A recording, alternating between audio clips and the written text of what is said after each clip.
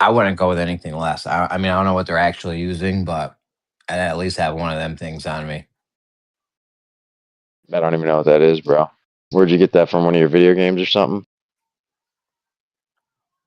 What? The AA-12? Yeah. No, it's a shotgun. It's an automatic shotgun. Oh, okay.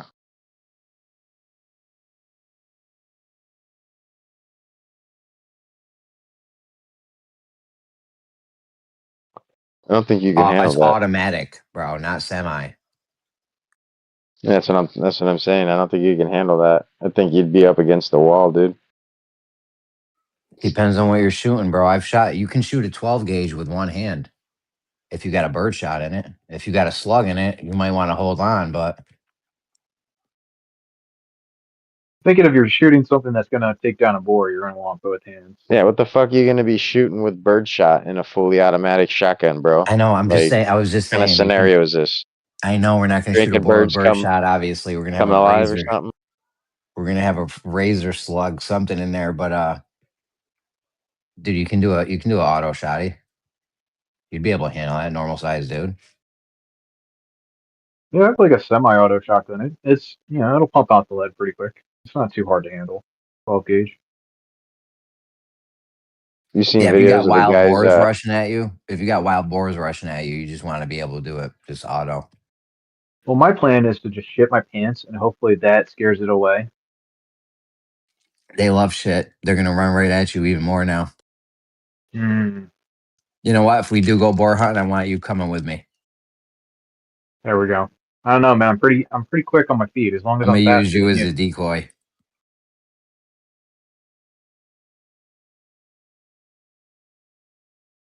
All right, let's set this up sometime.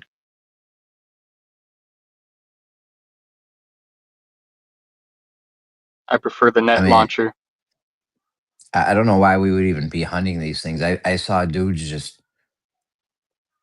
you know what they'll do? They'll have a giant fence area, right? It'll be like a huge circle fenced off, but it'll be like hanging in the air though. And What then the fuck? they'll throw a whole bunch of like feed, whatever boars love. They'll throw it in the ground under the circle. This is like some Looney I don't Tunes know, shit. I man. know. I mean, I don't. And then they'll get a whole like tons of boar in there, and they'll just drop the gate, and they're just trapped in there.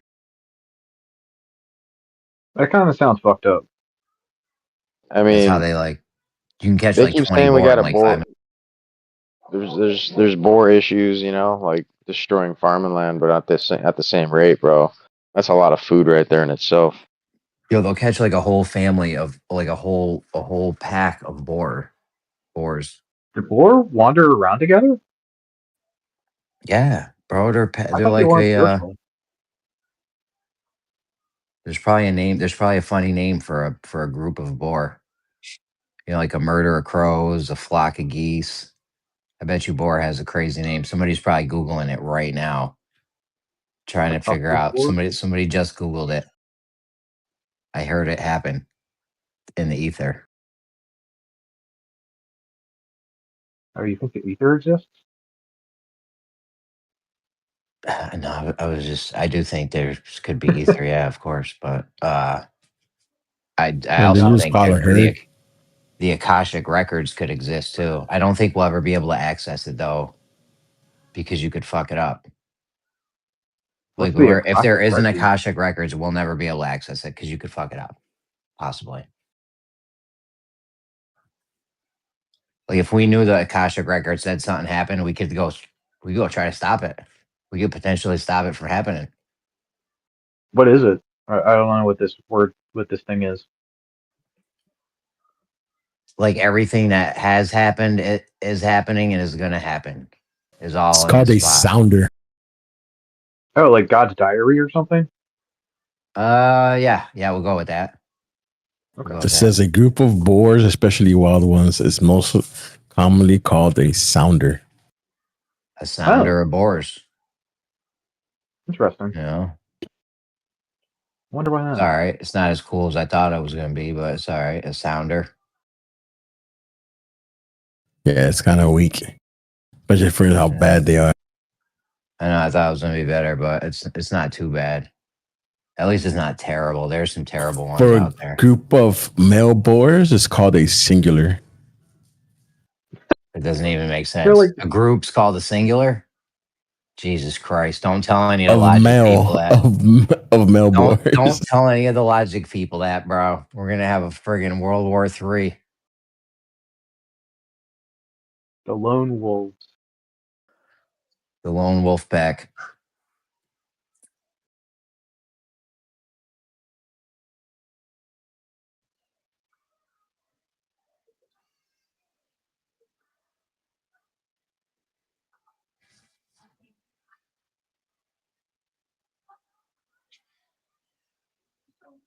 What else we got? Did you hear about the solar panels that work at night, Elbow?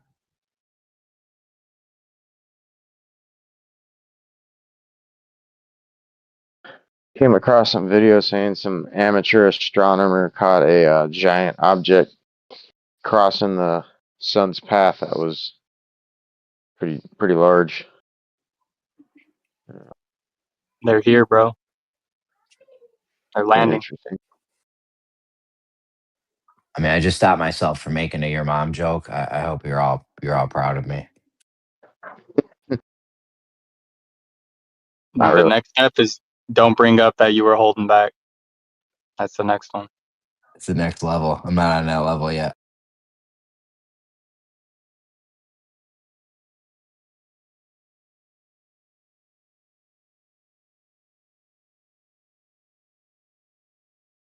You talking about the Eye Atlas? Can't be. They said it's shit's about to get close, though. No, this Yeah, was but we've something Keep hearing else. about that.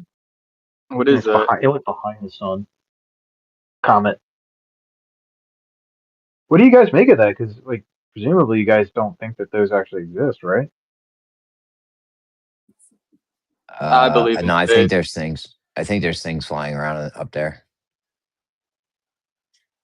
Like I could, in my worldview, we could potentially get in the ISS. We could get in it in the shit. I don't know if that's impossible or not. I mean, even the mainstream's changing their ideas of what space is. You got superfluid vacuum theory, SVT. You know, they're bringing in modified Newtonian dynamics. Just had a better guess at what a galaxy's doing in dark matter gravity predictions. You know, they don't know what's going on up there, dude.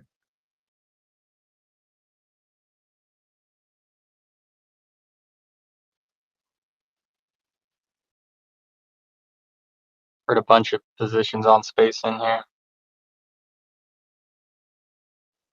I mean, just nobody knows, you know. Oh, dude. I mean, none of They send us, rovers to Mars and probing Pluto. none of us know. They might know, you know what I'm saying, but I don't think that none of us, you know, no normal Would people you know. agree that like in principle we could know? Yeah, That depends. yeah, hell yeah. I would say yes. What's it depend on Okay. for you? Well, I've heard, if you're any of the people who believe we're in a container, some of those guys think what we're looking out to is past that container. So if you can't get out the container, I guess you can't really explore space. I'd like to think even if there was a container, we might be able to like get out somehow, as dangerous as that sounds. Like I don't think that's a particular issue though. Like you don't have to go to a place to know what the place is, right? I don't know what that And even means. how would you know? Yeah. What does that mean? Like I Oh, guess I I know, I struggle know to what it. define Let it. me tell you. Like Let me if tell you you. saw an island but you didn't have a boat and you knew you'd never be able to build a boat, you could still like make a telescope and look at that island and get a good idea of like what's happening on that island, at least on the side that's facing you. Like you could find out some things about it. You definitely couldn't exhaustively understand it, but you could know a decent amount about it, right? Well, is it an Well, we island know or is it a 3D hologram that some rich guy is playing a gag on you with, like a Tupac at Coachella? Hey, no rich guy's gonna gag me. I'm just saying, how would you without know paying. if it was a hologram or not? No, I mean, I feel like that's kind of like almost into solipsism, where, like, sure, everything we see could be No, like because a I'm saying hologram. you could know. You could know if you went and touched it. But you're just saying you can't do that. You're like limiting it. It's not solipsism. It's you're limiting your abilities. So I would say you just Well, wouldn't know yet. You could know. You could definitely know. You could swim there and go touch it. yeah, but like, even if you went and touched it, like, you could be wrong. Like, our senses are obviously fallible. So I don't Okay, think well that should be let's like fine Well, to now you're the figure solipsist. out. Now you're the solipsist. So I don't know. No, I'm saying let's go that, with the like, guys.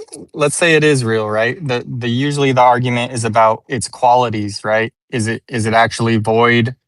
Is it nothingness? Is it air? Is it a certain gas? Is it superfluid? What kind of distance is there? Right? We all look out and see space, but what is it is the question. sure, I mean, it's a field, right? Like if you don't touch that island, you never know. Well, there are things you could figure out about that island without ever going on the island. Like, you could get on a boat and be around it, and get on a helicopter and be above it. Even though you never touch it, doesn't mean you can't know a lot about it. You could even know the vast majority of things to know about it without ever touching it. If it's actually an island, once you touch it, you'll figure that out. But if it's not even an island, then you're not really gonna. Then you're gonna just think you know things about the island that aren't even true.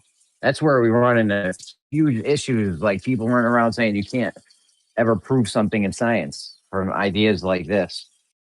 Sure, but like, you could absolutely have a justification for the understandings that you have based off the data you gathered from it without touching it, correct? You can make assumptions based on the things you currently know, sure.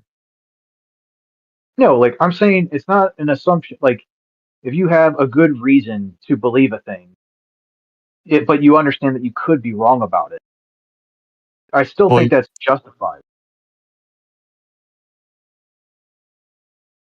well, yeah, that's what I mean by assumption, right? You think you know. Okay, but when do we know though in your worldview? Like you've led us to the part where we think we know, we got a good idea. When do we actually know in your worldview? Well, I think you only have like levels of confidence. You don't ever know something 100%, except for that, like, you exist. Or you But I think accused it's me of all just being a levels of solipsist confidence. earlier, and you've only, dude, you've accused me of being a solipsist earlier, and you've only said solipsist things ever since. That's not solipsism. I'm not like, and I think that I have a justified true belief for things that, like, I think I have justifications for the things that I believe, and that qualifies as knowledge. Do you disagree with that? No, I think you don't know until you know. You're looking at an island, not knowing if it even is an Apology. island, seeing trees blow in the wind and monkeys jump around, not ever knowing if there even is a real monkey there because you never went and touched it. Whereas I'm saying I can go touch the island and I'll know. You're basically Yeah, saying you can never know anything. no, I'm not. That's not what I'm saying. I'm not saying that I can't know anything. I'm saying there's a lot of things I can know without having to go and touch it. Touching it is like an empirical action that you're going and engaging with this thing physically and directly. That information that you're getting from touching it isn't all that much more unique than you being able to put your eyes on it, being able to send radio waves to it, go around and explore it, make predictions about what behavior it's going to have. Like, I don't see why touching it would be some kind of unique empirical experiment that to be done on a thing.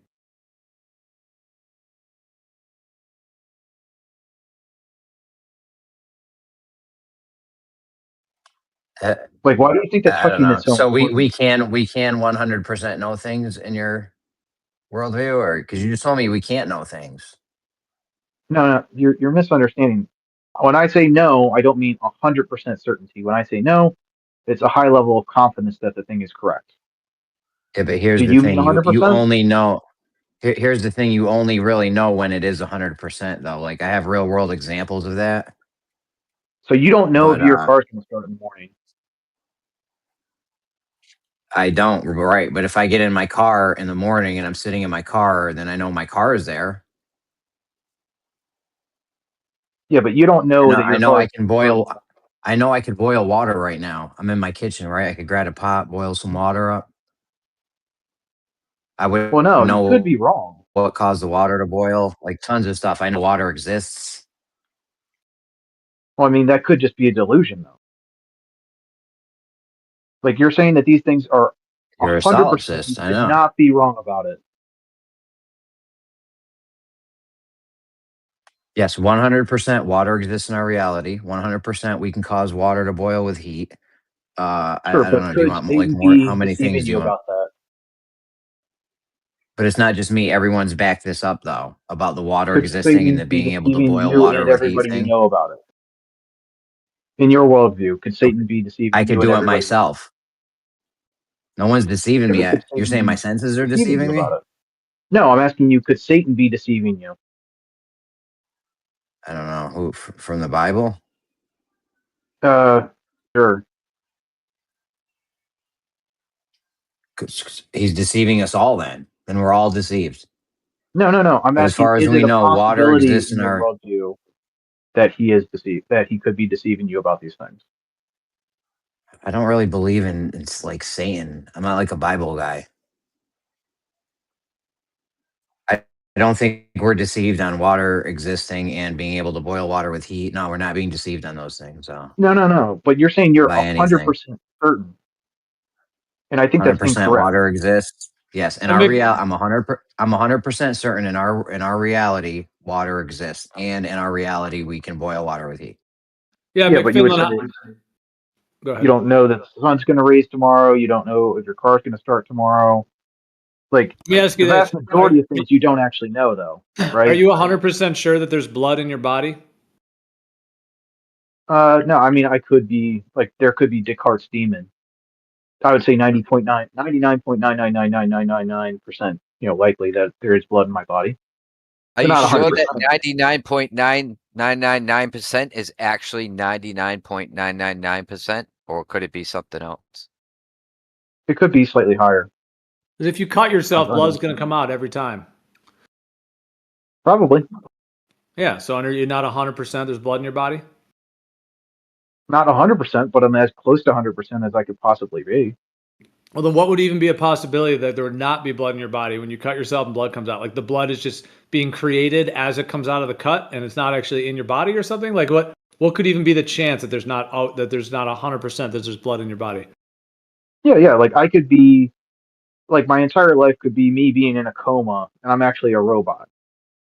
Like there's a ton of different very implausible options, but there are like as outlandish as they are, there's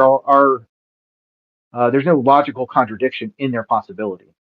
Okay, but in the reality of your coma, that's why I prefaced everything with in this reality, water exists. So whatever, even if you are in a coma or a brain in a vat, this reality right here has water in it, and we can boil it with heat. Yeah, like I could say it's 100% chance that it appears that I'm looking at a TV right now. Like I know that it appears that I'm looking at a TV right now, but that's not how anybody talks. It's a very stupid way of speaking, so I don't Are you talking about what I say it. said, or are you responding to something I just said, or? Yeah. Like that's what you're saying. Like in our reality now, like the way I perceive things right now, I'm looking at a No, TV. There's 100% chance that I am perceiving a TV in front of me right now. no. In this reality, what do you mean? That's a stupid way to say things. There could be different levels of reality. So in this one, water exists. There might be another reality where water doesn't exist. Whatever. We can 100% be certain though that in this one, water does indeed exist. That is 100%. You know that 100%. I Like think not he means it's necessarily. stupid to Like say it that way because not everybody wants to get into this conversation to have everyday language. Yeah, I know, but when you're dealing with people that think you can't know anything for 100% certainty, we have to get right down to the nitty gritty of can you know things for 100% certainty? The answer is yes, because we can know in this reality water exists. That is something 100% certainty, regardless if I we're a brain mean, in a vat. if you're a brain in a vat, then there is a possibility that there is no water. That the program made you perceive that there is water. True. Can make There's you no see the evidence water, for it. feel the water, hear the water, but there might not be water there. I think that's what he's getting at. Yeah. Like it could be Descartes' demon, essentially. And because it's logically possible, I always allow for the possibility that I'm incorrect. I always want to, if I have an incorrect belief, I always want to have base to say, yeah, okay, I could be wrong about this thing. I just need Why evidence. do you have a base? You don't have a baseline. You just said it's We- logically possible. Your baseline doesn't exist. To this last time where I made the point that if your baseline is the senses, then you have no argument when it comes to schizos, right? They saw it, they felt something, Mhm. right? How are you going to argue with them? Yeah. Schizophrenic thinks that what they're experiencing is definitely what they know, but it's not like what's in actual reality.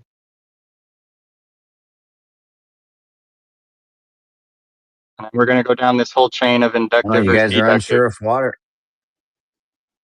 You guys are unsure if water exists in this reality. I don't know, like, what else is there to? You don't I don't know know. We're anything pretty, then. Like, we're what? we're pretty sure, but it's like there's no logical, there's no contradiction saying that we're not 100%. Do you actually know anything? Is there anything you know? There has to be because you're doubting your very baseline. You have no starting point unless you Like, have if you don't know, 100%. if you don't know if the water exists, is there anything you do know? Well, Well, I do think I know have you ever water had a exists dream? because I have a little bit of epistemic humility in saying that I could be wrong about this. Doesn't mean that I think I don't know things. I do know things. I know a lot of things. No, if you could be It's wrong, called that being means you don't epistemically know. humble. If you think you could be wrong, No, that well, means you that's your don't know. definition. I disagree with your definition. Well, you're admitting yourself. You're saying, I think I could be wrong, but I know. Yep. I said there's a possibility I'm wrong, but I do Yeah. know things. I don't think you need absolute certainty to know things. Why do you think So you you need know, absolute certainty to know things? so you know it could be two ways. You know you could be wrong about if it's one way or the other way, but you're telling me you do know it's this way. It's just the confidence That shit level. don't make no. That doesn't make any sense at all, dude. It does when he says no. It's just the confidence level. We're just using the words differently. Yeah. Yeah, I don't know why you think that you have to know something. Yeah, it has to be 100% for it to be knowledge. Like I Because know my here's car's why. gonna Let me tell start you why. I'll tell you when why. I I'll get tell in you there. why. I'll tell you why it has to be 100%. Because if you're saying it's not 100%, if you're like, oh, I'm 99% sure it's this way, but there's 1% chance that it could be another way. So you're telling me there's two options. It could be this way, 99%. Could be the other way, 1%. I'm only 99% sure that it's this way. So I don't know which way it is. I don't, you know what I'm saying? You don't know No, which way it is. You're admitting right there that you do not know which way it is. I mean we're just disagreeing about words, and I don't find it to be a particularly You're compelling contradicting conversation. yourself is what's going on. What's the P and not P?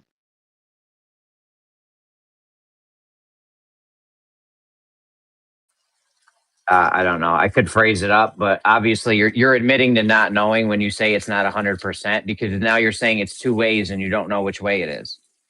I'm There's a concerned that you're not listening 99% to me. chance it's this way and there's a 1% chance it's this other way. Yeah. You're saying I don't know which way it is. You know, it's probably this way. I'm more certain it's this way, but I don't know. But then you're going to tell me Well, you know after. Like you why only do we know when it's 100% because if it's not 100%, you're admitting you don't know. why do we skip the schizo rebuttal then? Could you be Your baseline. schizophrenic right now, Jeremy? About water existing? No, about the experience that you're having right now. Could you be I'm schizophrenic washing and not dishes. actually I'm having this washing dishes, so conversation? water existing. No, I'm asking, could you be schizophrenic right now and not actually having this conversation? Can we stick to the water existing thing? It's a very simple thing to know. Like I'd like to Well, use do you that as think like that you a know you're having this starter pack. conversation? So you don't know if you're having this Yes, conversation? I know I'm having a conversation right now. Like I'm not that Okay, high. but could you be schizophrenic and be wrong about that? I can check with people. You know what I'm saying? I could check with everyone Have in you reality. I could go back and listen to it on YouTube. Other I brought people this can up go back last and listen to it on YouTube. time. So If everyone's schizophrenic, you're I saying brought this up everyone's last time. schizophrenic. No, just Hold you. on, real quick. Yeah, but everyone would have to be schizophrenic because when I Nope. check with someone and they're like, "Oh yeah, you are having a combo with somebody else right now," they would have to be schizophrenic too, right? No, it would just be your delusion telling back to yourself that you did have this conversation. Okay, so when I ask you, so you're saying you're schizophrenic too right now because we're talking, right? So No, do you no, I'm know? Do saying you this is know if we're all in talking your right head. now? No, I'm saying there's a possibility. I'm asking for you to be like honest about this. Is there a possibility that you're schizophrenic and not actually having this conversation with us right now? There's no possibility of that. No possibility. And if you accept that as a possibility, Or the you dreams have are so removed good you any can't tell? sense of a baseline. And you have nothing, no reference point available to you, nothing to go back to validate or compare anything you come up with to. You're completely lost in thought. Okay, so if you ever go schizophrenic, then you're literally never going to admit it. I would admit it if I was. But No, you wouldn't be able to if know. I'm schizophrenic, everyone else around me is schizophrenic because we're all agreeing water exists. So literally everyone on Earth is a schizophrenic right now. You're a schizophrenic, anchovy. Everyone's a schizophrenic right now. Or you're just a solipsist saying this is all a delusion happening in my head, which No, I'm means saying you you can can't ever know have anything. Now you're admitting knowledge you without can't. 100% If you're certainty. saying it's solipsism, you're admitting you can't know anything. No, I'm saying I do know things, but without 100% certainty. And there are very few people that don't Then hold you're this stuck in the position, loop. and you're the outlier for really holding this position. It's kind of weird, but can we move on to something But else? Because this is really pedantic and boring. I mean, I have well, real world you know you get evidence stuck that in that loop, right? I have real world evidence where you only know if it's 100%. Like I can prove you only know if it's 100%. You want to hear it? No, I'd really rather talk about something else. Y'all still talking about this? I was in here 2 hours ago.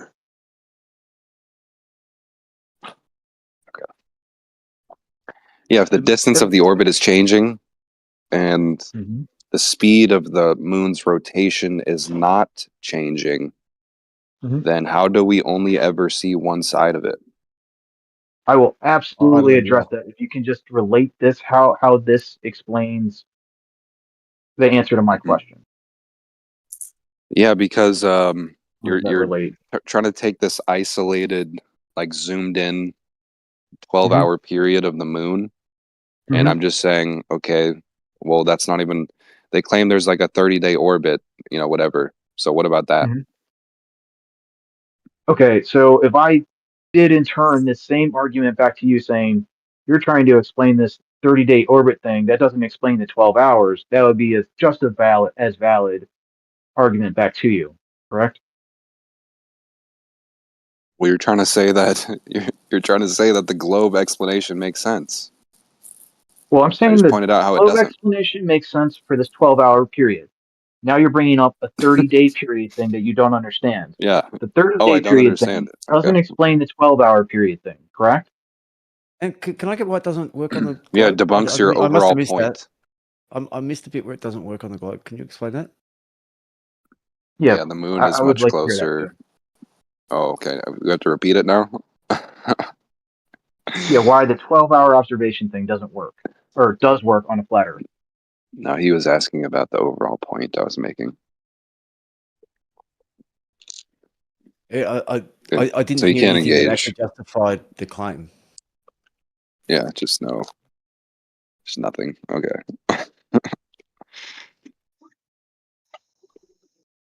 Hey, I wasn't saying that it doesn't work on a globe, and I wasn't trying to say that it can't be explained on a globe. But if the Earth is flat and you do see the moon not change angular size, do you need an explanation? On a flat Earth, yeah. Why? Why do you need an explanation? It just does what Sure. it does.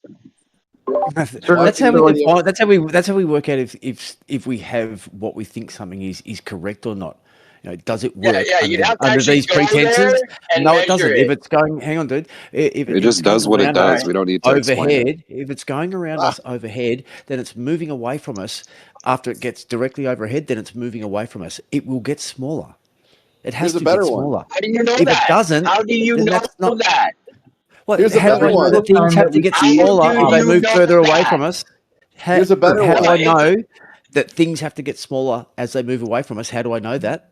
If I really have to answer that question, dude, seriously. Here's Oh, a- wait. So, here's a wait. better So when the one. moon's farther away from the Earth, it should look smaller, right? Here's a better one. Why Yeah, can you only ever see the one amount side? Oh, of no. the amount that it moves away from Yeah, us no, I agree. isn't really enough to judge with the eye, especially over Oh, such a wait. time So period. even if it's farther away, it's going to look like it's the same size, according to you. It's only a little bit further So away. what's your fucking point? You just No, debunk no, It's only a yourself. little Thank you. bit further away. It's only a little Here's bit a Oh, further better it's away. only a one. little bit. As a percentage, yeah. If you're going to How use do you miles, know it's how ridiculous far because they're away massive it distances. is? Here's a better How one. do you know how Because far we reflect away it is? we bounce a We laser measured off it. it, and the time it Here's a takes But the to better difference one. return. between the moon on the horizon versus directly above you is Here's a enough better to one. change the size. Here's a better one for you. Genius. No, Why do you only? that's not enough for you to Here's a visual with better. your Oh, eyes see it change size. Round. Here's a better one. Here's a better one. Here's a Here's a better better one. one. Why can you only ever see one side of the moon? you went over Tidally that. locked to the Earth. Oh, it's tidally locked. That means, yeah, that phrase means something. Tidally Yeah, and locked. so if you only can ever see one not side know of the what it moon, the means? Earth can't be flat. No, just it's tidally locked. Yeah, but if the Earth was flat and it moves around top like you guys say it does, you could see the other side. Yeah, This is the exactly. reason You why would you actually can't- see a different side from you and then somebody like in London. You guys would be looking at slightly different Yeah, percentages of the moon. exactly. but you never do. Everybody on the Yeah, Earth we sees should the on the exact same globe. thing on any No, particular. on the Yeah, if globe it's a you never globe, we will. should see the other side. No, wrong, No, no, wrong. Yep. wrong. Why? Because it's so far away that the distance, the delta between 1,000 feet for an object 200 and whatever, 230 something miles away Yeah, how do is you going to know be that? absolutely insignificant because you can do math. Math doesn't lie. Math is Okay, objective. so if the moon is Oh, okay, you don't have a slingshotting, physical measurement. You didn't take a tape measure to the fucking moon, guy. You're just Can we measure looking things at with it and radar? saying, yeah, it's that big. Yeah, I I mean, know it's that Can far we, away because it's that big. can we measure distance with radar?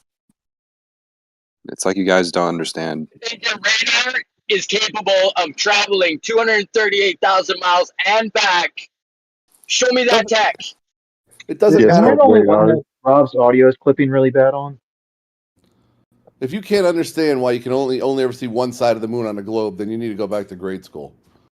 Hey Rob, Really basic hey geometry. Rob, if if the moon is like slingshotting around the Earth every 30 days and it has a fixed speed, the rotation speed is fixed, but the orbit speed isn't. How come we only ever see one side? Do you not understand your own fucking claim? The orbit speed is I the don't same. That claim doesn't change. to need to see Oh, the the other orbit speed is the side. same. Wait. So the orbit speed of the moon around the Earth is the same? Are you sure about that? Look, I'm fairly sure. I could be wrong, but you guys, Yeah, pretty you're sure. wrong about that. You're wrong. you're going Okay, off. so what? How much does it speed change? How much does Look the it up. speed change? You're Okay, you're going off I on can a look it up. tangent here. You're going off on a tangent. It's totally whatever you're saying is not. If regardless, if the Earth were flat and the moon was moving around the top, like you guys say, one person in one part of the world would see one side of the moon, and one person in another would see another side of the moon, and that's not what How happens. do you know that? Oh, give me a break. How do you know there's another Geometry. side if we haven't Give seen you it? a break. I'm going to ask you how you know that. Hold on, Rob. You're Your saying mic's we pretty can see bad another there. side, and you've never seen the other Geometry. side. Because the Earth is a globe, you can't. It's tidally locked. You You've can't never see seen the other side of it. How do you know there's another side? Oh my We've God! actually had Are you satellite retarded? images of it. You guys are like Don't little appeal tiny to kids. God. Rob, your mic is terrible. Just whatever you got going on. I don't know. I'll drop and rejoin. Sorry. It's like dealing Let with me ask you guys: are you 100% sure the moon is there? They don't know Yes. if the guillotine, the water, or the moon is there. Nothing. Yeah, are your eyeballs there to really see the moon? Can you be certain of that? No, we can't trust our eyes. Is that any better? They could be Didn't answer schizophrenic. my Yeah, that's a lot. question. They could Jeremy just be answered my schizophrenic question. and there's no moon. Right? True. But let them answer, bro. Are you guys Okay. 100% sure the moon is there? I'd bet my dick on it. Samesies. They're I not hear that's not 100% much of a on bet. anything. You know, I am. I'm 100% that the moon is there. I'm 100% that the Earth is an oblate spheroid, and I'm 100% on all that. Hey, The we moon got is made of somebody that knows cheese. something. Prove me wrong. Well, we just came out of an argument that we're people that didn't know things, so this is a breath of fresh air. Finally, somebody's 100% sure of something. Wow. If you're I 100% just no- shut it down. about something and you're wrong, how do you figure it out? You don't. You're going to be Okay, wrong are we forever. moving off the moon thing because you guys got debunked in like 5 seconds? Yeah, there's absolutely no answer to it. Oh, you want to go back to that conversation? We can. Yeah, why doesn't Yeah, it let's change go in back to angular that. size throughout the You day? ran from the conversation. You throw in your little, and Why then doesn't it change in angular size throughout the night?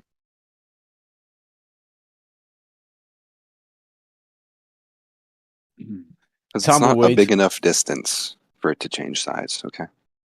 I thought it was such a Why do we big stop seeing it then? change that. No, I'm sorry. I meant for the flat Earth. It's such a big distance change that you literally, like, at least what I normally hear from you guys is that we can't see it anymore. So this object changes in distance so much that we can't see it anymore. But for whatever bizarre reason, the angular size doesn't change. We've never observed that in Mhm. reality ever. Do you know Why that does with that happen? perspective, if something is really high up above you, its Mhm. angular size will change less as it moves farther away from you. So if something's But it will really, change. really high up and it moves Yeah. far away from you, its angular size isn't going to change. That's just Much, perspective. but it will change. It will But then you change can't see it anymore, so it has to notably. change. Hang on, Not guys. much. Okay. Goldberg, what's the difference between angular size and actual size?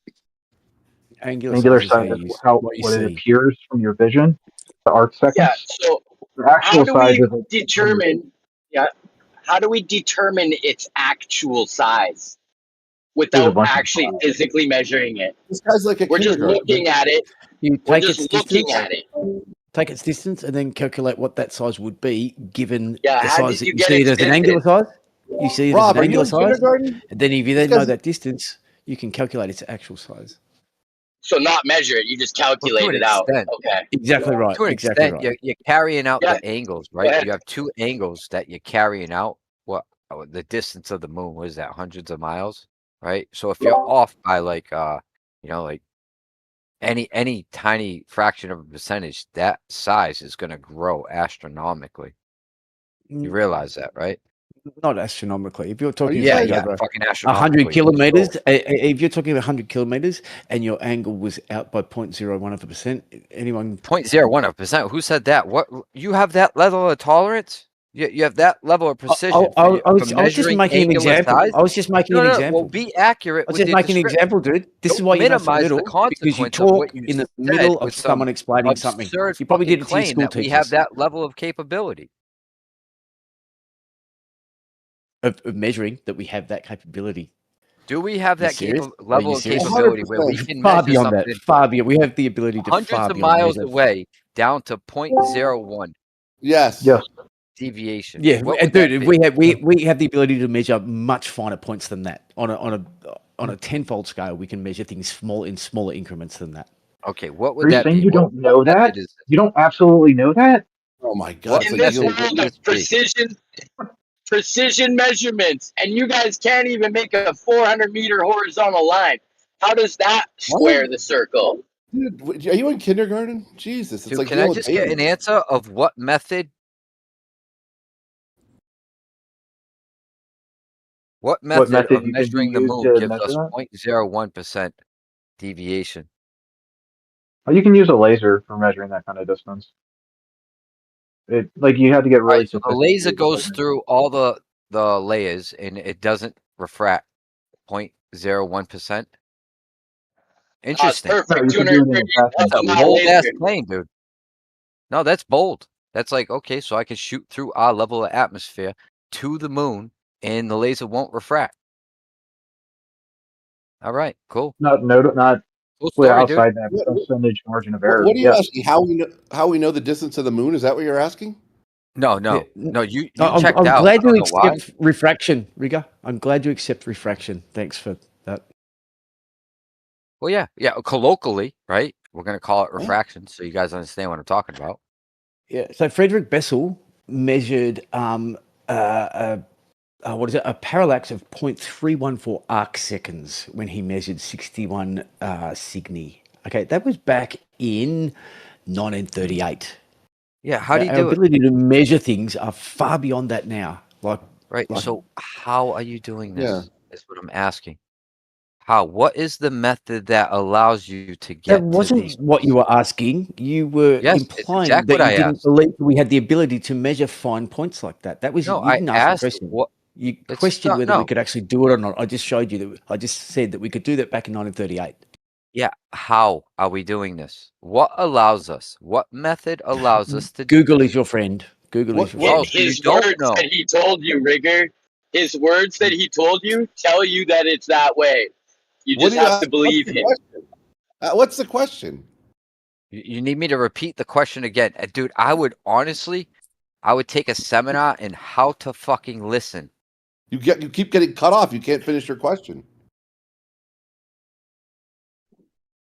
What is the method used to obtain this tolerance of 0.01%?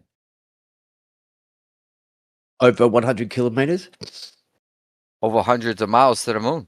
Well, let me get the actual Hundreds of, distance. first of all, it's What not is it? hundreds of miles. It's hundreds of thousands of miles. Number one, not No, hundreds. Robert, he first popped up when I said, if you were to, I started saying, if you were to take a distance over 100 kilometers and your measurement varied by 0.01%, I was going to go on, I didn't get to finish. I was going to go on to say that your measurement would be this far out at the 100 kilometer mark. Yeah, you That's all I was going addressing to what say. I said. And what I said was if you are out, you have an angle, right? You're taking an angle. Oh my god. And if you're out like a fraction, just a fraction, the further the distance, the more the deviation. So I said there's going to be an astronomical growth in size or potential shrink in size because you're, all right, it's, what is it? It's saying 221,500 miles away. So What? that's the distance to your line. So if you start off like just a fraction of an inch out, you just grew the size astronomically. You said, nuh-uh, we can get The it down moon's to 0.01% accuracy. I That's said, not what I moon's said. okay. That's not what I said. Okay, because this is where the question comes in. I said, Oh my okay, God. what method do you use to obtain that level of accuracy? And then you said, somebody said something. I said, okay, what method is this? And you said, fucking Google it. And that's where we're at now. No, I think you are actually schizophrenic, dude. That's not what the conversation was at all. Okay, so gaslight to what? Save face? No, you What is just the point? gaslighted. You just made up. You just made the conversation go how you wanted it to sound, and it's not what I No, said. these are the Rigger questions I put forth, just and I repeated them. restated what had I happened just over the last 10 minutes accurately. What is the point? gaslighting isn't going to help you save face when this shit is recorded. They That's face not on what I what? said. I know what I said. That's Yeah, not you what I said said. I was 0.01%. talking about. I That's was the trying level to of explain a accuracy we have. distance over 100 kilometers, and I got interrupted. I was not talking about 221 bazillion freaking miles, whatever you said it was. I was explaining how accurately we can do it, and I was using an example over 100 kilometers. I didn't get to finish that comment. Yeah, well, I said something, and you tried to refute it with your 0.01%, and now you're walking it back to save face. Yeah. So you No. don't have to What's the supply point? a method. So you tried to sneak in this bullshit claim. I called you on it, and now you're walking it back, which is cool. What point? I No. mean, I applaud you for that. At least you're being honest to an extent, right? So you don't So know over how we 100 measure. kilometers, if you were 0.01% out, what would be the change at the 100 kilometer mark? Yeah, go Google it. Isn't that what you told me? Right. So you can't do the math, right? Yeah, right. So go Google it. What is the point? The point is, like, you're doing an angle, right? You're doing angle measurements, and you're saying I have the size of it based on these two angles, and based on its I'm going to claim I know the distance, right? And then you can say this is how big it is. But if those angles are off just a little bit, the size changes astronomically over that 221,500 miles. There's no way around that Yep. consequence. It's So you first need of all, this level of angles, the precision of or the accuracy of those angles have to be on point. Otherwise, your measurements blown out. hold on a second. So you saying we don't have the technology to measure the distance to the moon of 238,000 miles? Not my claim How either. did you Nice straw verify man, it? though. Verify what? The distance to the moon. How did you verify it? How did who? Me, myself personally verify it? Yeah, you, because I you don't seem need to to. think that it's 238,000 miles away. How did It you is. verify that? I don't need to Or verify you it just because accept it? I'm not accepting anything. I'm accepting what every person in the world knows because of the Oh, because of the okay. I'm not Appeal to accepting anything. I'm consensus. technology that we accepting. have. The tech. I don't Appeal need to to. I don't need consensus. to. Excuse me. I I got don't you. need. Excuse me, idiot. I don't need to Yeah. go to Siberia to know Siberia exists. Okay, it's there. Okay. No, but you say you're Nice not accepting deflection. it, but you are Nice accepting What a it. stupid deflection. argument. What a stupid argument. No, the All argument, I the claim asked, that you just all made, I you asked, you just all I contradicted asked was yourself. how you That's verified ridiculous. That's the ridiculous. distance measurement. Yeah, So I've, stupid. You I've just measured the distance to the accepted the moon distance No. using measurement, two and different that's methods. okay. It's the real measurement. You just don't want to accept it. No, it's a calculation. It's not a measurement. It is. You didn't It take is a measuring tape to the moon, sir. Are you stupid? You're calculating it based on Excuse me. angular size. Excuse me. That's not true. That's not true. Okay. Okay, There's how is many it not ways. true? Explain to me There's how many that is ways. not true. There's many ways that we measure the distance to the moon. Okay. Okay, Number give me one. one, and let's figure out how to verify it. What do you mean verify it? Validate your claim. We're not going to just accept Okay. your There's calculations without okay. Well, verification. you realize that they left reflectors on the moon's surface when they were there, right? You think astronauts? they were there?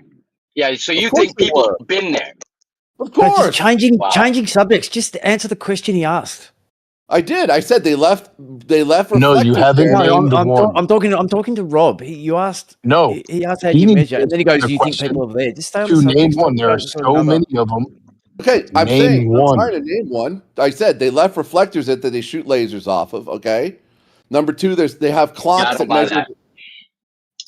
You don't buy Okay, that. Okay, fine. now Don't buy let's it. No, because verify. I would have to. Let's I would have verify that to they shoot accept. lasers off them. I would have to accept that they've Uh-huh. been to the moon to accept that they Well, left then shit don't. on the moon. Okay, Rob, then don't accept it. Stay Yeah. in the stay in the Stone Ages. I don't care.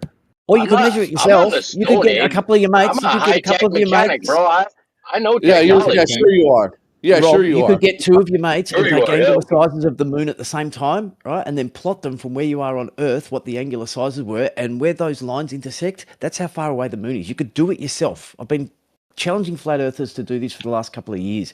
Take elevation and direction angles from you and three of your mates, you and two of your mates, so three of you. Right, take elevation and direction angles from the moon at the same time, and then plot where the moon is using those angles, and you can tell how far away it is. Parallax is another way to do it. Okay, just saying parallax is another way to do it. How about you explain how parallax gives you the actual size of the moon? God. Doesn't give you the size. We're talking about the distance right now. Distance. Yeah, but the only reason we're talking about the distance because you guys think you know the actual size of the moon. And the only way to get the actual size is to know the distance to it. Yep, and we can do that. We know the distance. It's so to the circular. moon. No, you're presupposing one to prove Yep. the other, and then you do the No, same it's thing presupposing on the anything. opposite. No, that's not correct. You That's not absolutely are. That's You that's can not measure. Absolutely. That's Nothing's exactly the method presupposed. that you just said. Nothing's To presupposed. have your buddies measure to the moon and take the angle, and then you have to presuppose that that is the correct size of the moon, and then you know the distance. That's a presupposition.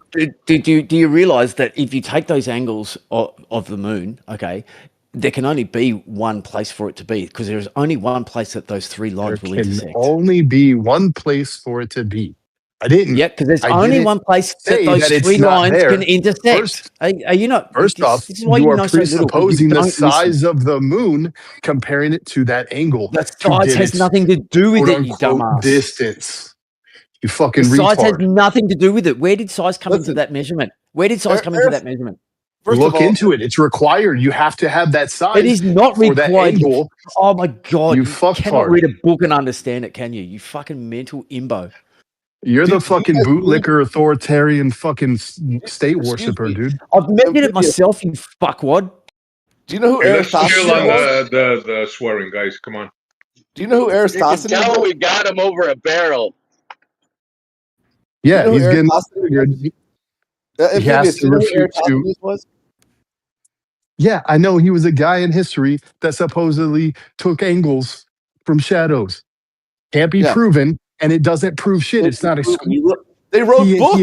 assumed, hey, he assumed that it was, he assumed the rays were parallel. You fucking twit. They wrote books about this. You could read their writings. When you look into it, it's all Eratosthenes. hogwash. Oh, please. Guys, stop it. Grow up, guys. We're in the Guys, stop this is it, grow up. 2025. Accept what This we is were taught by 2025. our Let me ask teachers you, in the Amphibious, are you a 9/11? Rockefeller Hold School on. District. Hold on. No, you hold on. Hold on, no. One Go second for it. here. Here, I'm gonna lay down your life in 1 second here. You don't believe 9/11 really happened. You think it was an inside job. You think Sandy Hook. Oh, great. No. Let me. Stop I it. know On this the guy. NPC. I know We his got the type. I know his NPC, type. boys. Let's put the hat No. on him. I'm gonna say more. He doesn't think 9/11 was Let him real. go. He doesn't think we landed on the moon. He thinks the Earth is flat. He thinks Sandy Hook was a false flag. Let me see what An inside job. There was no this is- buildings. I'm not talking to Okay, you. can I Blob. respond? Go ahead. Okay. Can you name 3 false flag attacks that have been unclassified that are proven? Or name one of them in U.S. talking about government you. history. Yeah. Can you name one proven false flag attack that's You're not- proven that our You're not government responding. did? So I nailed it right? I called it right. I was right. What I said. I don't know about Sandy Hook, but everything else, correct. Okay. Well, it's 3 for 4. I got a question, Rob. I want to put the Wait, question wait. back at you. Yes. Sandy What Hook was fake. conspiracy do you think, right, is real? Like, which one do you think, which conspiracy in history that was once a conspiracy and is no longer a conspiracy? Right? What Do you you're think talking about those were me? real? Yeah. Yeah, put the same that was question for back me? to you. Everything No, I said can is I ask? real. Can I ask Rob? No, are there any in history where you accept that, like, okay, that was not a conspiracy? It's no longer a theory. It was an actual thing. Everything People I did said. conspire. Right. You don't even understand the question. Right. So you're gonna ignore the question intentionally, I or just are you answered just you. I just so you're answered gonna you. ignore the question, or you just not following what I'm saying? I just answered you. All right. He's not So you following. think all those conspiracies or all those conspiracy theories actually didn't happen? No, they did happen. Okay, so do But it the wasn't like opposite you. of that. But it, Because no, the way but it- I worded it, you didn't God. understand. So take the opposite of that, So and stupid. do you know of any? You guys, this is a typical thing. So you're not September going to answer the 11th. question. So it was an intentional deflection. So you can what? No, I don't Sit here and understand go the on. question. If you made yourself clear, I'd answer you. Yeah, You don't- the you- question is, It was do you know of anything that was considered a conspiracy theory, right, that was later proven to be an actual conspiracy?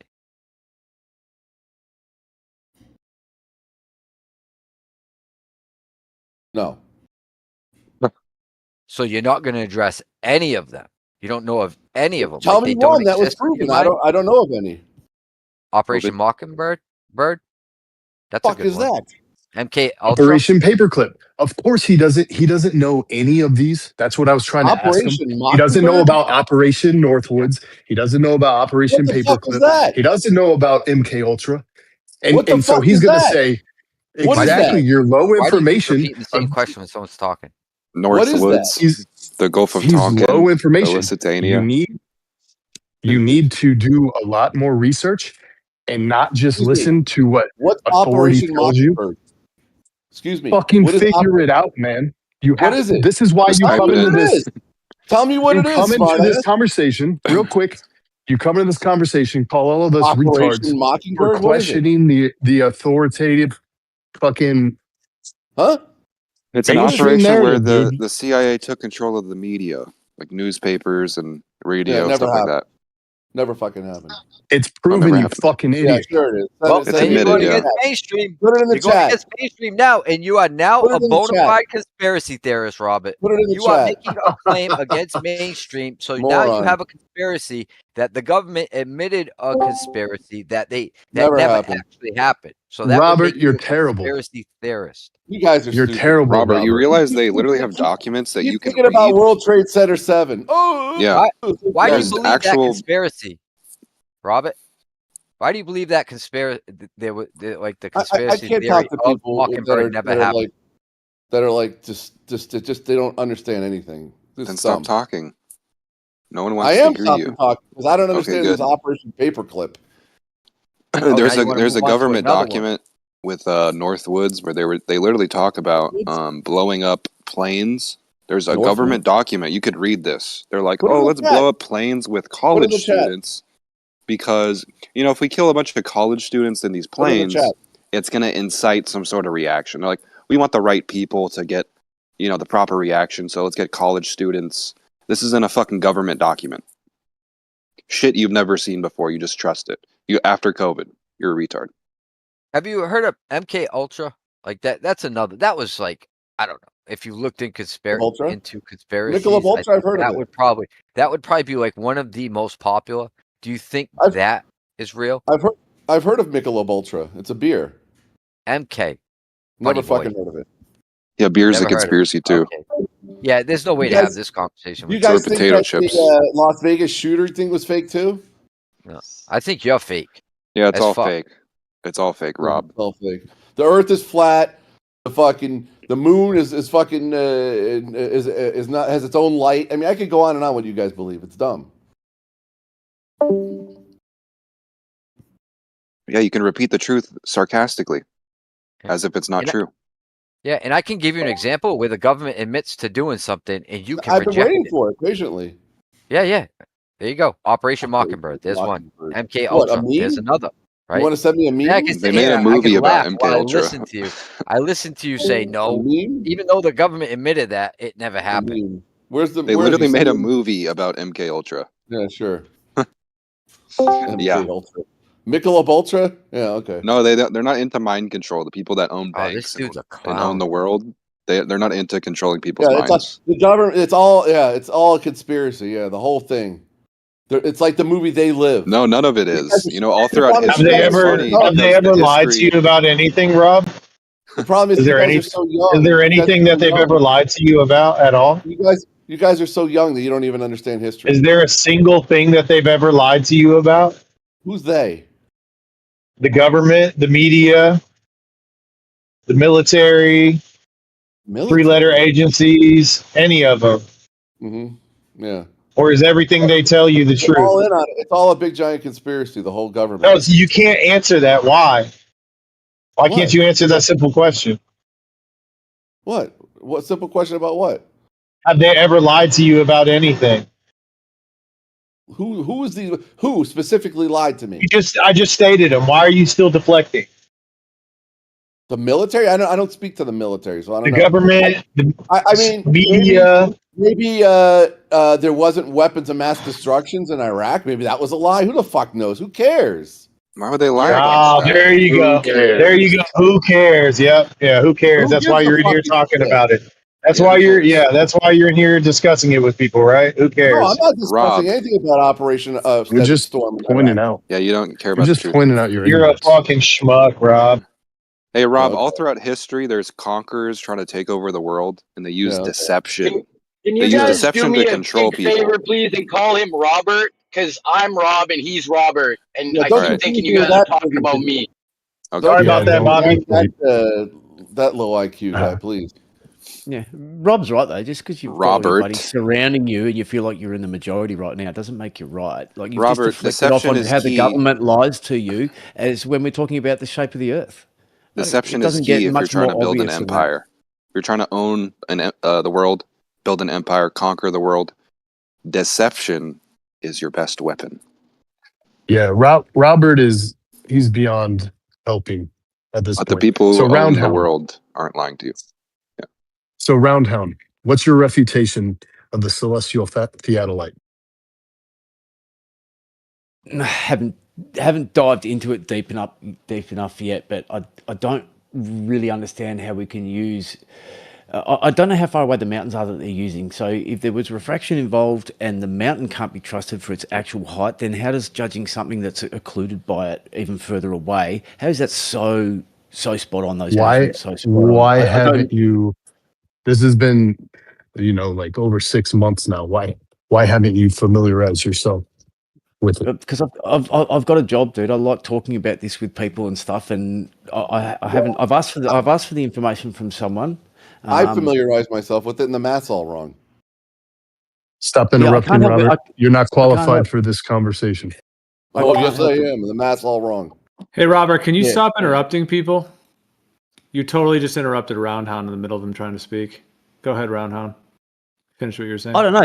Look. Hats off to them for coming up with something that seems reasonably convincing. But being a glober, I can't help but think there's some maths missing, or there's something there. And I did ask the question: how can we be so sure of the mountain tops being exactly where they are, given it's a fair distance away, and we know that refraction does happen. So if those mountains aren't as tall as what they're supposed to be for the calculations, then the calculations are going to be out. So there's that. Well, That's one thing I can think off the top of my head. They take terrestrial refraction into account, and the globe still fails miserably. But not on that particular day. Do they use standard refraction? Because it may not be standard refraction on that day. It may be warmer, colder, a different gradient of the air temperature changing, which can put the height of the mountain slightly out, and slightly out over such great distances can be. Well, don't you see the error in your thinking with this No, fix all explain it. refraction? Just explaining away everything.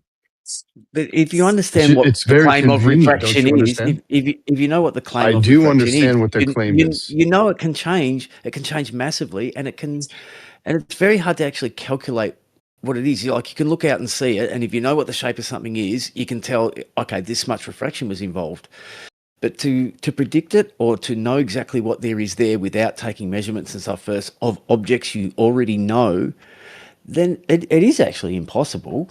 So, to my understanding, they take terrestrial refraction into account and its variables, or the variability of the terrestrial refractions. They take that into account by the consistency of the difference, of occlusion of the arc angles, or the Okay, they take yeah, that into account by the if they do, consistency that they get over time. They take, countless. You just look at a spreadsheet and their presentation. yeah, I have had a look at the spreadsheets. I haven't gone through it enough to claim that I know what it's going on about. But I had a bit of look at it. I couldn't find the distance to the mountains from their viewer point on those things. I could have missed it. I'm not saying it's not there. I couldn't find it. I asked someone. I didn't get a response. If they are actually doing an average, okay, so this day it was occluded by that much, that means that there was this much refraction. On another day they did it. If they kept doing that and they say, okay, we're going to use an average refraction of this much, then hats off to them.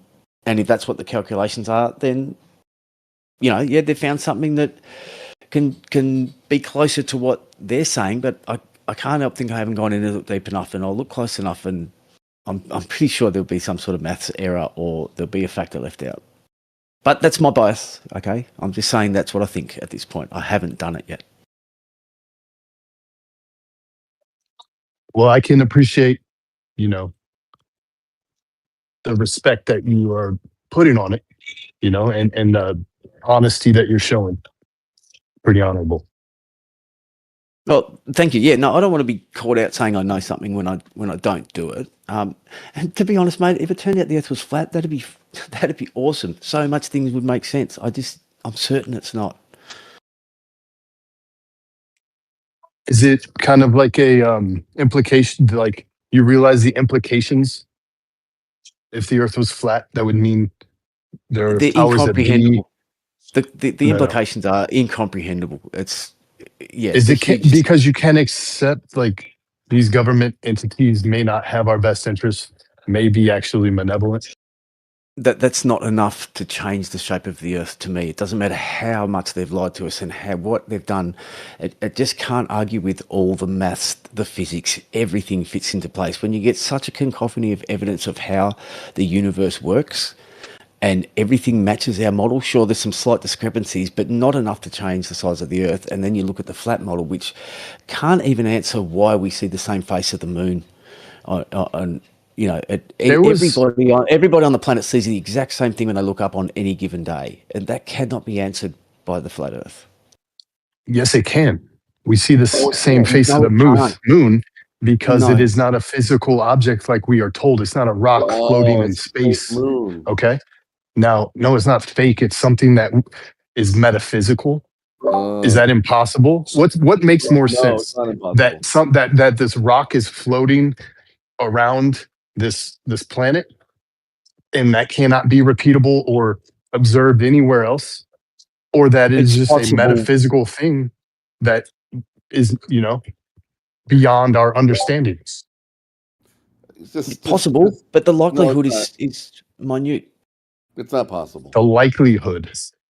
See, just because we're told this, and then you say the model We're not works told it. pretty much seamlessly, and they had to. It works so seamlessly that the heliocentric model had to be saved by dark matter and dark energy to No, fill that's a huge gaping issue that was discovered. They just slapped on something, you can't see it, but it's there because it needs to be there for a model to work. It's so. Then laughable on its face. what would you say the redshift of galaxies is caused by? Forget about dark matter. I acknowledge you on that. We just invented something that we haven't proven. No one claims we've proved it. It's just the best thing we've got to go with at the moment because we So don't can know. you admit, I'm sorry to cut you off, but in realizing that or recognizing that, can you admit that the model is not anywhere matching as you put it before? No, it's almost perfectly matching on. It's only on galactic size scales or subatomic size scales that there's things that don't match up because we don't understand it. When we know everything about the universe, we will be God. We don't know everything, and we probably never will know everything. And when we do, it's probably when we ascend. They we're can't not even gonna know everything. explain. They can't even explain without just a slap on refraction fix all. Yeah, but I just asked you Impossible. what your answer to The redshift would be impossible. of galaxies, and you haven't answered it. Why do we see redshift of galaxies? And if the Earth is flat, why does it look? Why do we measure galaxies do up we in the see sky that are moving away from us? We see celestial objects moving. Yeah, we can First measure off, that. you have to okay? realize that Can you just answer my question about everything. redshift? Yeah, and I'm going to say everything that we were taught, where we know the composition of these stars, these nebula that are way out there, these galaxies, there's no way to empirically or prove this if we were to go to a court of law where they had to be non-fallacious and of sound reasoning.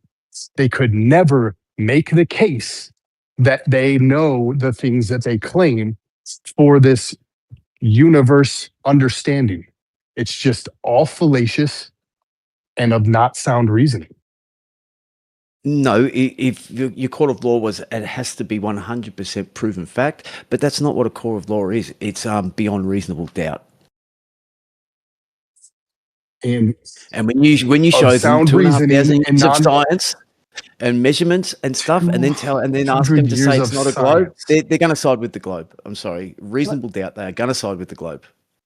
No, there's no arguing that. If we started a baseline, you use a basic scientific method, and you are not fallacious. You have to stick to sound reasoning.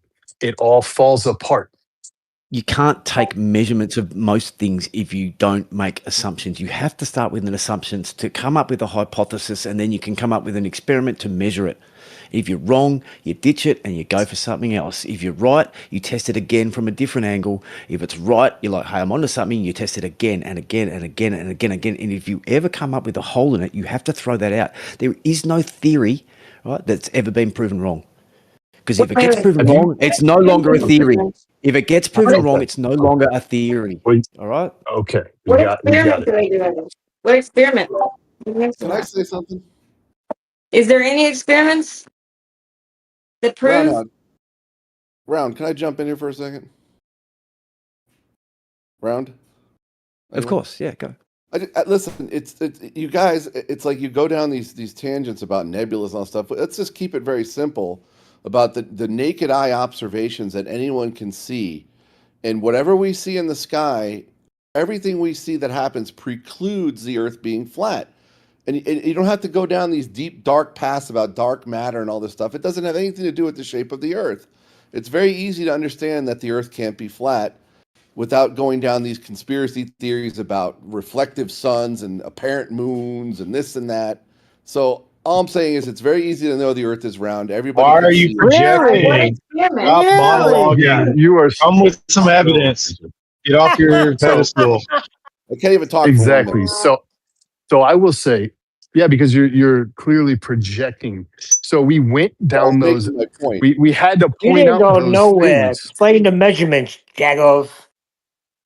We had to point out those things because if the radius of the Earth cannot be proven, and there are observations that refute the radius of the Radius Earth, of the Earth entire that was measured with a flat Earth. You skipped right past the flat Earth prerequisite, huh?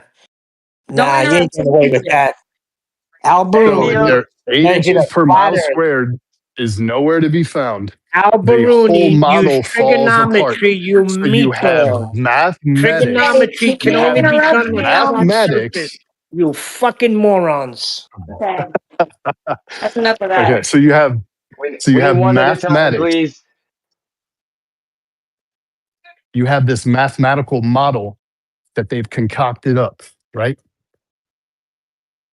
And they patchworked it when they find issues with it. They come up with other mathematical solutions that are fallacious. I'm trying to hear about the experiments that were just referenced. I wasn't talking about anything with math. So I will say specular reflections show that we live on a flat Earth. Large bodies of fresh water have a mirror image of the mountains and trees. If there were 8 inches per mile squared, it would not be a specular reflection, thus proving curvature of the Earth. Yeah, There is no curvature to be found. Guys, you're going down another. So that's a simple observation you can make, and you can go, wait, the math doesn't add up. The model falls apart. You have to have a radius of 3959 for it to all math out.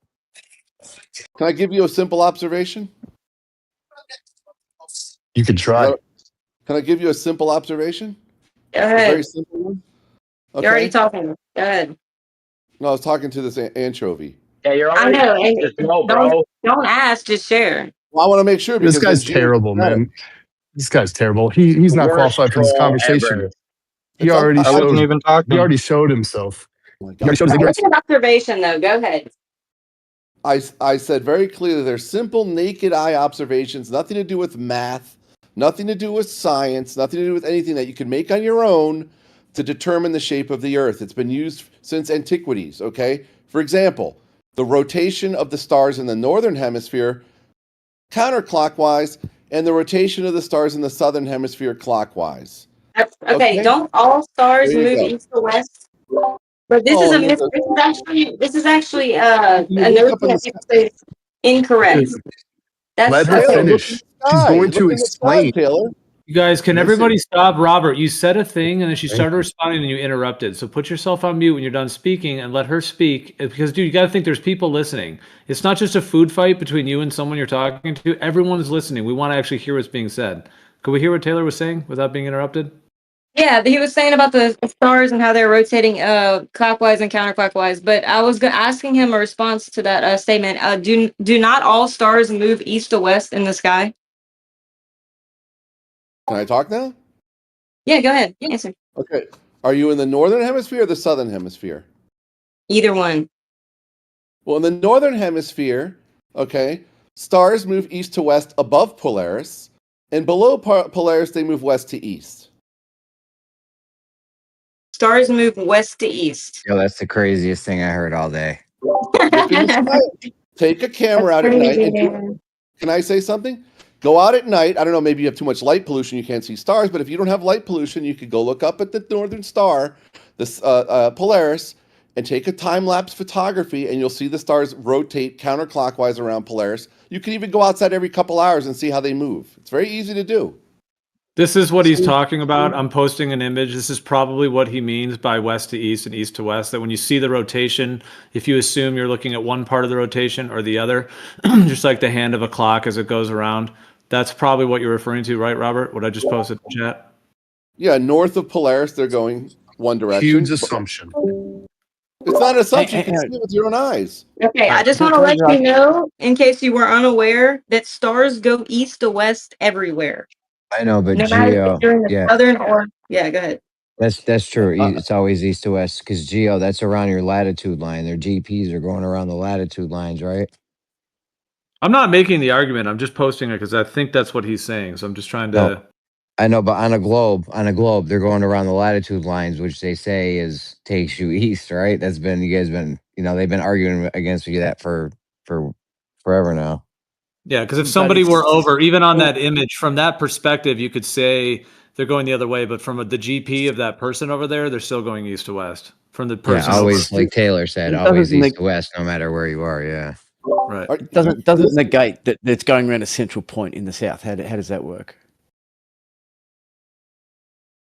All of this stuff you could see with your own naked eyes. It doesn't. There's not a conspiracy. You're assuming that you're on a different hemisphere. Okay. Now is it they can impossible? go for it.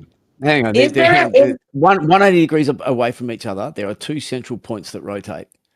Okay. Okay. How does that can't work on a flat Earth? You can't have a southern Because central as soon as rotation you point guys on a say flat Earth. hemisphere, you're already putting yourself on the sphere. Yeah. As soon as you say hemisphere. I won't say hemisphere. I will say if you're in South Africa, in Cape Town, looking out at the Southern Cross, you're going to see the stars rotating clockwise. Okay, can I make a comment? Go ahead. Just by simple observation, by that same notion, if we're just going to say, hey, we're going to look at the sky and make assumptions based on the ground, then we also see the same stars every single year. And would we make the assumption that we're not moving in space because of that? Okay, Taylor, is there any conceivable map? Is there any way that you can make this happen on a flat Earth map, such as if you have, there's different models where you can put this over a flat Earth map. Yeah, it might be logical to say, yeah, well, there's stars, there's 2 points of rotation, therefore there must be this about the shape. But in that same notion, can we assume we're not moving because the same stars are there every year? Okay, I'm going to get back to that comment, but really quickly. Okay, there's regardless of the rotation, there's certain stars you can't see from certain places on the Earth that you can see only in certain places. For example, I can see Polaris here in California, but if I was down in Sao Paulo, Brazil, I wouldn't be able to see Polaris. Okay, that's number one. Number two, real quick. Number two, regarding Taylor's comment about we see the same stars year after year, you realize that these stars are so far away. So you're having to make an assumption. I can say, do you realize there's a dipole model? Can I finish my point? Gio, why can't you say anything to her? Why do I get cut off? And when she You're cuts me off, monologuing, bro. Make one point. I'm let trying her to make my respond point. to it. No, you tried to continue to shut a up, different point. Gio, are you You're holding the room hostage, Robert I can't Silverman. even talk for 10 seconds. I can't even get a 10-second. No, that was longer than 10 seconds. You said your first point. You said number one. No, you're fucking. You got But your it head is in the ideal to sand, go dude. point by point. That's all I was going to say. Go ahead. I didn't know you were going to make a different one. I was going point by point, and everyone keeps yelling at me. No, don't say you were talking for 10 seconds. We let you go I on said for like 45 call it back seconds on on your first YouTube. point. No, we Fuck. let you go on 45 seconds on your first point. Then you tried to start another point. I was Let's refute responding one to by one, Taylor. please. It's I was okay. Go responding. ahead. Just finish what you were saying, Robert. Make it quick. Okay, number one, no one's assuming anything because you can see the stars rotate with your naked eyes. That's not an assumption. It's something you can see yourself. Okay. You Number said two, how far away they are. that's my next point. You see, you guys, just it's unbelievable. No, I no, didn't we're even not know- assuming that I you waited cannot till you see were it with a fucking naked. done, Robert. Yeah, come Oh, on, man. I You're wasn't done saying that yet. we can assume because we're just looking at it with our naked eye. No, we're not saying that we're assuming that you're seeing them. You're Taylor said assuming that. that you know the distance that they're so far away. That's the That was, assumption. excuse And me. you just keep fucking spamming the same thing over and over. That was my second point, which you didn't let me get to make. I was going down a list of points that Taylor was talking about. Unfortunately, you don't let me finish speaking. The first point was about the Yeah, it's rotation called of a the stars. scatter gun. Oh my Come god! on, Robert. Where You're the like fuck is dragging Tilo this at? on forever. Did we Where hear the fuck? both of them? No, I can't because you won't let me finish. Number two. Okay, number one, I said about the rotation of stars. There's no assumption you can see it with your naked eye. Number two, Taylor said, "Why do we see the same stars year after year after year if we're moving around?" Is that what you said? That No, was I your said if we're response. going off of visualizations and making assumptions, then we would assume that as well. But go ahead. Well, then I misunderstood. But I thought you said we see the same stars. So what we're moving? Why do we keep seeing the same stars year after year after year? Let me think about it for a bit, and I'll give you that answer. Yeah, no problem. Thanks, Ron. Yeah, I mean, whenever you like start making assumptions based on the sky, I mean, you can get to all kind of craziness. Like we tried to make assumptions like using the gravitation models here on the ground about the sky, and they just didn't match up right. So there's obviously something different going on. So can I just address something you said earlier when we were talking about the southern rotation point and stuff, and you said to come up with a model to match that, you'd have to know the shape of the Earth. To me, that's circular logic. We're trying to work out the shape of the Earth, and we're using other things around us to try and gauge what can and can't work on particular models. To me, you cannot have two 180 facing rotational points on a flat Earth, yet you can have them on a globe. How could you have it if you're saying it's a flat Earth? If you're saying I don't know the shape of it, fine, we can stop there. But if you're saying it's a flat Earth, how do you have two rotational points that are 180 degrees from each other? She says she can have two rotational vortexes of stars, and because we don't control what the stars are doing, they could do anything.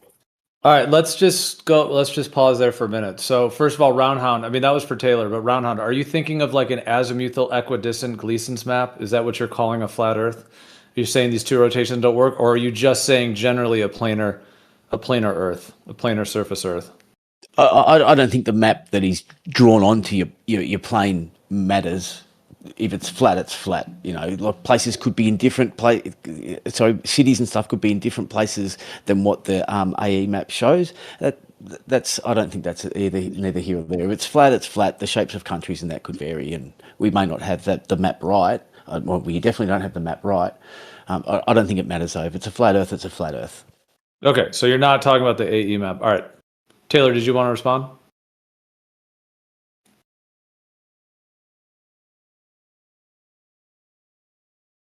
I'm sorry. Was there a question for me? My phone kind of cut out. Yeah, maybe ask it. Okay, about the star thing though, like I think that we just went through that. I'm talking about like, is there any experiments to show the shape of the Earth without like making assumptions based on the sky? Well, Roundhound, what Taylor, maybe your phone had cut out because he was asking about the stars, but it was kind of similar to what we were talking about earlier. But Roundhound, if you're not talking about a Gleason's AE map thing, that's why I was asking if you're talking about that, because that's a particular type of a layout claim, or that if anyone's claiming that. If you're not talking about that, I mean, dude, the two rotations thing is like a foundational pattern in nature. Like it's in an electric field, like an actual electric field. Has that exact pattern, the two rotations around two poles with the center line. If you look at a ferrocell, which shows the pattern of magnetic field, you can take a paddle and like drag it through water, and you'll get a clockwise and a counterclockwise rotation. This right here, I love this GIF. It's like of a bird that's flying, and it shows this clockwise and counterclockwise rotation from the bird's wings that it creates, like a dual vortex as it flies. So this is like a universal pattern in nature. It's literally everywhere, even in right down to an electric field, electromagnetic fields.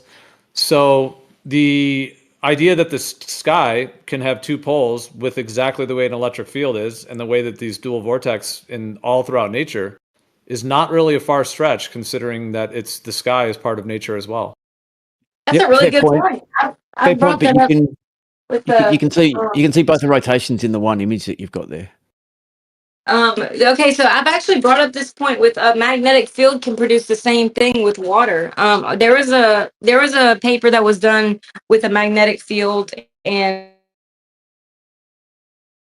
This is all post hoc rationalization. Taylor, you cut out. No, it's not, Robert. It's a direct explanation. It's a direct explanation of what the sky is doing with replications on a small scale. It is not. It is not, Gio. I hate to tell you. You're wrong. You're wrong. You're smart enough to know what you're saying is wrong, Gio. You're a smart guy. Okay? You're wrong. Now you're just doing ad homs. Please discontinue that. I said you're a smart guy. That's an ad hom? You're just doing ad hominems. Stop. Sorry, can Go ahead. I have to You're gonna go. Continue with real people. Go ahead. Can I leave you guys with something before I go? Thanks very much for having me, by the way. I can get a bit snappy sometimes, but I only give what I get. So if I get rowdy, you can just mute me and I'll calm down. I'll leave you with this. Right, if you take elevation and direction angles of the moon, like a bunch of you can go out and do it all at the same time is the easiest way to do it, and you put them all together and you plot the direction of each line that comes off each person, and where they intersect is where the moon should be. Just go out and do it and see what you come up with. Can you explain real quick, Round, before you go? It's been a pleasure chatting. Can you explain how the presupposition of the distance doesn't go into that measurement? Just take the measurements and see what you come up with, because those lines won't intersect if you put them onto a flat surface. Right? Let's just say you use putty and skewers to do it, right? You put the people all the same distance apart and put your skewers at the right angles in the right direction. Those skewers won't intersect if you do it on a flat plane. Well, are you taking if you do it on a globe, that they will intersect at a point, which will be around about 240,000 miles away. So I don't know if this is correct, but just like your bias would tell you, Del Theo, is there's something just wrong with the math. My bias would just say, are you taking into account the way we have a dome vision, like the way we see? Yeah, are you taking that into account? I don't buy into the dome vision, so no, I wouldn't take that into account. So maybe. But anyway, I have to go. I just thought I'd leave it with you. Okay. Cheers, brother. But what you guys, you should just go out and do it at least. It might tell you something. What if I was wrong? What if you guys did it and said no, they don't intersect on a globe? You could find something out. You should organize yourselves and do it. Well, that's what I'm saying. What even if they do intersect like a globe would work? What it doesn't make it exclusive because that's how we see, and that would happen the way that we observe it, right? Our dome vision. Sure, but then you'd have to explain it, whereas my explanation would finish there. And I'd go, see? No, the explanation you is then have to go, that's the way our eyes work. Everyone has their own personal dome of vision. That's the explanation. So it's not exclusive. My phone died. I'm so sorry. But I was saying about the paper with the magnetic field and the sky meridionals making clockwise and counterclockwise rotating vortices along like a central line. And I was like bringing this up with like the Coriolis effect, and other people have hypothesized that before they thought the Coriolis was because of rotation. You can cause the same thing with magnetic fields. That's a very good observation, Gio. I never thought about that. I never put two and two together like that about the stars. Yeah, and it's able to be replicated on small scales. That exact pattern, yeah. Yeah, and they have a magneto-electrohydrodynamics. They can do the same. The way that the water moves in the presence of a magnetic field, electromagnetic field. It's really cool. Yeah. Yeah, I have that one GIF. I have that one GIF that shows that, where it shows like the. Yeah, I'll post it here. It basically shows. They call it the electric Coriolis effect. It's what this video calls it. I don't know if this guy just kind of made up that phrase or whether that's an official phrase, but Yeah, with the electrodes in water, and it shows the 2 rotations. Yeah, that's what I was saying. It's a universal pattern in nature. So I'm not saying it's like it's proof of what this guy's doing, but it is an explanation in terms of why, like, if the sky is making 2 rotations like that, the fact that we can replicate it on small scales and it's shown throughout all of nature. Like I showed, like a bird flying, or when you move through water, like if you drag a spoon or something through water or paddle, you get the clockwise and counterclockwise. So yeah, I mean, it's not like 100% proof of what this guy's doing, but just it is a direct reflection that can be replicated on small scales. And notice they're all moving in the same direction, though. Like while there is clockwise and counterclockwise, at the end of the day, they're all moving in the same direction. Like there's not one moving left to right and the other one moving like right to left. Taylor, go outside at night and look at the sky. Well, maybe I'm looking at it wrong. I don't know how to explain it, but yeah, there's like you can have them both rotating like two poles where they're not like rotating like against one another. It's kind of moving all in one like flow. Let me see if the paper I put up it somewhere. But that's a really good observation, Gio. Is that electrodes in the water? Yeah.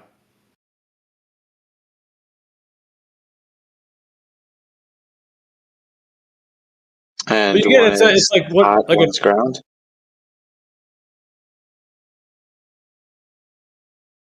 Sorry. Oh, I think we talked at the same time. Well, I'm posting this one too, like a toroidal field. The way that like an electric field moves, it's like up and through the middle, down around the outside, up and through the middle. And if you were to put like, it's like one's going clockwise, one's going counterclockwise. It's just like a universal pattern in nature. Robert, you keep using this term post hoc rationalization. Can you please define it and give us an example of what it is without stalling or Googling it? Google it. I already told you what it means. So you can't without stalling or Googling it. Dude, I'm not talking to you. You're wasting my time. There's the stalling. Wow, that's weird. All he did was ask you what it meant. Google it. Robert showed He us doesn't know what it colors. means. He just learned the buzz term, which is very I know what it pattern means. for That's him. why I'm using it. No, you're using it because you learned the buzz term. You don't know what it means. You're stalling. Sure. You can't define it. You're waiting for time to Google it. You don't have an example of one. You guys are just you guys Stalling. are just so silly. Okay. You just are Stalling. so silly, okay. This is every time. So every time I've interacted with Robert, he uses these buzzwords that he picked up off, Don't interrupt me. You pick up all these buzzwords. You use them completely ham-handedly. You don't know what they mean. You're asked to define them. Then you either stall or tell the other person to Google it because you don't know what they mean. You're caught. You don't know what I know and don't know. I don't have to explain myself to you, okay? If you don't know what it means, Google it. He was trying. You don't know what it means. I know what it means. You don't know what it means. You're stalling. No, I know what it means. That's why I'm using the term. No, Robert, we want to have productive conversations. So the thing is, we're talking about the question of how the stars move in 2 directions. I was showing and talking about small scale replications that can be done in the many that I mentioned. And again, I never claimed that it was 100% proof of what the sky is, but the fact that it's a pattern that can be shown on a small scale, especially with electric fields, the possibility of the sky being an electric field is very high in my mind. So it's a correlation. And it is a portion of an explanation because it was asked to, can you explain why the stars are doing that? You came with, it's a post hoc rationalization. Could you please, okay, without interrupting, elaborate? Go ahead and elaborate. What is a post hoc rationalization and why do you think that's a post hoc rationalization? And you do it all the time. I mentioned about the sun before, and you show a magnifying glass in front of the sun saying, look, it's not exclusive because we could put a magnifying glass and the sun keeps its angular size. You come up with all these little things to try and justify why it's not exclusive. And that's what's a post hoc rationalization. Okay, could you define what a post hoc rationalization is and define precisely how showing a magnetic field that moves, that has the clockwise and counterclockwise rotation is a post hoc rationalization, since that was your claim? We were talking about the star rotation in the southern part of the Earth and the northern part of the Earth, and how it runs counterclockwise in the north and clockwise in the south. So you post a bird flying through the air and electrons in the water trying to say, well, this is really what it could cause it. So that's what I'm saying. You're coming up with these rationalizations after the fact, and I think Zanuck just posted what it is right there, and you could read what it says. I don't understand what's so difficult. What's it to an explanation and a post hoc rationalization? Go, no Googling. I'm not answering any of your questions, Gally. I don't like What? it.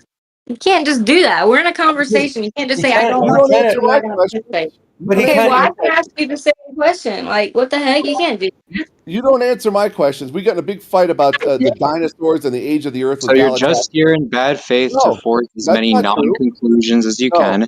You're just here to Wow. repeat dogmatically because you're a religious zealot. That's a Wrong. post hoc rationalization. Wrong. But what's the difference between a post hoc rationalization and an explanation? Go. Excuse me, Galatrax. I asked you once. We got in a fight about the You don't age know. of the Earth. Stop. That's the Let me same finish thing. my thought. And you shut up, Taylor. I said to the Galley a long time ago, do you believe there were dinosaurs? And you wouldn't answer my question, but you were bugging me, needling me for hours about how do we know the age of the Earth? So you don't answer questions, but then you want to shove questions down my throat. I'm not going to fall for that bullshit. You're You just using a asked me term what that the term three meant. people have asked you to define in the conversation. You repeatedly use the term to shut down their points without addressing them. They're asking you to define it so they know what you mean by it. I don't think you know what the term means, and I don't think you can give an example of one, and I don't think you can differentiate it with an explanation. Well, I think he actually did that, and I think he gave a good explanation. He did a very good summary.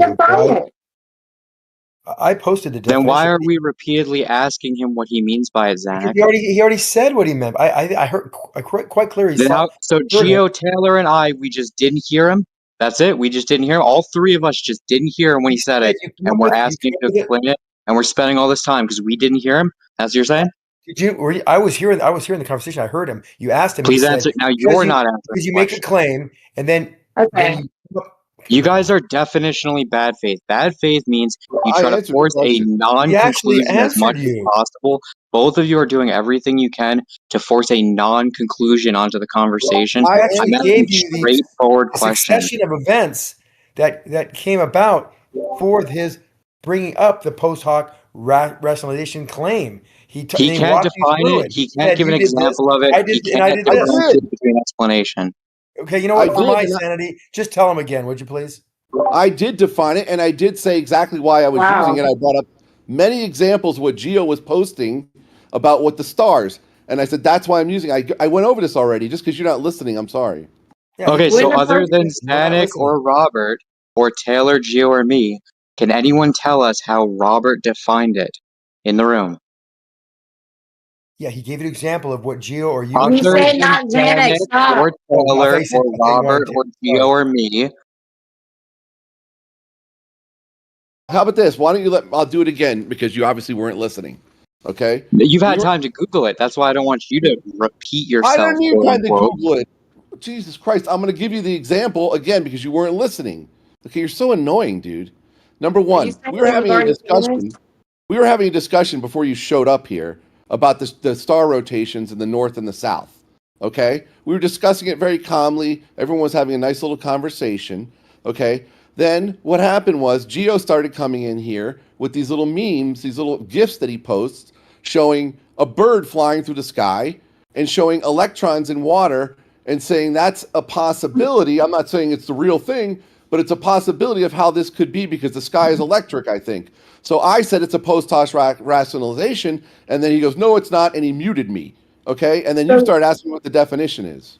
Okay, so still no definition, still no differentiation between an explanation, and still no example of a post hoc rationalization. is.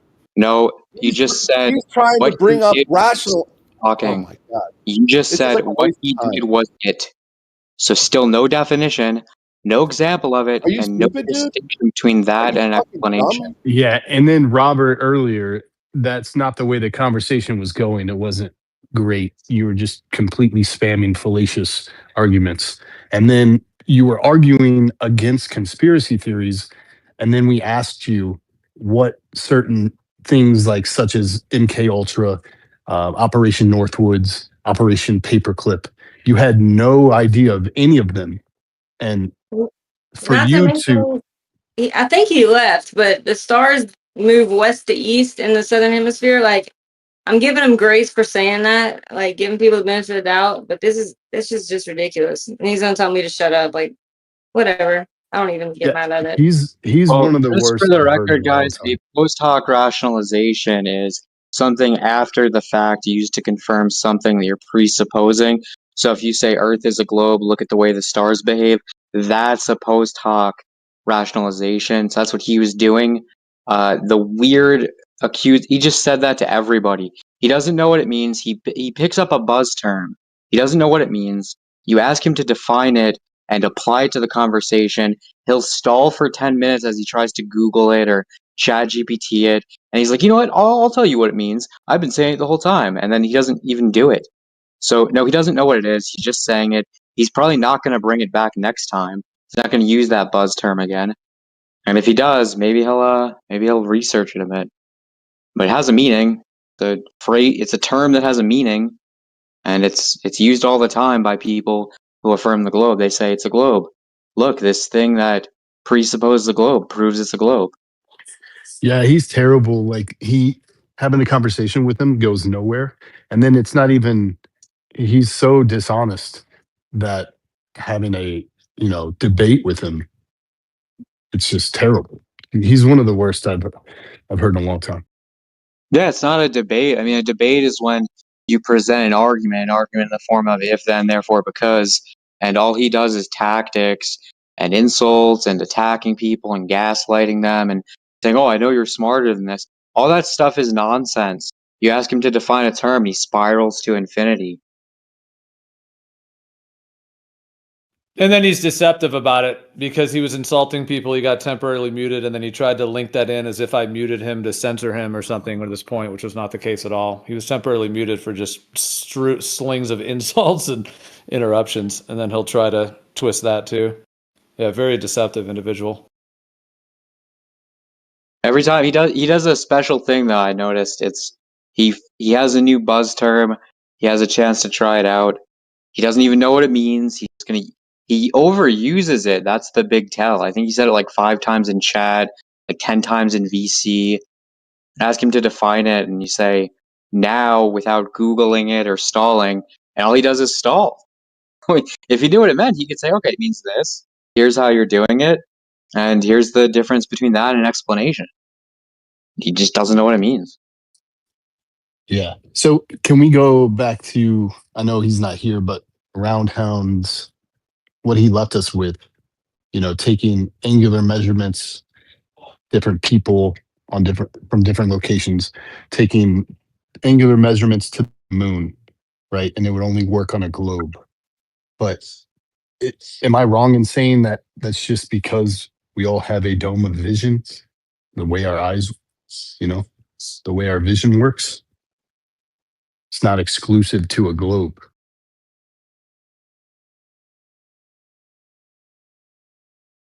Of course it's not. That makes sense, right? Like, why would it be? Even if we were on a globe, it's not exclusive to a globe. yeah, he's saying that the cross references wouldn't work on a plane.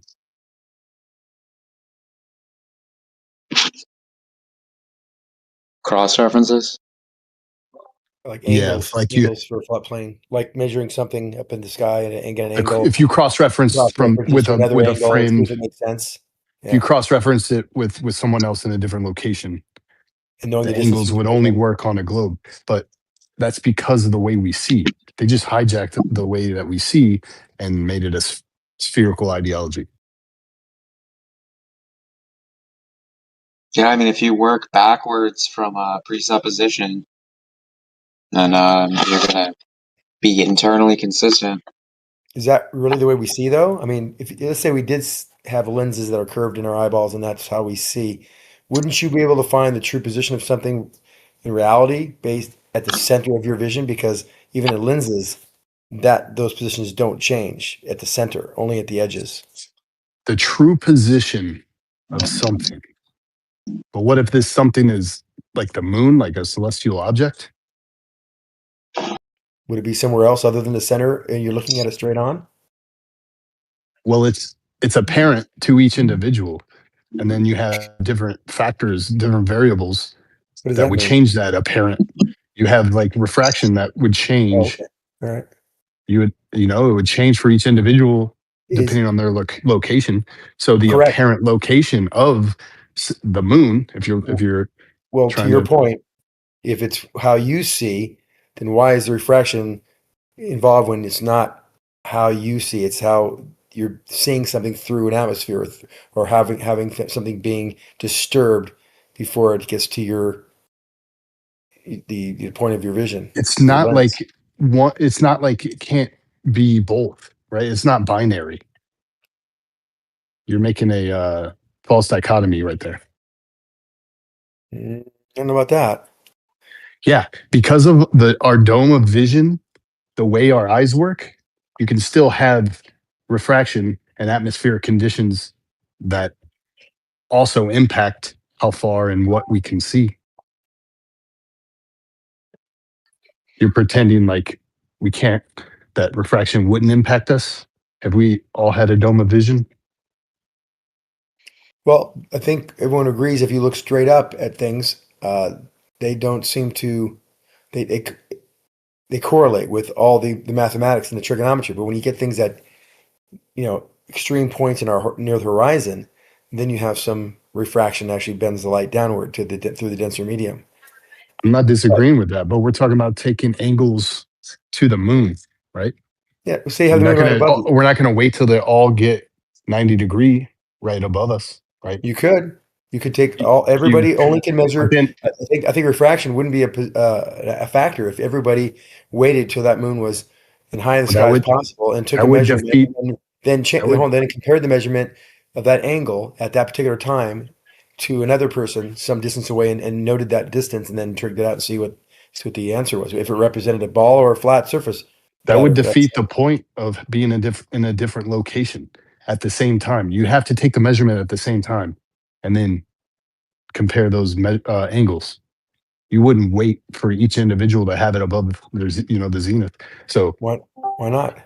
because then it would be at different times, and those measurements wouldn't really matter.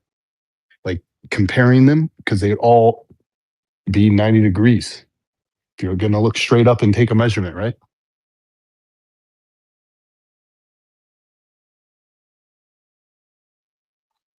Correct me if I'm wrong, but I thought taking the measurements would be at the same time from different locations, and then you cross reference and figure Well, I was out. just trying to eliminate the refractive element, because you're saying if those are variant, the results are variant, then they're due. You kind of insinuated that it was due to optical effects, not your vision, but the vision of the object through some medium. No, I said it was both.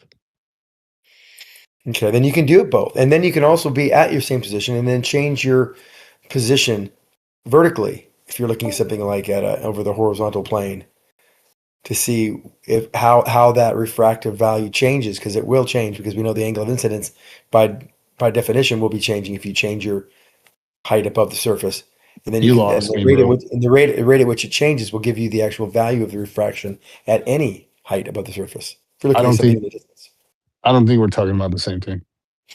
I think we are. I just was adding to that how you can actually rule out refraction in many cases, or figure out what value it actually possesses.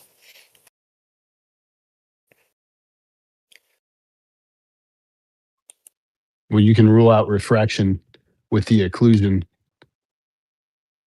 of a star from a mountain, right? How do you rule out refraction of a star be included behind a mountain? You can rule out refraction because that time, the exact time that star is occluded, light is no longer being refracted up. Correct?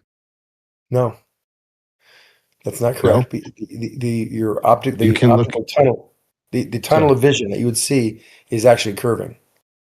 Light moving through it is going to be curving. So a physical object cannot occlude refracted light in Taylor's awesome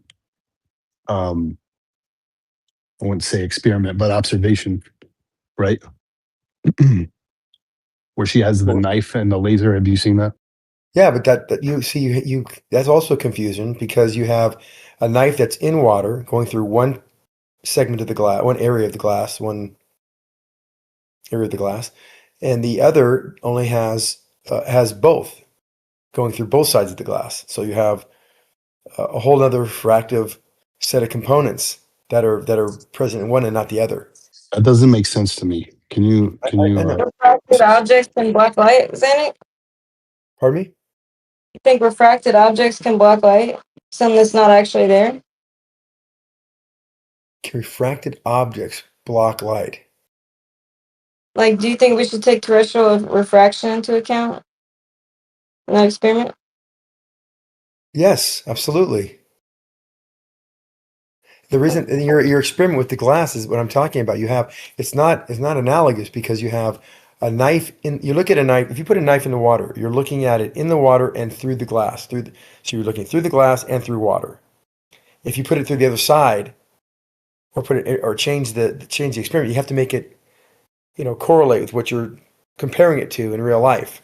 And because you have two different sets of variables there and two sets of conditions, you can't really correlate that information. Like, for example, the one you showed me of the red dot being seen where the refractive image is. There are two things. You have the light going through the glass through two panes, and you're only looking at the knife in the glass through one pane. Can you The light source laser's any going through two physicist panes. You're looking at ever, one. any physicist ever that says an apparent object can block anything? Well, you have to really be more clear on what you're actually asking. Why don't you give an example, like a simple example?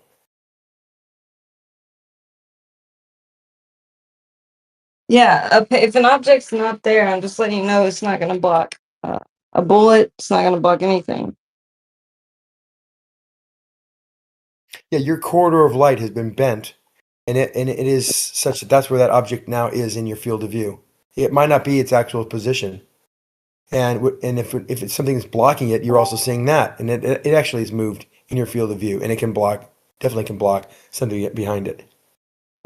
Also, whenever you assume what the terrestrial refraction is, you have to, measure with it. If you're trying to apply terrestrial refraction, you don't want to apply universal standard, standard refraction, which, whenever I've given you papers on this before, but basically, physicists and have basically seen that whenever they took made this standard refraction, they were using upper atmosphere temperature gradients and applying it to the very lowest portion of the atmosphere, which is where we're at. However, the temperature gradients in the upper atmosphere and the lower troposphere, which is where we reside, are much, much different. You can't apply a universal gradient to that. Yeah, as pilots, we know for a fact that these areas of lower pressure exist only above us, not below us. So the density is actually That's not a the, response to what I just said at it is all. because you're saying that these temperature variances are things that are not consistent with these refractive assumptions. The temperature gradient, and I'm just explaining how the terrestrial refraction is not a standard that you can universally apply to the lower troposphere. I'm not talking about on a plane or anything else or pressure. None of those. I'm just talking about the peer reviewed papers I've cited and given you. You're saying something that I don't know. I don't think you know. I don't think I know what you mean, but I'll try to ask the question then. Are you saying standard refraction as in their approximation of what the refraction would be for a certain temperature and pressure? Or are you talking about a standard refraction that would occur based on those conditions, whatever they are? And they're different at high altitude than they are at sea level. Like you have an atmosphere that has an index of refraction. It can change drastically going up in the atmosphere. True. But the refraction, the net refraction, is not only due to the index of refraction, but the angle of incidence, which is a much larger factor, by the way, as seen by what you see in the the knife in the jar, or the knife in the glass with water.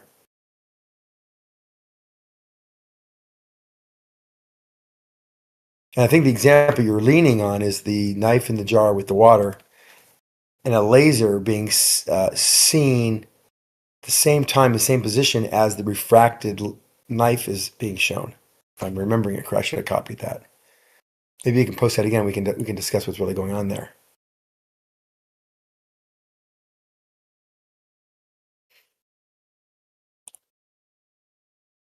Thought I copied that.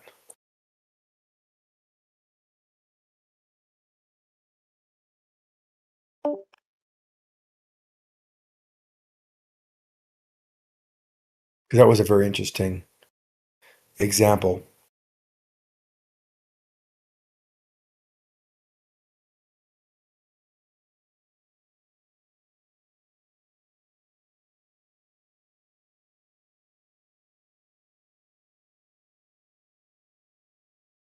Taylor, do you have a copy of that?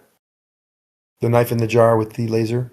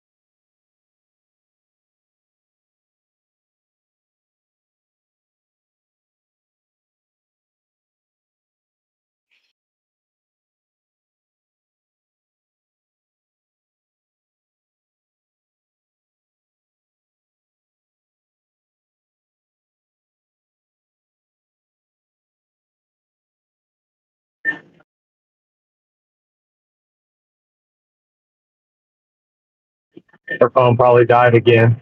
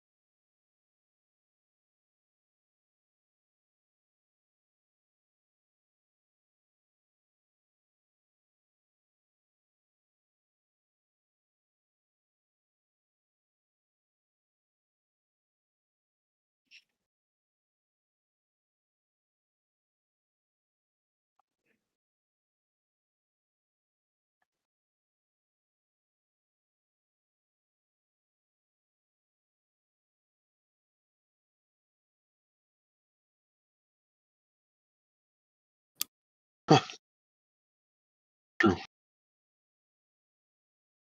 Right, it's like no one knows how they get sick, right? They think they get sick because they touch the air or something, but they're unaware of that they're eating their own sickness essentially.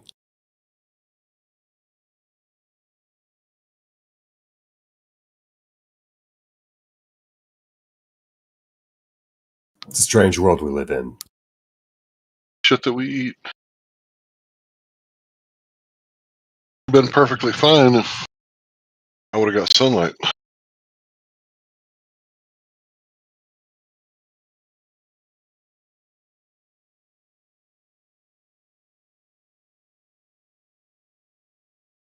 Sunlight. I mean, I did get some sunlight. Enough.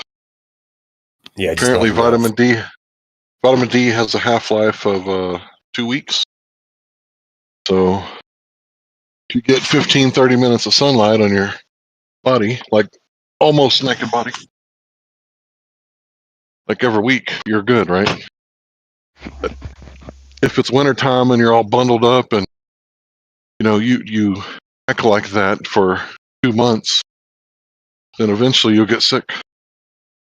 You need to eat fatty meats for the cholesterol to be able to produce the vitamin D with the sunlight. I eat steak. Like most people eat salads.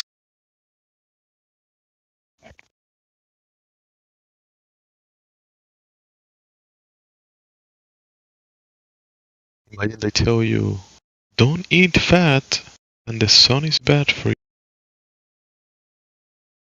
The opposite of the truth.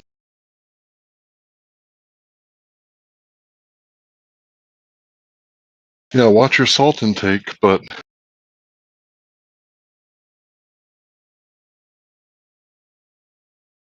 I was going to say, so you can eat fat. The problem is you can also eat things that will negate the fat.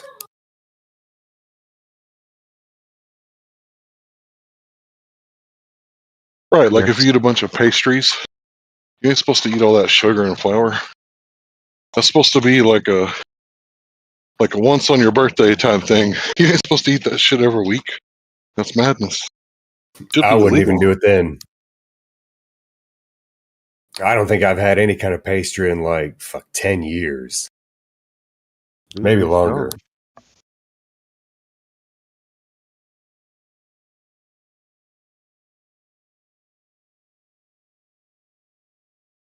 And looking at them and smelling them, it's not even tempting.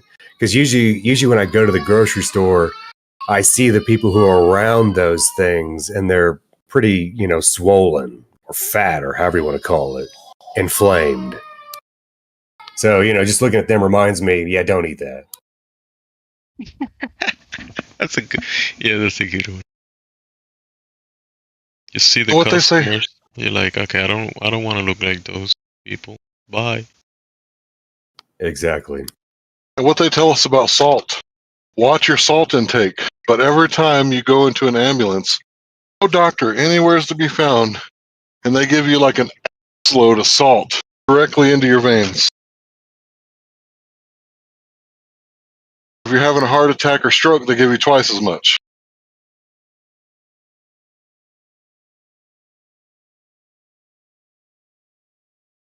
And then when you ask the doctor, like, hey, why are you putting all this salt in my arm? I thought you said to stay away from the salt. Like, oh, trust the science.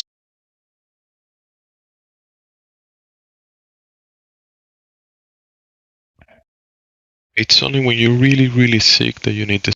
You're healthy, you don't need it.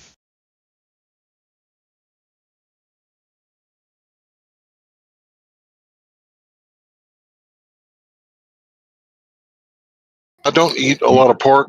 I'm pretty leery about pork. Sometimes, maybe once or twice a year, I'll eat bacon, ham, like for Christmas or Thanksgiving or something. We do cook on those days. We're just not celebrating Christmas. But I eat pork around that time of year.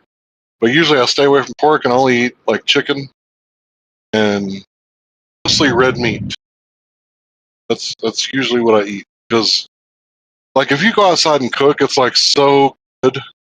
You're outside barefooted, grounded, and you're like not burning the meat, but getting a real good sear of the meat when you take it inside to eat it. It's like so juicy and wonderful tasting. Put seasonings on it.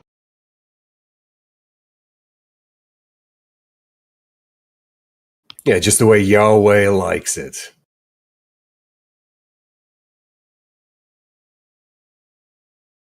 You said that.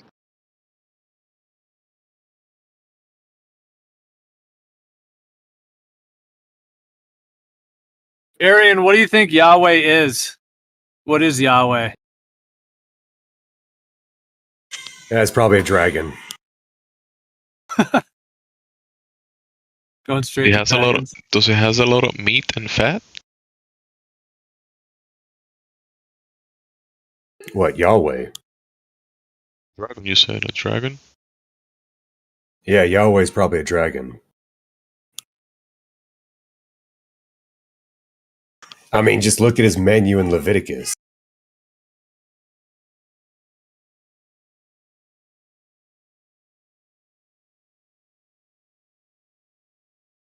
Does he have a lot of gold coins? That He likes protecting? goats. He likes and goats and lambs and stuff. Yeah, unblemished. He loves all that stuff. Yeah, he loves gold and he loves virgins.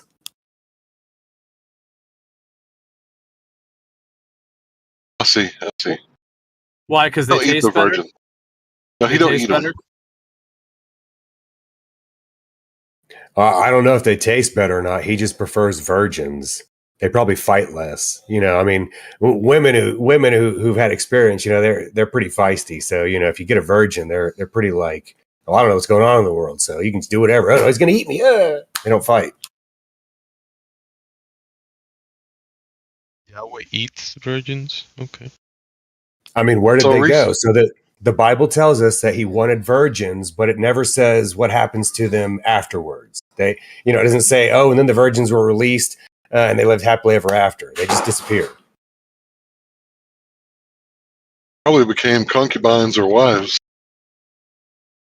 So recently, I found out that when a man disseminates his seminal fluid into a woman, she carries that around with her for life. I didn't know that. That was news to me. Like, she carries that guy's genetics with her, and it I've even heard that. affects the other children. What's the proof of that? I don't know I've where I heard got it. it. Yeah. I mean, they are receptacles. They do, you know. And think about it.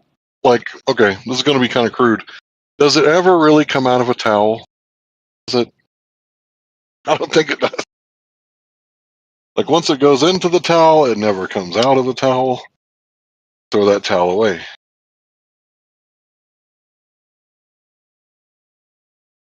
Pretty crude. I apologize. True.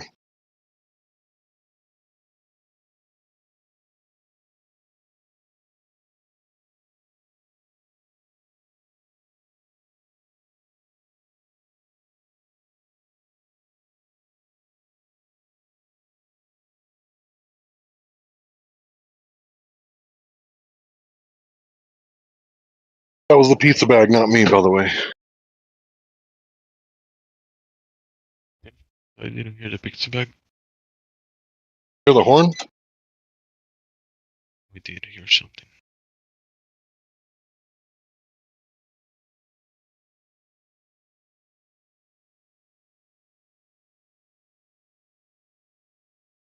What's up, Matthew? Oh, hey, how's it going? Matthew, what do you think Yahweh is? What is Yahweh to you? Yahweh is the personal name of the Creator, the one true God. Now, so what did your Yahweh create everything out of?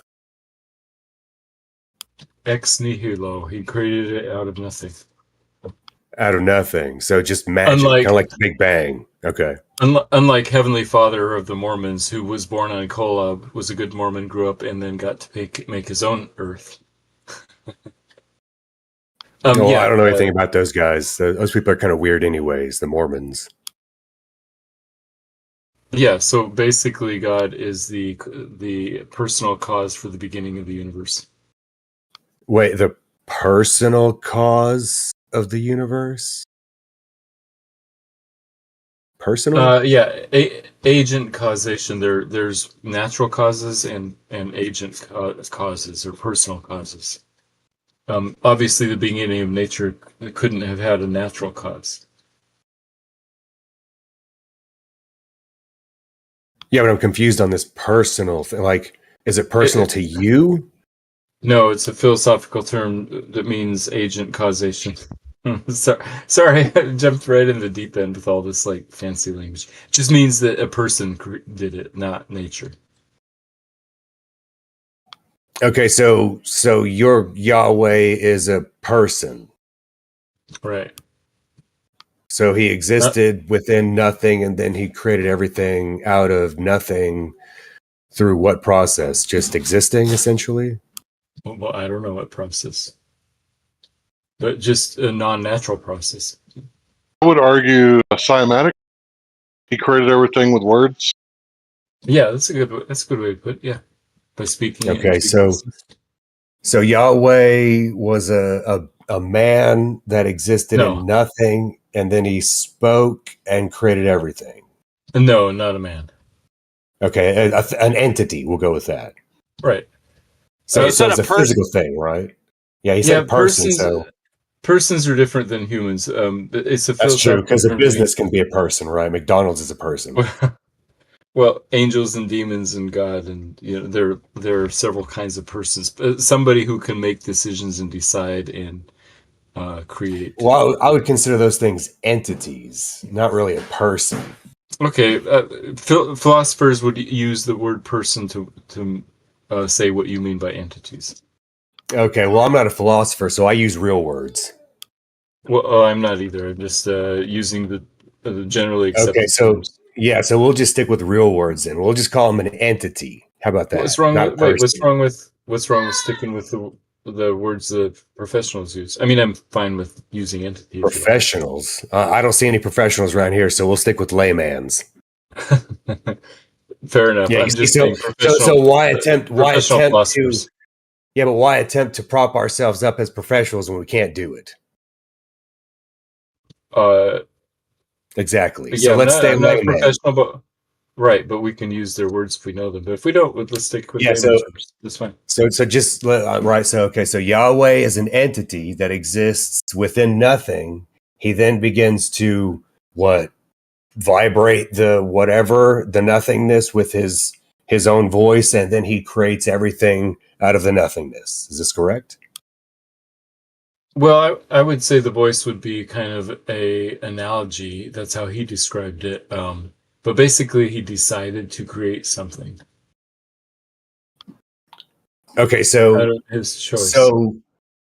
So the voice, him speaking, it's just an analogy. It didn't actually happen. Now, did creation actually happen, or is that also an analogy? When we say a voice and when we say speaking, we mean air vibrating, right? Well, typically So something obviously, audible, right? You can hear it. right. But before air, there wasn't, you couldn't have that kind of speech. And so when God said, "Let there be light," he must have meant something kind of like speech, but deciding or proclaiming or something. So I don't know the answer to your question, I guess. Okay, so we'll say that he made a noise like a baby, okay, because that would be the first speech technically, right? So he made a noise, right, like "Mah," right, and then things that's started happening, ridiculous. right? Well, because Are you're you saying trying to right, make fun of this idea? no, I'm attempting to understand, right, your No, you're worldview trying to and make where you fun a think little you bit. came from. No, I'm not. Okay.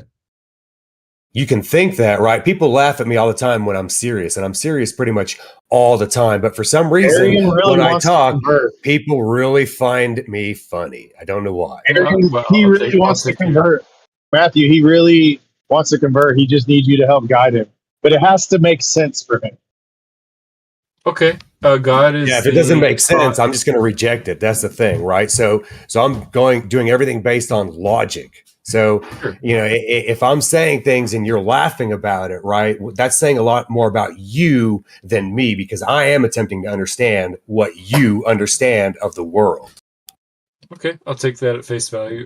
God is the non-natural cause for the beginning of the universe. How's that? Yeah, so where does he exist? This is what I'm trying to understand. Outside of nature. I really don't understand what that means. See, the other problem is that I know that because we're natural. Yeah, because you think you live on a ball, right? So you think that space is a thing. So we're also talking about the world we live in a different way because I don't believe any of that crap. Right, we're talking about the universe, whatever shape it is, doesn't really matter. The beginning. Well, it kind of does because it really does. Because so I used to believe, that we, lived on a ball in space with a thing, and believing that for me essentially negated God because there's nowhere for God to hide. Yeah, what are you talking about? God's not in the physical world. He's non-natural. He's in the spiritual realm. Now, see, that's the thing, right? It's impossible to have a thing that exists outside of something create something that doesn't exist. Why do you presume that it's impossible? It obviously happened. No, it didn't. that didn't happen. So I know what actually nature happened. exists. Okay, I know what Nature actually exists. Well, so if we're created, there's no such thing as nature. I'm talking about the material world. That's what I mean by nature. Yeah, which was all created. Right. It had a beginning. Right. So all things created are unnatural by Yeah, definition. After the creation, then everything just has natural causes, or most things have natural causes. But the creation Natural itself causes. couldn't. No, everything was created and then put into order. There Right. was no natural falling into whatever it is. So you, it sounds like you think there is some sort of creation that happened. Does that sound right? I know there is a creator. I know that. Oh, okay. But it's not what you're saying. So because I know where we live. That's the difference. So you don't know where you live, where I do. I know where both of us live. Right, but I don't think that influences our ideas of the creator that much, right? Either the it universe was does. created or it wasn't. So if you don't know where you live, how can you know what created it? We can know God without knowing everything about God. That's incorrect. You don't think we can know God? You clearly don't, because you don't know where you live. And the thing is there is no character named God. God is just some kind of like placeholder, or whatever you want to call it, to cover up the fact that there are many of these entities. No, there can only be one. Monotheism is the only rational choice. Polytheism is irrational. If you read the Bible, it clearly states that there are multiple of these beings, these entities that are like Yahweh. Yahweh himself even says to his people, his first commandment is, you shall not have any other gods before me. But it's actually Elohim. Right, but there's only one creator. There are other entities that God created, but only one beginning. You can't have more than one beginning. One is before the other. So that's why monotheism is the only rational choice, and that's why all major religions have ended up being monotheistic, except for the non-rational religions like the Eastern ones. Like Trinitarians. But again, your idea of where we live is incorrect. So your idea of the creator is also incorrect. So why do I have to have full knowledge of the entirety of the universe in order to know about God? So if you came across a table, would you assume that a monkey built it? No, monkeys can't build tables. You would know that a human built it, right? Yeah, that would be the most logical choice. Yeah, so knowing what the thing is helps you to understand what created it. So if you see an anthill, right? Yeah, you see an anthill, you're also not going to assume that a monkey did it, right? You'll be like, oh, ants did that. Right. Right. Yeah. So knowing where you live will help you to understand what created it. Oh, yes, it will help you. Right. So thinking necessary. Yeah, so thinking that you live on a ball floating in space with other balls and other, all these stars and infinite space that goes on forever, that will directly inhibit you from understanding the creator of this creation, because that's not where we live. But we can have common ground that we think that whatever it is, God was the one who made it, right? Or this entity. Well, see, if you want to call it that. Now, here's the other thing, too. So when you come across the table, right, you would also think to yourself, oh, look, someone created or made a table, right? Right. But the thing that we're not thinking about is something had to be destroyed first before that table could be made. Yeah, because the table is a natural object. Right, which is exactly where we are now. So the ground that you're standing on and the thing that it's above us that's containing all of us in are things that are made of natural objects. Right. Right. So they didn't come from nowhere. They came from something. So something previously existed, then it had to be destroyed. Then where we live was created from that, just like the table would have been.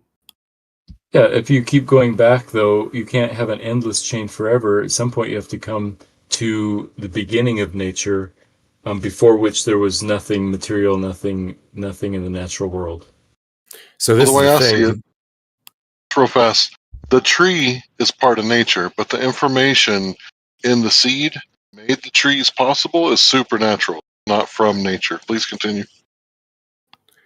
Oh yeah, that's a Now, great point. Not only nature, but you have to inject information too. So intelligence. Thanks, Larry.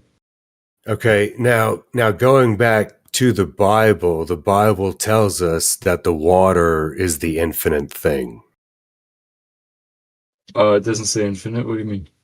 It literally does. So it tells us that where we live was created within the waters above and the waters below. Yes, but the waters were created also. No, the waters have They no were? explanation. There is no story for where the waters came from. The water is actually the thing that is infinite. But water is a natural object, and you have to have a beginning of a natural object. You can't have it go back in eternity. Well, actually, water is not an object. It's not a thing. It's not a single whatever it is. You can't actually like you can hold water in your hand and point at water and say, "Oh, that's water," but you can't actually what would you call it? Isolate water, I guess you could say, because water. What is water? Right? People say water's wet. That's really the best definition, right? It's so dumb, right? Because what is water? What is it? It's Well, I water. think it's whatever it is. I think it's a physical material thing. Yeah, Which but it's the means that only it had a thing. beginning. It's the only thing that doesn't actually seem to have a source of it being created. It's the only thing that just seems to exist. Yeah, I would say by virtue of it being a natural physical object, it was created at some point. You can't go back forever. The Bible tells us it was the first thing. Yeah, so first thing means that there was a first thing, right? At some Yeah, it point, was the God created water. something out of nothing. But before the water, there was nothing. Because I'm talking about before anything existed, before any material object existed. The question is, why does something exist instead of nothing? And the answer is that God decided to make something.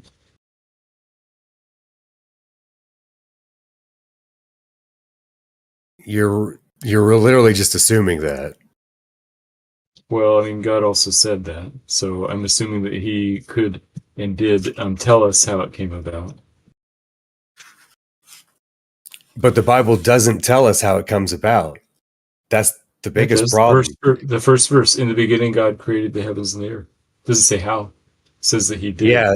See, that's the thing. It doesn't tell us what he created out of. So right there, you're losing the idea of the creator. So since you're not given the materials that he is constructing where we live out of, you can think anything you want, essentially, which is what people do. Oh yeah. So how He created it is one question. What He created out of is another question. But that He created it, that's what the Bible says. It says God is the one who created it. It doesn't give us all the details, obviously.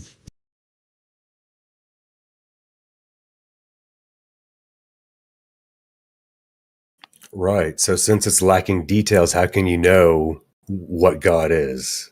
You understand what I'm saying? Yeah, no, I do understand. Since it's lacking details, we can't know the entirety of how it was created or the entirety of who God is, but we can know some things, I think. So just because we can't know everything doesn't mean we can't know some things. Well, so no, because the way you speak, it sounds to me like you don't know anything. There's a gap between knowing nothing and knowing everything, and that's kind of where we live, right? We don't know nothing, but we don't also know everything. Well, actually, we do know everything. The majority of people just tend to ignore it. Lies are more comforting apparently. Real quick, don't get discouraged, Matthew. You're doing great. You're breaking ground. Keep up the pace. Well, You're doing good. well, I'm not trying to argue anything. I'm just having conversation. So, I'll just admit that I don't know everything.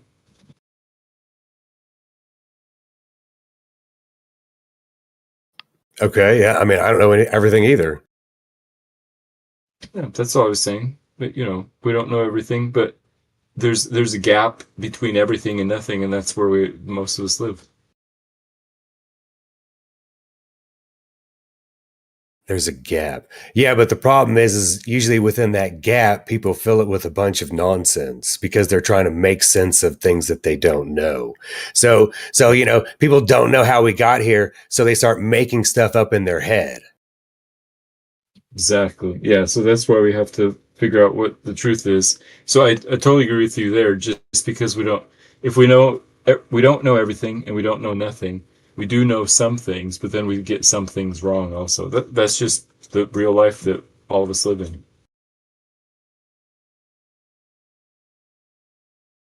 I'm sure I have some things wrong in my belief systems. Of course, if I knew which ones were wrong, I would stop believing them. I think people in here try to point out which ones are wrong to you, but you ignore it. Oh no, I understand that you have ideas about what I think or what's wrong with my beliefs. I'm just saying that I don't know which of my beliefs are wrong because I think they're all right. Otherwise, I wouldn't believe them. I mean, that's just saying I believe all my beliefs, which is kind of a tautology.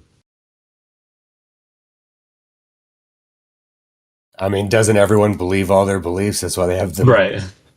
Right.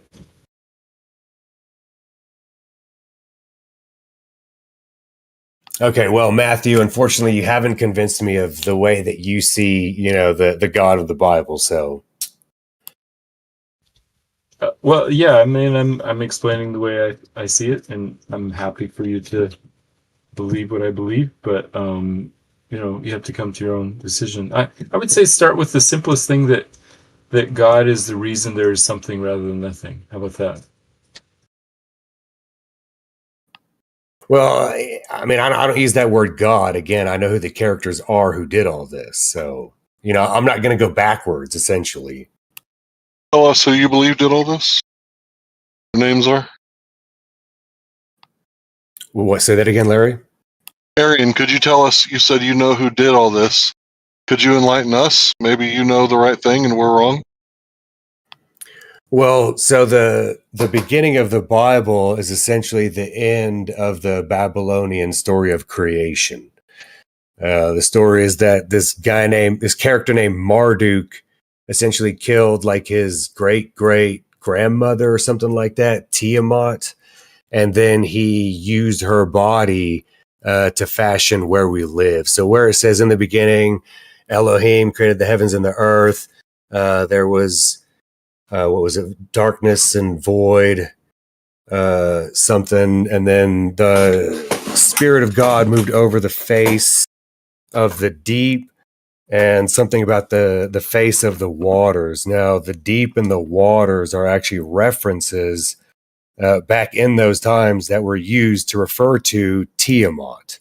And I discovered all this in a Bible called the Ryrie Study Bible. It showed it in the footnotes. It said that the in the beginning part of Genesis has absolutely nothing to do with the Babylonian story of creation. So instantly I knew that it must have something to do with it since someone's trying to dissuade people from looking there. So also, I know that we live on top of a bunch of dead bodies. So once I heard the story, it all just kind of made sense. Does that kind of go along with the Norse mythology, Norse story, where it says that the giants' bodies are the dirt or something like that? Yes. Yeah, there are several other creation stories from around the world that tell of basically the world consisting of giant dead bodies. But of course, those are told to us as like mythology. The people were just like so so stupid, right? They didn't know where they lived, that they just made dumb shit up. So that's what they have us believe. Checks out. I think that's a pretty good belief system. I can't knock it. I'm not going to make fun of you. And I'm definitely not going to call it a mythology on purpose. Because as far as I could tell, all these creation myths, they're kind of like, instead of the telephone game, it's like, imagine everybody had a telephone game going on. And then by the time you get to like the 50th generation, telephone game is telling the same story, just slightly different. My opinion, I could be wrong, but a lot of connections and comparative theology studies, I think is what you call it. There's a lot of connections that I think get ignored because people are thinking inside their own box. So I tell people all the time, I'm not really a Christian, not in the sense of the word that you would think. I think I'm more of an eclectic, because I take a little bit from each religion, useful to me in my walk. And of course, my walk is do no harm, create no injury or loss. So that pretty much sums it up for me. Please continue. Yeah, my question is, if you go back all the way to the beginning, all these bodies and Marduk and Tiamat and all that, who was the very beginning one? Well, I mean, the story just tells us that it was Tiamat and Absu. These were the water dragons, the fresh water and salt water. It says they mingled and then created things after that. Now, the thing is no one actually knows how life comes about. Now, I'm gonna tell you just a really brief, short story. I used to live in Oklahoma. My dad lived next to a railroad tracks, and there was a ditch next to the railroad tracks. And I've lived in Oklahoma, and the weather there is very extreme. Okay. So we would get periods where it would just rain and rain and rain and rain. And then we get periods where it's just nothing, right? It'd be dry. You could literally say from like the end of summer until like the beginning of summer or midsummer. Okay. So months and months and months, almost a year, you could go without any real significant rain. Okay. Now, in this creek next to the railroad tracks, it has zero access to any other water whatsoever. And it will remain dry the entirety of the year unless there's heavy rain. It will dry so much that it will have cracks in the soil or clay. Okay. Now, it's really weird because the instant there's a heavy rain, life is in there. There are little fish and there's little crawdads swimming around in there. Now, where did these things come from? I mean, it's dry, like like cracks. You could like a foot deep cracks. There's no way that anything is surviving this. And then it rains and then there's life. So how does that make sense? To me, it's almost like the creator knew that there would be periods like this. He built in a failsafe, probably a redundant failsafe. They could probably freeze and dry and still come back to life when water's free. You got shrimp that live in the forest, and it's kind of a similar situation, right? They only last seasonally, but a lot of these things either have eggs that are able to dry out completely and last long periods of time till the next season, or they have they go into some sort of dormant state where they're able to endure the dry season. Like there's a fish that lives out in the desert that does a similar thing, goes down into the ground and dries out, and then the rain comes and it. Now this creek exists next to railroad tracks. It only exists because of the railroad tracks. It has never had any access to any body of water. They have removed the dirt. They have brought back the dirt, right? They have terraformed that area where the railroad tracks are. So again, there should be no fish or anything in this. It was created.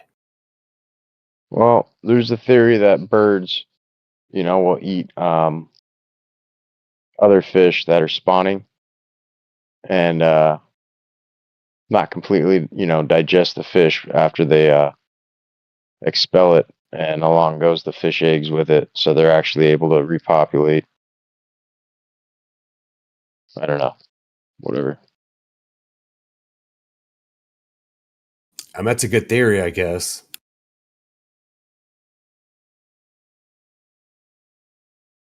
But yeah, I think you're asking good questions. It's just that every time that people have thought there were examples of spontaneous generation, or not every time, many times that people have thought there were spontaneous generation of life, they have found a natural explanation of where that life came from. So I would say it's probably unlikely that the life in that creek that you're talking about just sort of spontaneously generated from the mud.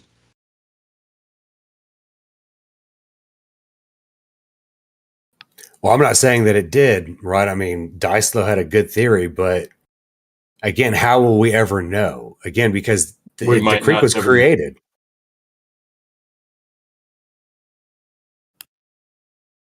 Yeah, you're right. We might not ever know. Yeah, so that's the thing. So if the water is infinite and water seems to bring about life, then, life seems to have come from the water somehow. That process, no one knows. We don't know. I mean, even in the womb of a woman, in all animals, right? There's water, and that's where life comes from. It's like, so life is almost like it's an inside out process, not an outside in. Yeah, I agree. It's mysterious.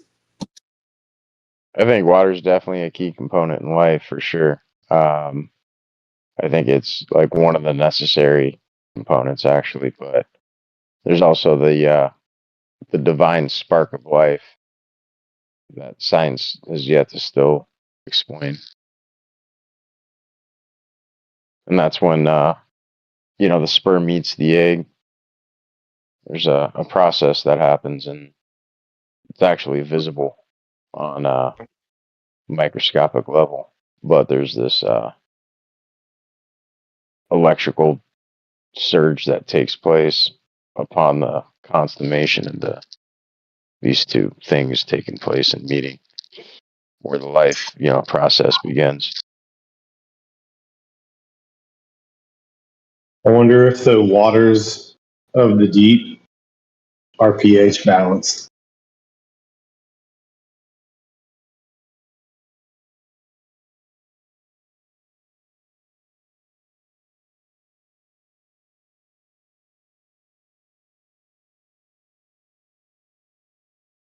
It's like some ultra pure alchemical water that we don't know about, with no contamination inside of it.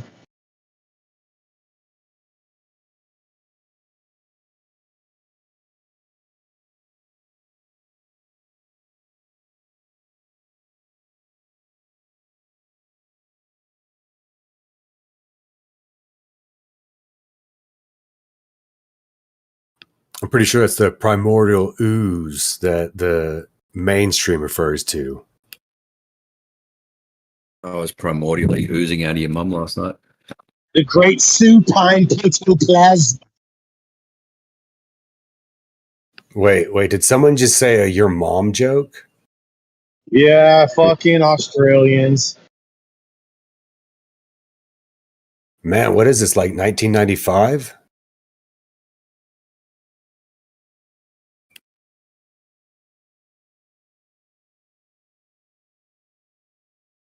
That was a good year.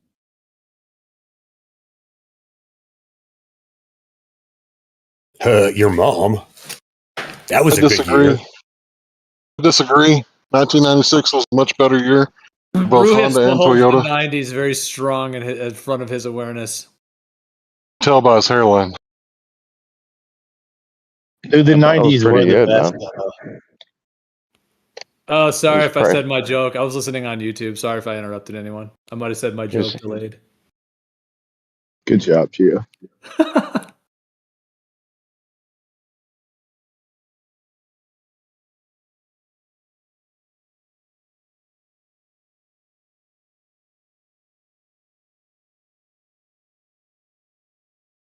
So Arian, is it just quiet, or so Arian? You think there is a creator? Do you think it's the guy in the Bible, or just not the guy in the Bible at all? And do you think it's a guy, or do you think it's like you on a higher level? I wanted to ask that from before. Wait, okay, there was two questions. Okay, so yeah, the creator of where we live is in the Bible. It's the first section of Genesis, where it says Elohim. The Yahweh character is some kind of usurper. And then what was the other question? Well, I guess, do you think it's an entity outside of yourself, something outside of you, or do you think it's you on a higher level? Oh, no, yeah, these are entities clearly outside of myself. The Yahweh and the Elohim, because again, these are where we live is a physical place. So these are physical beings that created this physical place, and they're not me. Jump in and ask, what do you think the intention was for this creation from those Testing beings? grounds. What was the intention? I'm not really sure if you read the creation story from the Babylonians, it doesn't really sound like they had much intent before they killed Tiamat. I think that their only goal was to kill Tiamat, and then I guess after she was dead, they did something with her body. I don't know if they had a plan or not.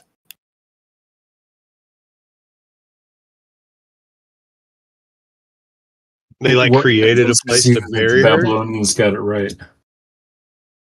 There was two people. What? What convinces you the Babylonians got it right? Because the evidence is that we live on top of dead bodies. So the dead bodies are there. So that's the story that makes the most sense. Don't dead bodies disintegrate? Like, we have all these rocks and mountains and things that seem pretty long lasting. Like, wouldn't bodies disintegrate? And well, the rocks and the mountains and all that are the dead bodies. They're like fossilized or something? Yeah, through some sort of process. Things can fossilize quickly under a flood process. So if everything is buried in the sediment, it seems to me that the sediment would allow some sort of, mummification, vitrification, or some sort of preservation. Seems to me that if the sediment were to dry and then wash away, what would be left? And here's the other thing. So dead bodies, they don't actually decay. So things either eat it or it just sits there.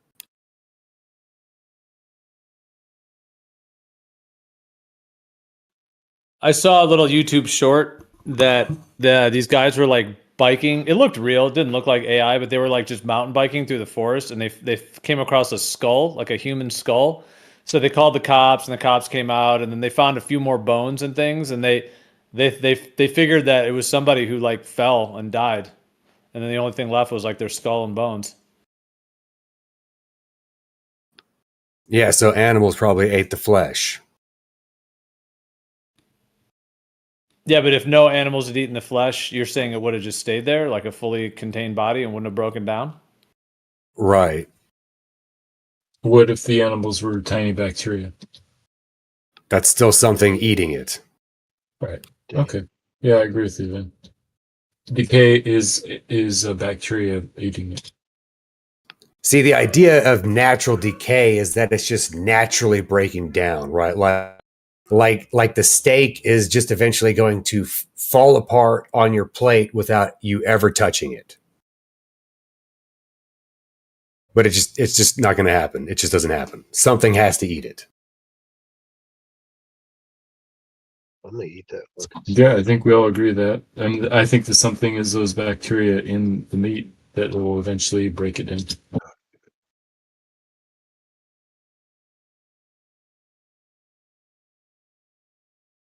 heard stories of Soviet scientists, these communist scientists. They find like a dead animal in the permafrost, and they were so hungry and starved under communism that they ate it, even though it was possibly thousands of years old.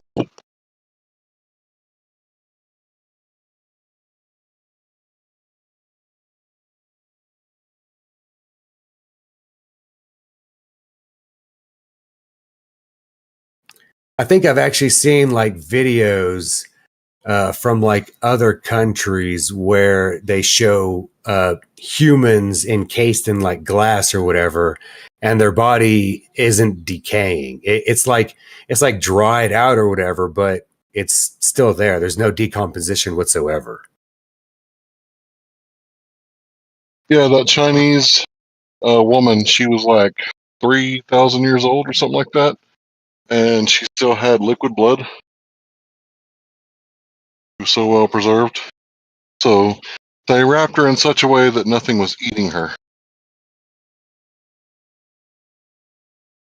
Penguins in the permafrost in Antarctica, I've heard stories about that, how they won't decay.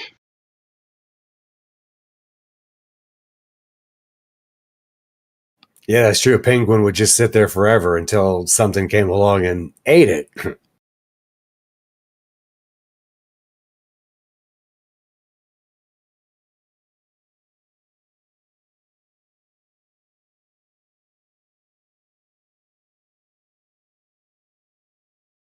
Ruhif, are you going to join the Globe team rebuttal of the Celestial Theodolite on Monday? I very much doubt it. They're all getting together. I'm sure they are. All right. You're not on their team?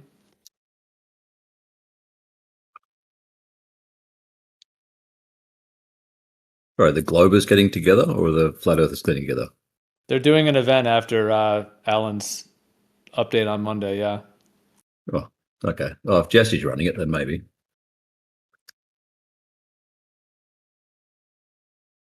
But I see no point in engaging with Alan, Heffron, Shane, etc.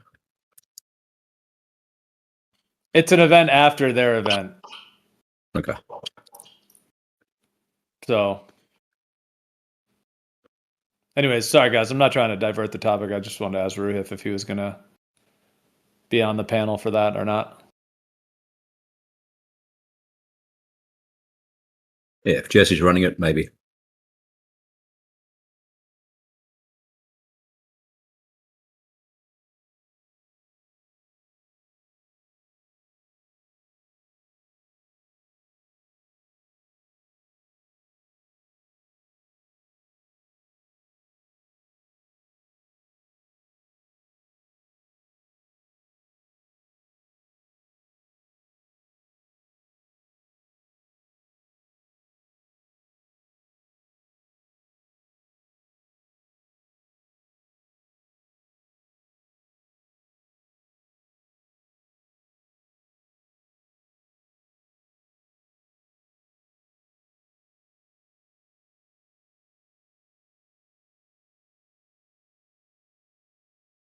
Thinking about what Arian said about single-celled organisms. Like what part? You know, the part that we don't know of any single-celled organisms. Show us some single-celled organisms. Well, amoeba, right? No, there's no such thing as a single-celled organism. Yeah, there's always multiple cells, not just one organism hanging out by itself.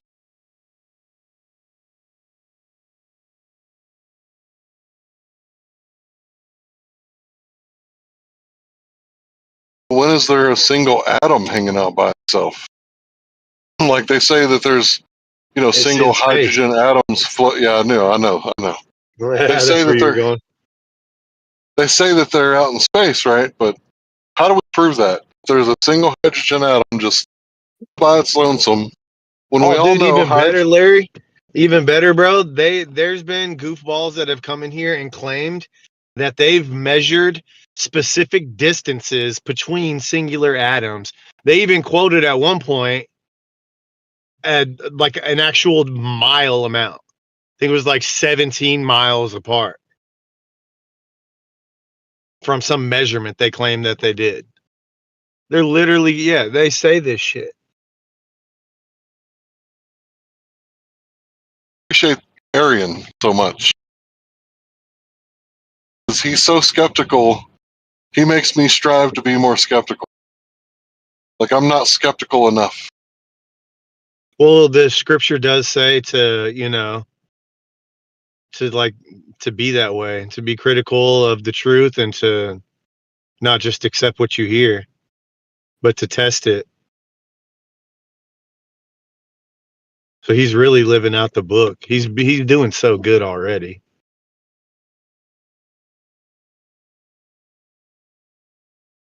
Well, you know what hearsay is, right? Heard someone else say it. Yeah, it's heresy. Burn the witches. Yep. It's usually an officer's testimony.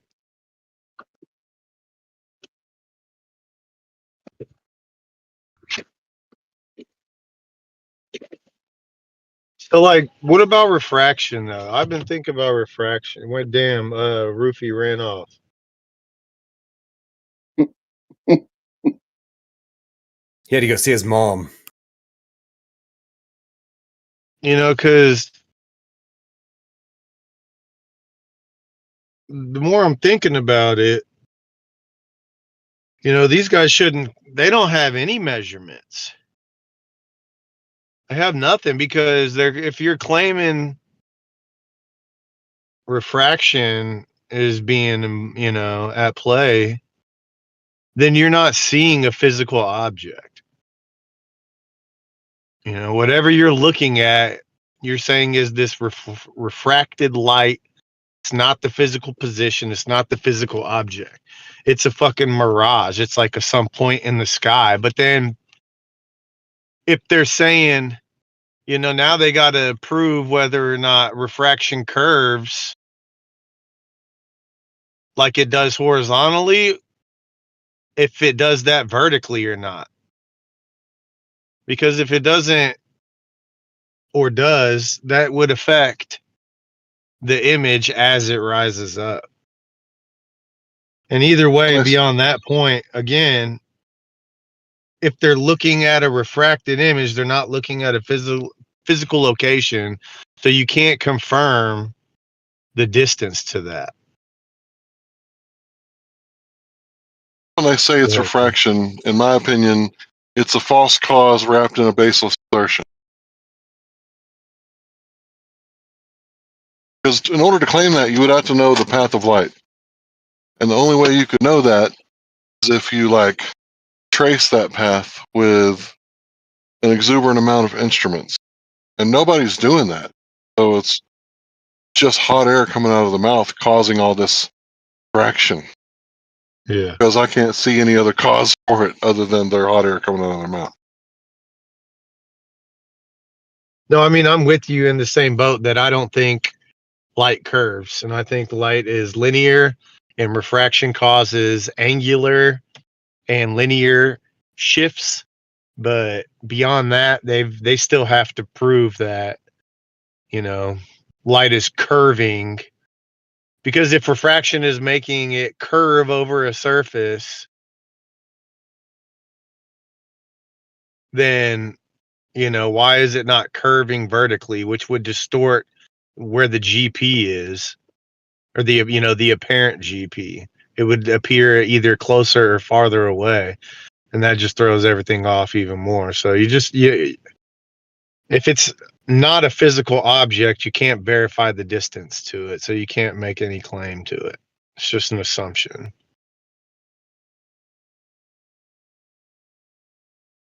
So they need to either figure out whether or not they're seeing physical things. Because if they're not, then, you know, they might as well say they're looking at the horizon.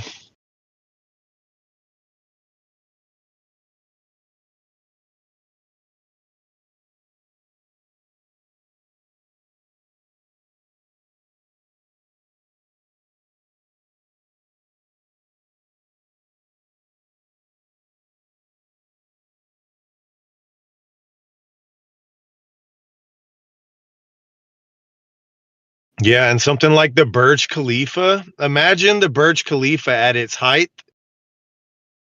Imagine even 1 to 2 degrees of a tilt, how much length that gives to that thing. It's definitely measurable and noticeable.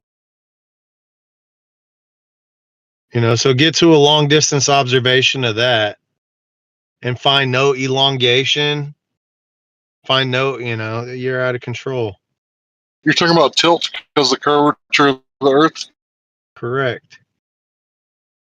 Okay, over and over again, I've said this is a bad argument. So if you divide 24,901 divided by 360, I think it's like 1 degree per 70 or 80 miles. I can't remember the exact number. Right. So at 1 foot, it's going to be really fucking difficult to notice 1 degree of tilt. People have to use a tool, an instrument, a level to find that sort of tilt. Now, if you're looking for 2 degrees from 140 miles away, you're not going to be able to see it. 1 degree is hard to see, 2 degrees even harder, and 4 degrees exponentially harder, right? I've always said that this is a bad argument. Please stop making that argument. Unless you can give me Okay, a so reason why it's a good argument. All right, all right, I'm gonna try real quick. So just off of quick Google, what's the world record long distance photo? Long distance photo taken on Earth, officially world recognized Guinness World Records, captures the French Alps from the Pyrenees. And we know there's something longer than this right now, right? This one's old, but this says 275 miles. So 275 divided by 69 is 3.98. It's almost 4 degrees. Now add that with the height of the Burj Khalifa, right? And have a 4-degree angular tilt to it and watch how much it elongates and shortens it. That's measurable, bro. How high is how do you do the math on that? Let's do the math real quick. How tall is the Burj Khalifa?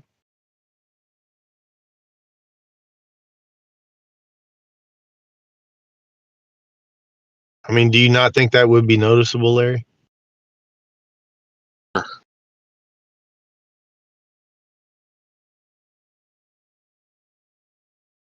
It's almost half a mile tall. 2,717 feet tall, dude. Jesus fucking Christ. There's Rob. There's your straight line right there. There's your, fuck 400 meters. It's 828 meters straight up. Just lay that bitch on its side. No response, Larry. I just don't think it's a good argument. I don't think it would be detectable because you'd be detecting it with optics, right?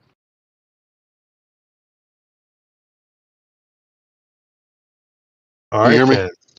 Yeah. So then, how are we confirming the curve?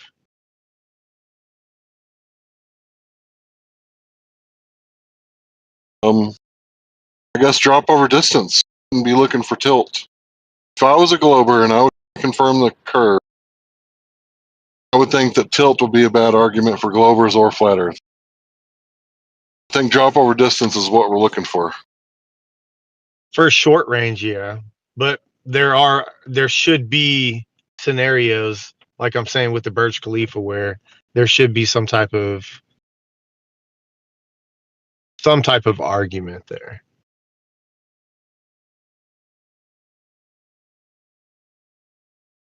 So you're going to see it tilting.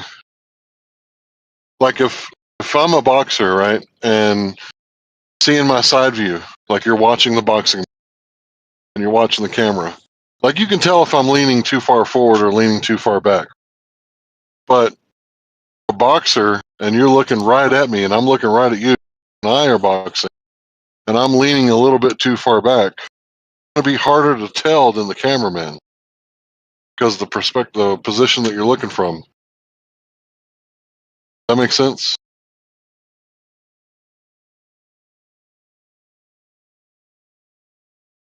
Say it again. I was thinking in my head. Sun, someone leaning back, it's harder to tell that they're leaning on their heels. You're looking straight at them. But if you're looking at them from the side view, it's easy to tell if they're on their heels.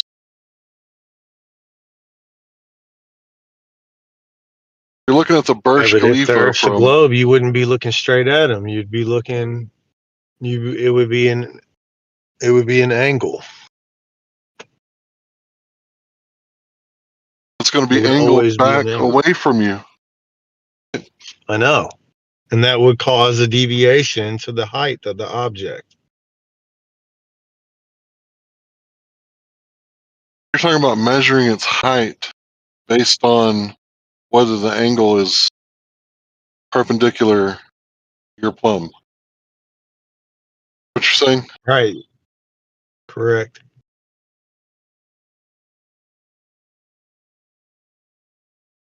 You know what? Maybe I'm wrong. Monk's still in here? Where is he at? Is he in here? Argument that DeMont has made for a long time, and he has yelled at me so much when I tell him to make that. DeMont, this is one of his arguments. And I know he has something to say about it.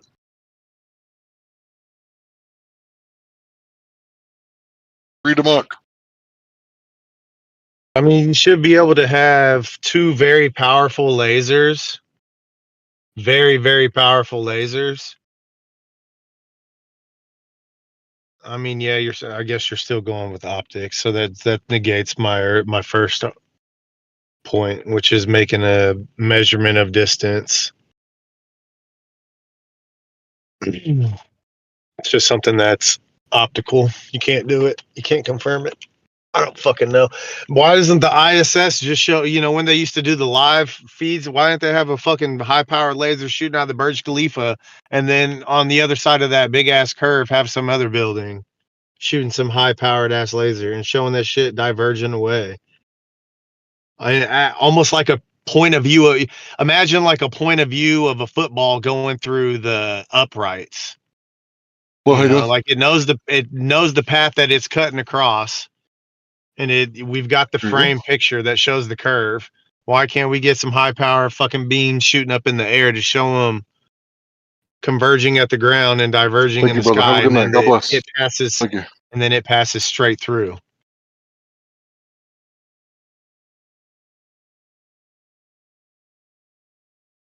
Let's see that shit. And then as it's live streaming, have people breaking the beam, doing Morse code, live Morse code and shit. Signal senders, wind whisperers. This shit's doable. There's some way to do this shit, but they won't do it. But fucking Katy Perry can go to space, bro.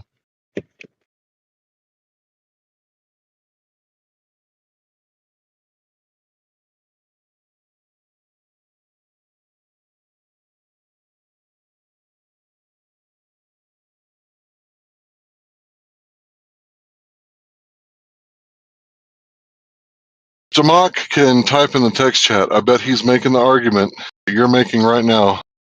And he's telling me that I'm a dumbass or something like that. He might be right. I just, I've never understood the argument. Or, never made sense to me to be a compelling argument. I'd be wrong, though.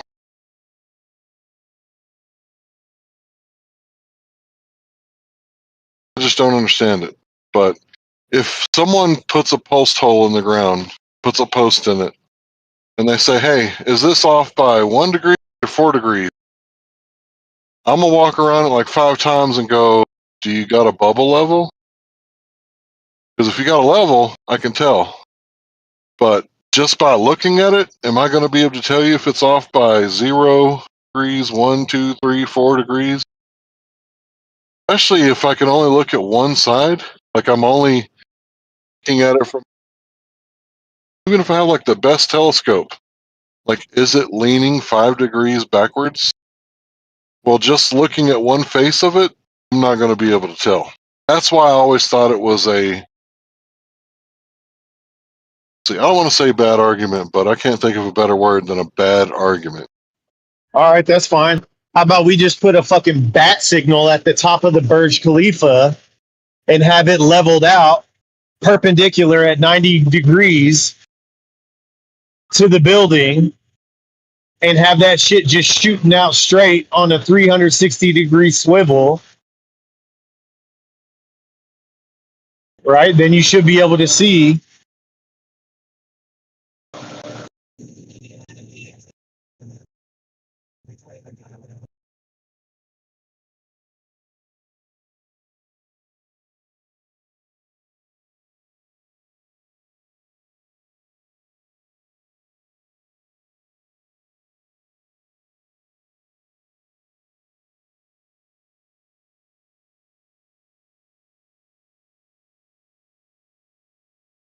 Anybody else want to chime in and tell me how I'm wrong? Very possible that I understand this.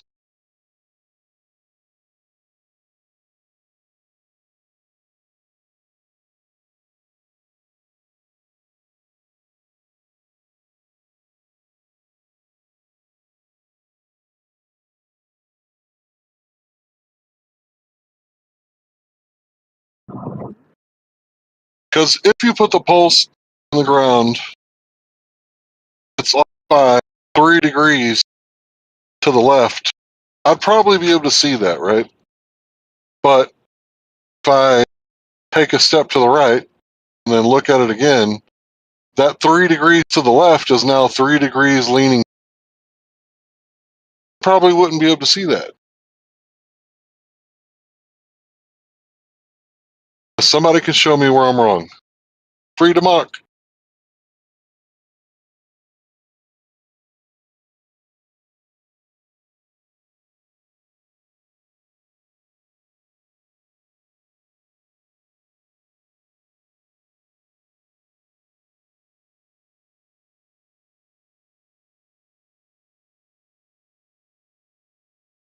Now, if it was 33 degrees,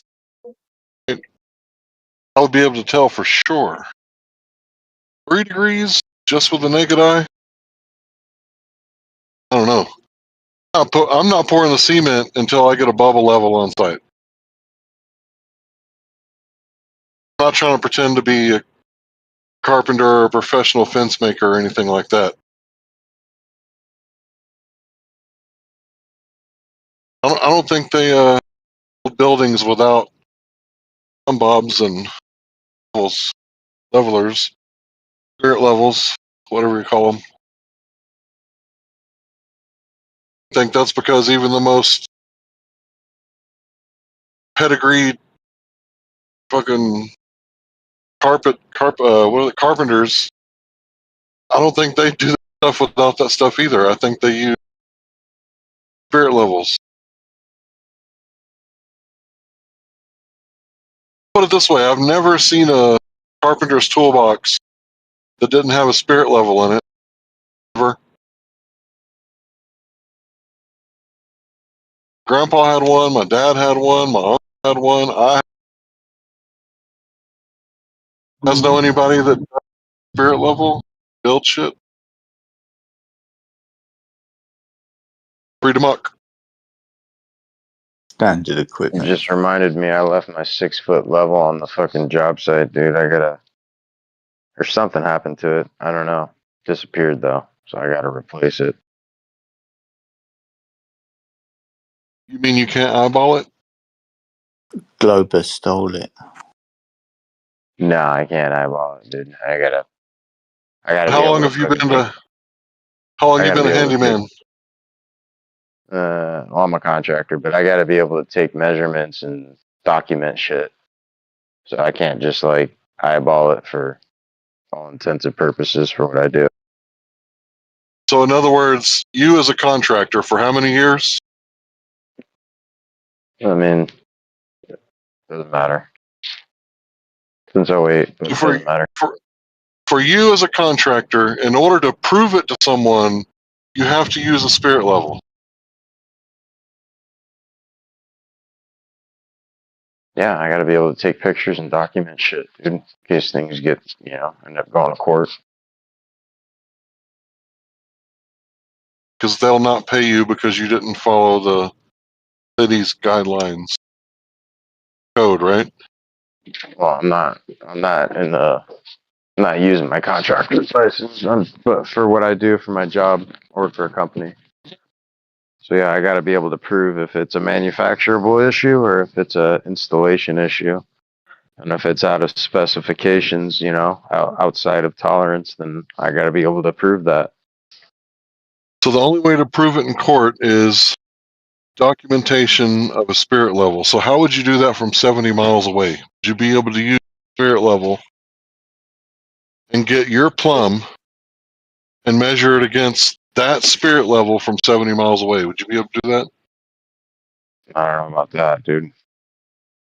Hey, I that's do what I'm saying. everything That's why up close on the, you know, in person on the job. I'm saying this argument doesn't make sense to me, and I wish people quit making it.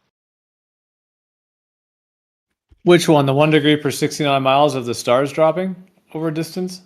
No, it's the 1 degree of tilt per 70 or 80 miles. You know, 24,901 divided by 360.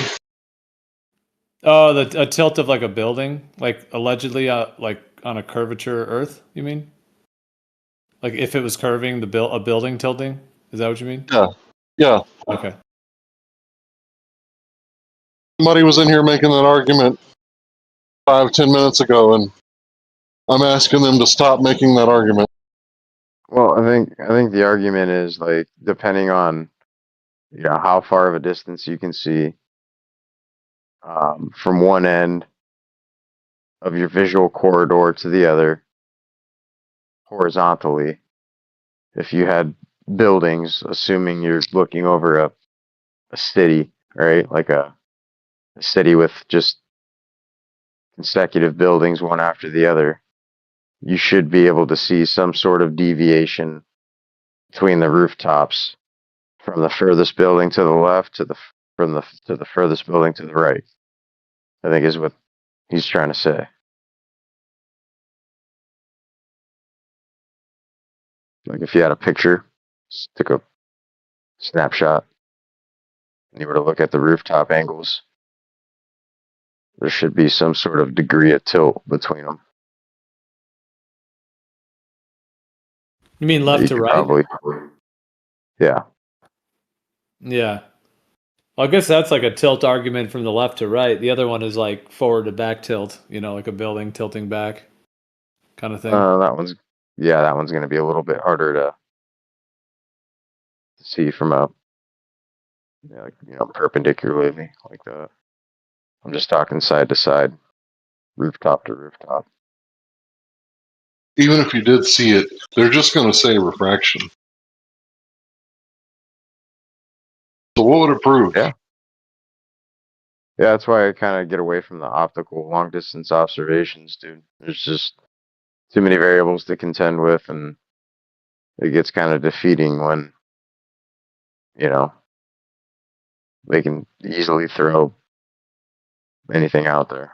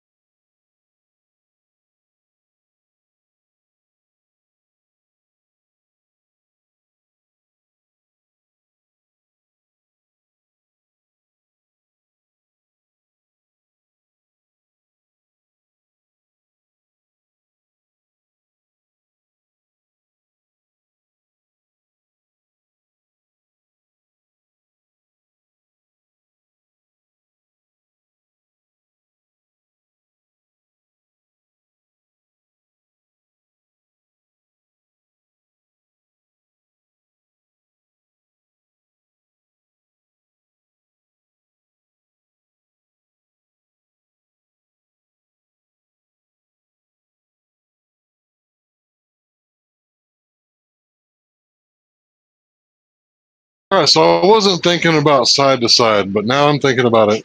And if we're looking at a building to the left that's 70 miles away from the building to the right, What are you going to see? Like, other than a wobbly rooftop? Well, how much drop is expected on the globe model at 70 miles? I thought we were talking about the tilting of the buildings and noticing it by the roofs. Well, yeah. I mean, in order to get that, I'm sure you have to have that slope. Well, if you Drop, ask, I asked Chat GPT, and it doesn't claim you would be able to see anything due to refraction. It just sticks to, in this case, the apparent height of the Burj Khalifa would be negative, which means it would not be visible above the horizon from a distance of 275 miles due to the curvature of the Earth. The height of the building is insufficient to overcome the drop caused by the Earth's curvature over that distance.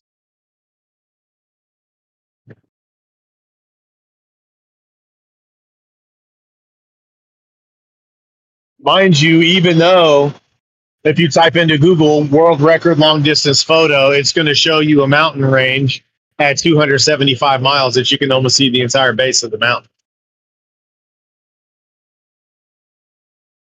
So although there may be too hard or too intricate of a request to measure the angular distance, or, you know, the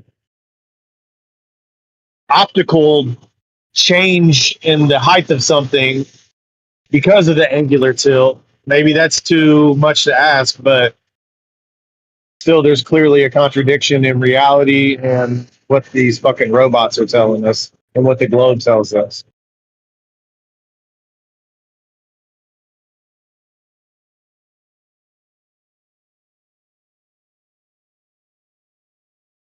Hey, what's up? Hello. Yo, Larry. Yeah, go ahead.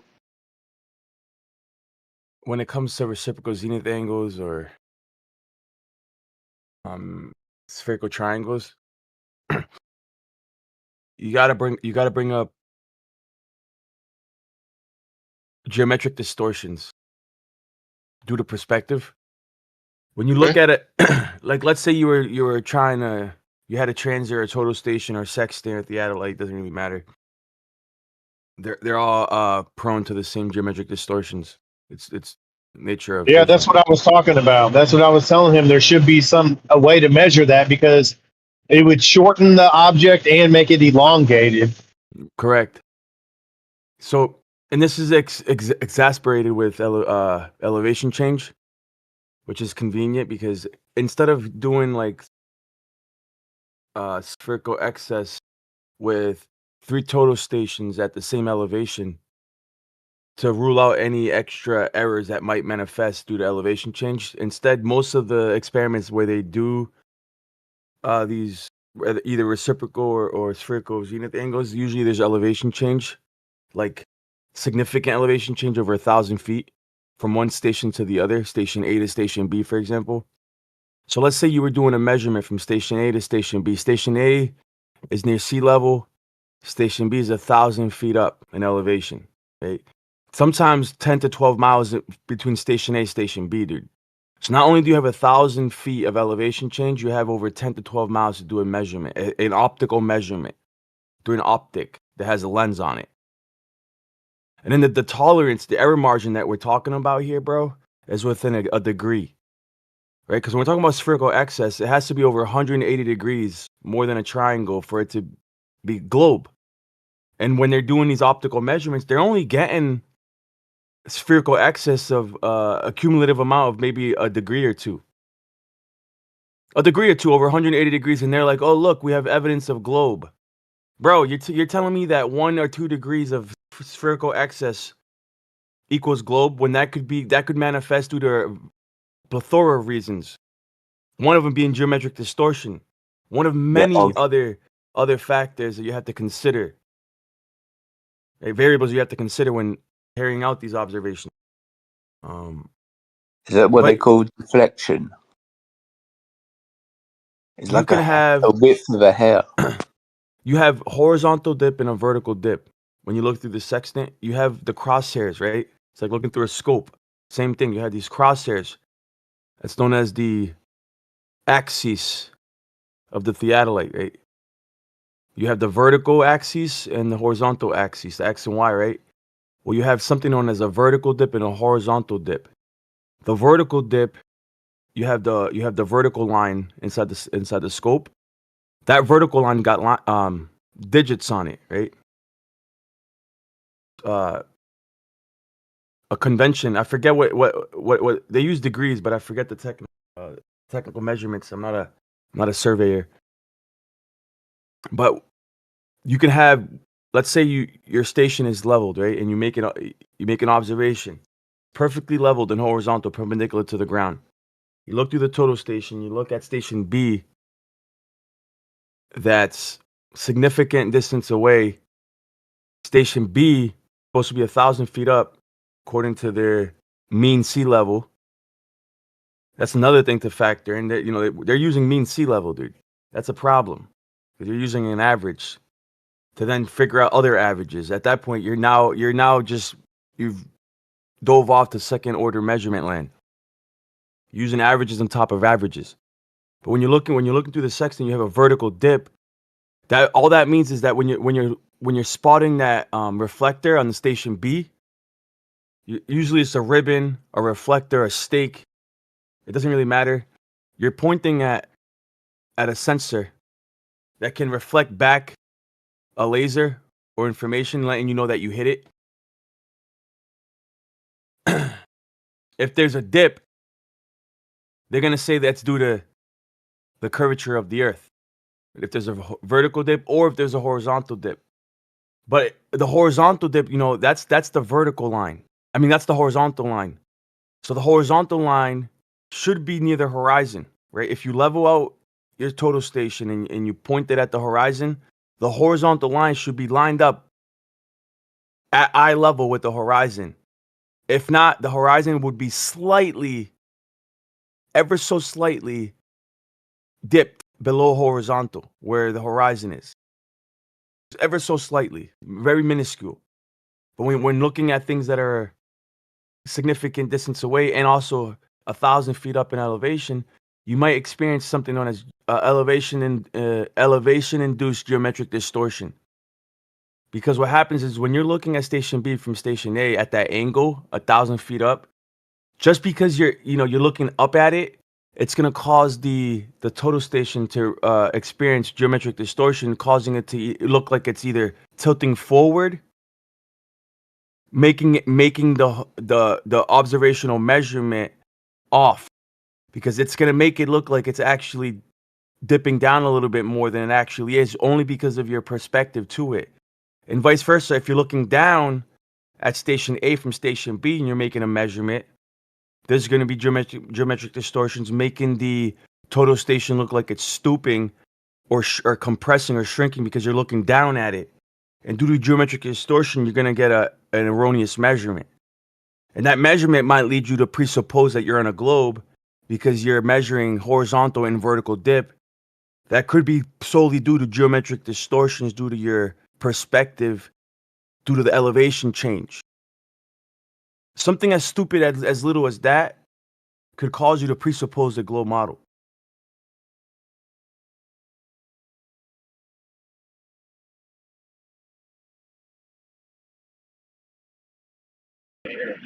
So you're saying it's a good argument. It's doable. It's a good argument. I've used it. Okay. And not only do you have the geometric distortion up and down, it's also from left to right. They've noticed left and right refraction. So you know how was it Fresh? He was talking about putting like a laser or some type of light and pointing it straight up and having it perpendicular to the ground, and then having another one like all the way to the west, and see if those two lines diverge, like reciprocal zenith angles. You know how they're supposed to diverge on a globe? Or even if the Earth was flat, like let's pretend it was flat for a second, be neutral. If you were to set up this experiment to see if there was diverging lines. Even if there was diverging lines, you could still have diverging reciprocal zenith angles on a flat Earth simply due to geometric distortions. Just visual distortions, the way that we look at objects from different angles might cause a what looks like to be reciprocal zenith angles diverging.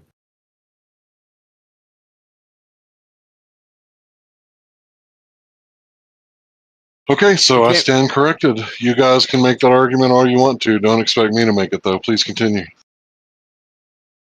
Now, I don't think it's possible. I don't think these experiments are possible. That's why I'm with Tora, dude. A lot of these things we can't. They're better proven It's a good argument, than but inductively. Hold on. You said it's a good argument, but we can't do it? Like we Yeah, can't it would apply... be in theory. In theory, it sounds theory. Oh, maybe like that's it would work. Make the argument. Come on, bro.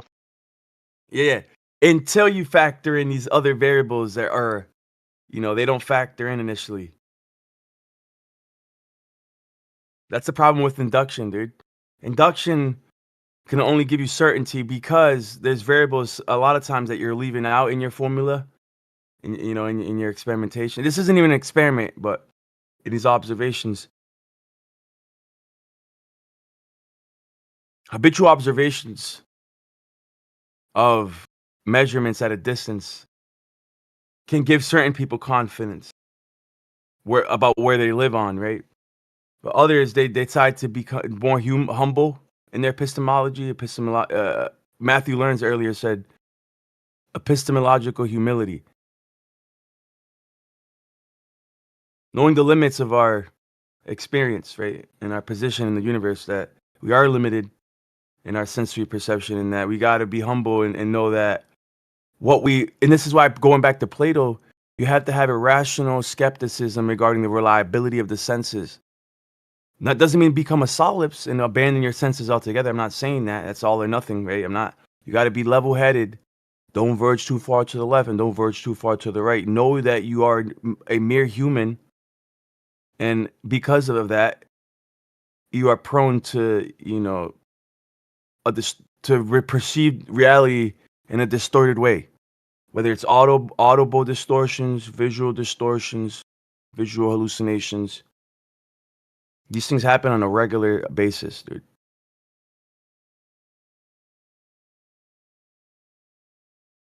What do you think is causing the distortion that you're referring to for it to displace like that?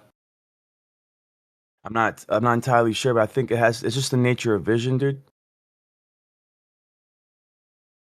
And to really isolate the causes and get down to the bottom of all this would require controlling like variables that are out of our control. You know what I mean? Like we are limited in our potential, and that's why Hume's problem of induction to me is very profound, because it showed me that science is really limited. Where before science was like the ultimate avenue for acquiring knowledge. Now I don't look at it like that anymore. So after saying all that, you said that problem with induction and the problem with variables and the problem with applying. How is it still a good argument? I mean, is it a good argument for the YouTube channel? For Sounds Like Words? Or how is it a good argument after all saying all that at the end? Not. You're right. But if you're short-sighted, you'd be like, oh, let's just set up some laser experiments and prove flat Earth. Let like, those who have it doesn't work ears like hear that. and listen. You can't just set up lasers and prove flat Earth, bro. If it was that easy, we probably would have wrapped this up a long time ago, dude. But I got ears and I listened to every word that he said. And I tried my best to be open-minded. At the end, I'm thinking, how are we going to apply this? Because once again, you have to be able to measure it equally, distance simultaneously, due to Plum. I don't know how that's possible. You can't be in two places at once. Like, you can have a camera at the other place and a live stream, I get that, but like, you can't physically be at two places at once. Thanks.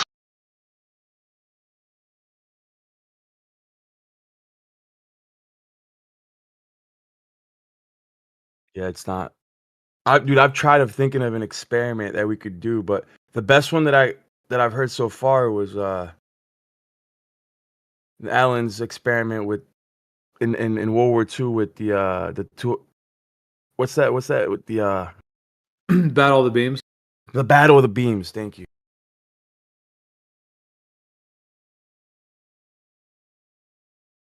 You mean replicate that?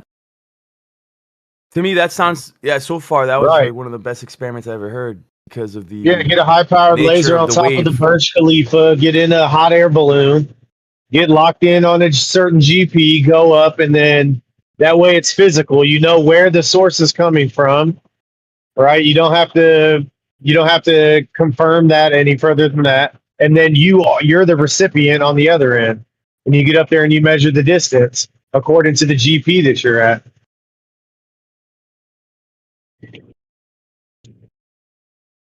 Oh, so this is like put 1,000 drones in the air, distances with lasers, and see if they diverge.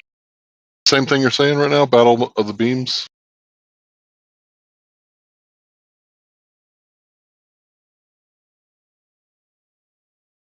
Like the same thing? Seeing if the beams are all level from drone to drone?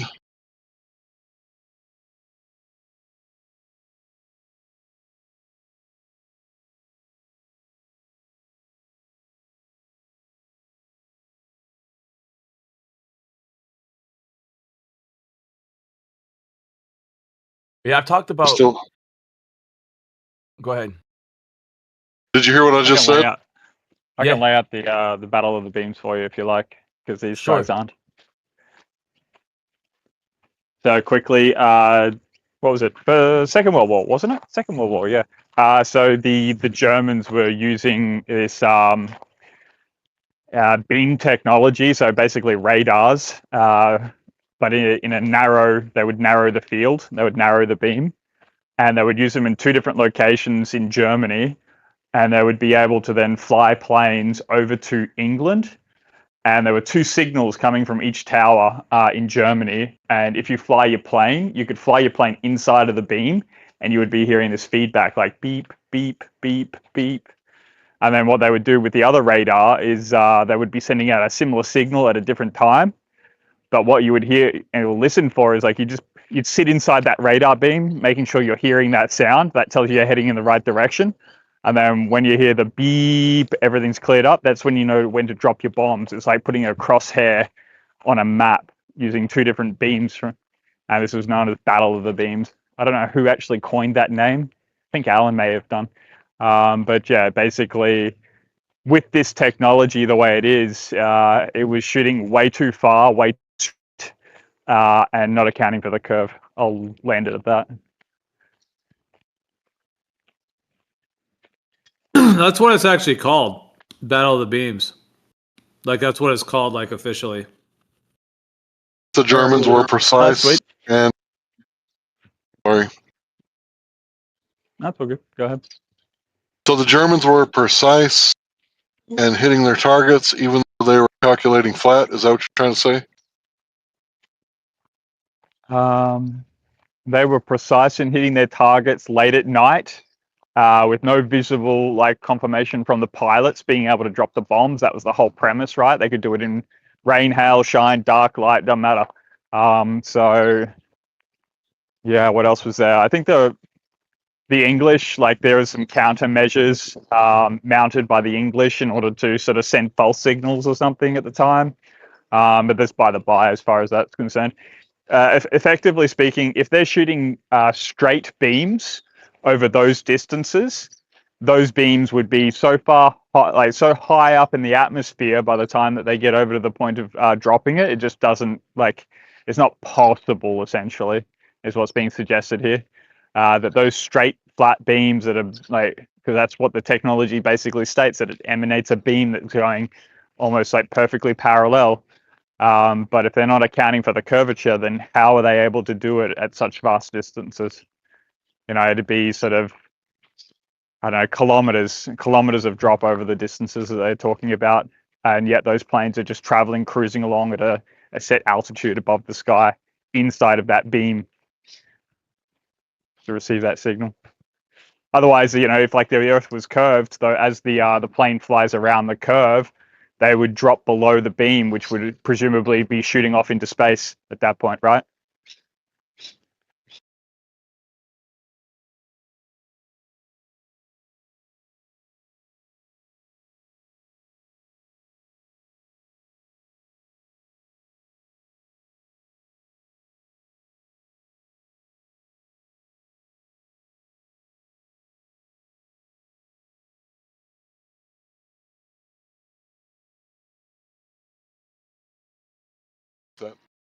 Thanks for explaining it. Makes sense. I think we always got to remember to be open-minded, because I gave you guys a fair shot, the tilt, but I'm still not convinced. But if you guys want to make that argument, who am I to tell you what argument to make? I bet some of you guys really fucking hate the cosmological constant crisis argument, and I'm never going to stop making that argument. Please continue. Yo, where's the description for this server? I'm just wondering, because I remember looking at it the other day. It's something about come in here for debates and stuff. I don't know. Larry, of course you're gonna do that because you fucking coined it, dude. That's your patent. That's your baby. No, I didn't coin it. Yo, Larry. Huh. So I'm on Battlefield, right? And I'm trying to invite people in here, dude. You mean a link? An invite link? Grown ass man ain't nobody playing. I'm trying to get the you know how it says the description on the invite link, it'll say like debate server, flat earth, cosmology, or whatever, I want that description to copy it. I mean, I'll post in the chat. Like that's usually what's on all the videos. I don't know. I went on YouTube, but it's not on it. Yeah, it's in the description. How do we filter the caliber of these people you're inviting in line? Like, we're just gonna open source it on Battlefield of all places. Bro, hold on. Now, see, there's another description though. There's another description I read recently. That's not it. A description of what? Better. What, the Battle of the Beams? About Earth Awakenings, because it mentioned debate. This one doesn't. You mean the one that comes up when you click on the link? There's one that says debate. I just want to post it in Battlefield, see if people join. I'm in here right now, warring with these guys. I'll be there soon. Are you trying to tell them the map is flat or curved? Like, what's going on? So I'm in here, but I'm not in here. I'll be playing Battlefield. For those of you who don't know, Battlefield is a 5-star game. I don't know if you like first-person shooters. If you do, this is a Battlefield simulation that's 5 stars. Yeah, I agree. Promulgated by the U.S. military in order to encourage people into, war games. Ooh. Agreed. Ooh, all these war games are getting people all familiar and into the war stuff, so they're willing to go to war and fight for them. Dude, they're in training to be drone pilots, with all this gear stick, little joystick they're playing around with. Yeah, but think about it like this, bro. You know how we in here doing this? We could be doing the same thing inside of Battlefield. We need to expand. No, I'm playing. No, but seriously, imagine just having you're out in the field somewhere, in a virtual space. That's what Grand Theft Auto is gonna be like. There's gonna be coffee shops. There's gonna be it's gonna be insane, dude. Actual artificial real estate on the market, digital real estate. You have to have a monthly subscription to get the new Grand Theft Auto. The new Grand Theft Auto is going to be revolutionary, guys. I don't think the world is ready for it. It's basically the next internet before we get the next internet. That's what everybody's saying. You know the internet 2.0? Sort of principle. Yeah, internet 2.0. Right now we have this internet, web browser, but the next internet browser is not going to be 2D. It's going to be virtual reality. Instead of interfacing with a 2D browser, it's going to be more like you might have 2D browsers within the virtual space where you can sit down at the library and go into the 2D browser, but within the virtual space, it's going to be a second life, dude. Well, I don't know. I'll just be hanging out here in reality, admittedly online. But you got bring your Battlefield people over if you like. Discord. I mean, think about it. Discord is primitive technology compared to what's coming, dude.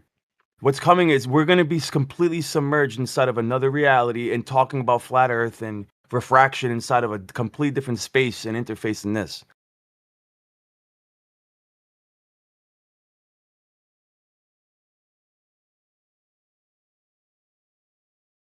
Wait, what are you talking I'm about? just saying. Like not in Discord, you're saying? There's different interface potential, right? And people are already taking advantage, but the next Grand Theft Auto, people are propping it up. It's supposed to be revolutionary. They're already like they're trying to establish the framework to sell real estate. Like Snoop Dogg, like artists are buying up real estate already. Like they're prepping for the release, and it's gonna be a big deal, wasn't dude. he? Is that in the metaverse or was that a crypto thing? They're all trying to do it. It's who's gonna come out up top. I don't know. Mark Zuckerberg's trying to do it with Facebook. Elon Musk is definitely working on something with Neuralink. And then you got Grand Theft Auto on left field coming out with this new virtual world that's probably gonna be unsurpassed by anybody, dude. Like Grand Theft Auto's been doing this for a long time. You know what I'm saying? Like Mark Zuckerberg can try, but dude, Grand Theft Auto is gonna be it. Cole's going to be happy with all the I don't know, Grand Theft Auto is classically like orientated around gangsters and hookers and strippers and shit. So I reckon Cole might be in his element at that point, but we'll see.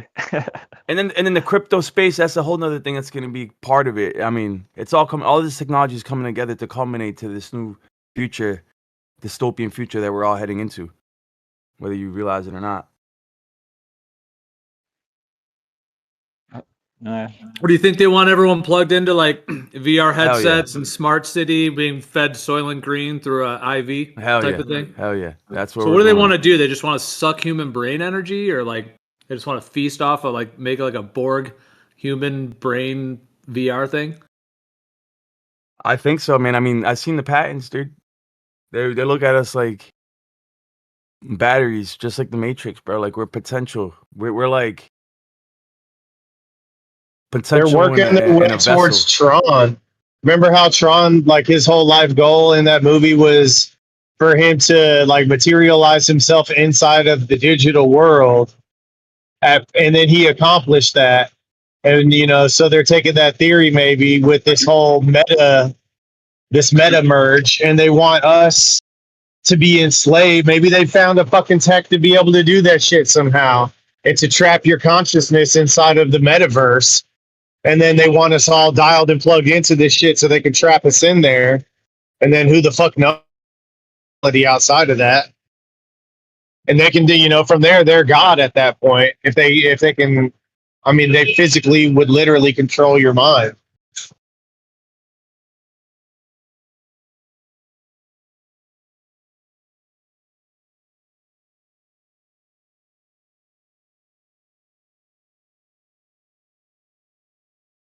But it's not all bad, dude.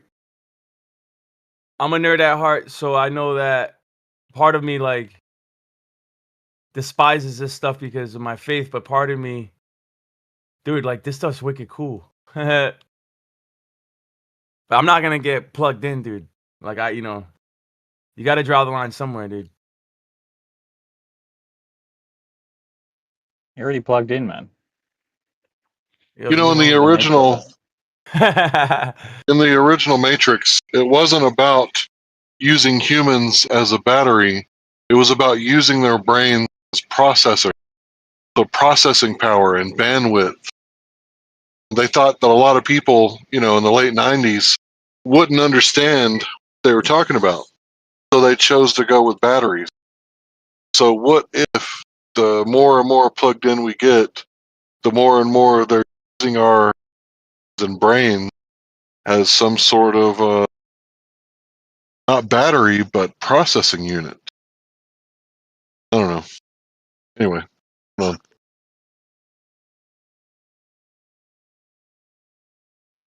Well, they already kind of do that capture technology, right?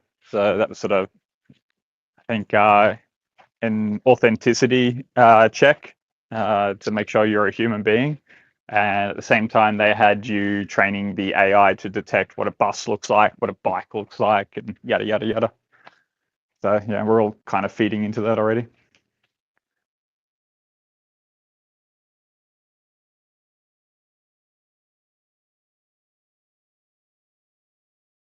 There's this guy I follow from Australia, actually. You're in Australia, right? Right? Yep.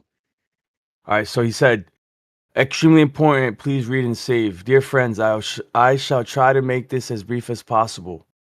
You're receiving this message because changes to the internet and social media are coming to Australia, and they will affect my online presence and your ability to stay in contact with me, and my ability to speak about posts and about posting certain things.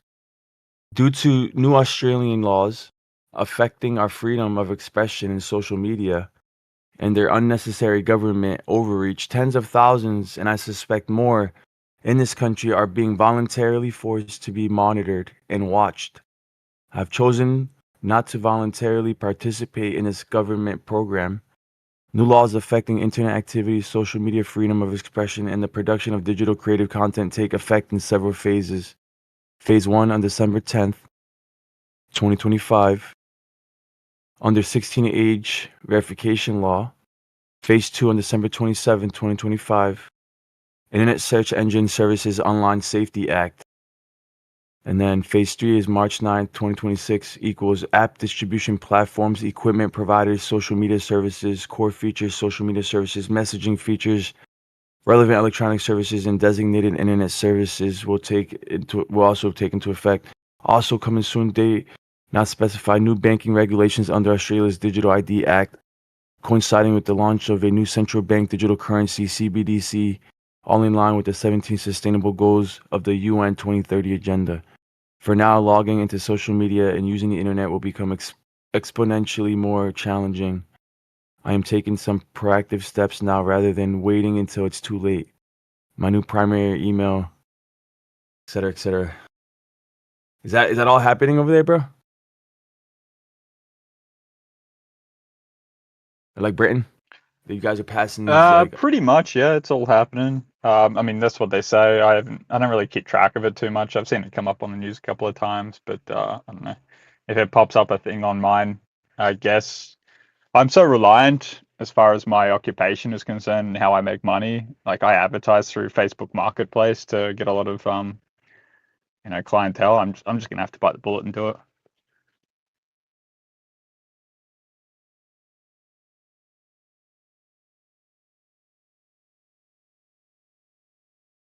Like what is it? Am I on? Yep. I have been told that there are ways around this thing, but I'm not going to go digging in until it's actually a problem.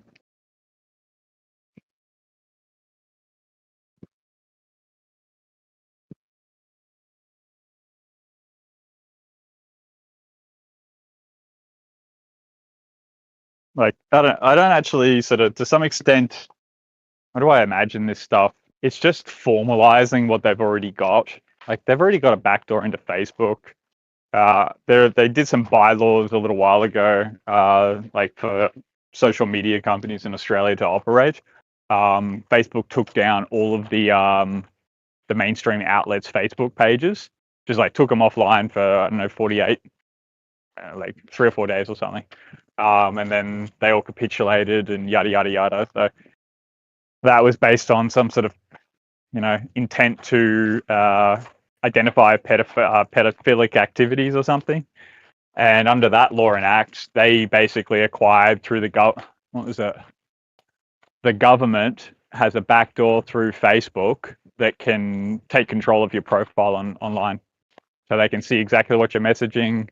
They can even write messages on your behalf, because presumably if they identify a pedophilic account, then they want to know who else is associated with that account. So they've got this ability to sort of then write messages on your behalf. And then all this other stuff is just formalizing it more. So if these guys really wanted to get the access. They can find out who you are, whatever you post. They're already like, knocking on people's doors when they write something on Facebook that they don't like. I guess maybe some people don't identify themselves fully, so they can't like link it all together if you don't appropriately sort of sign on or something. But some people obviously just put all their information up there. And what is it? It's not that difficult. They've got your email, they've got your name, what you look like already in the government. And like Facebook's got a lot of that information already. So, I mean, they can pair it up pretty easily. This is just going to basically make it so much easier for them to link it all back in.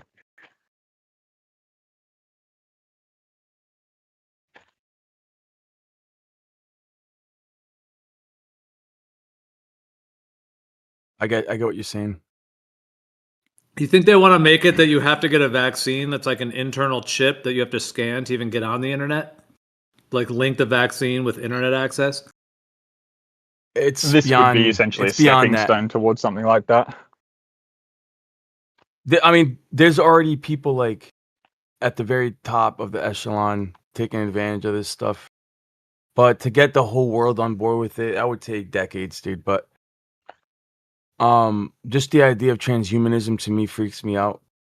But they're going to be merging machines with AI and AI machines with humans very soon.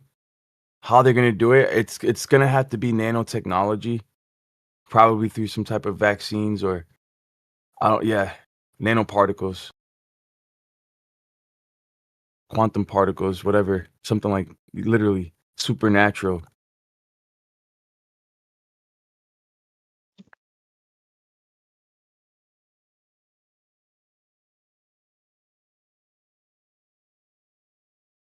All they got to do is put it in the food supply. Fuck your consent.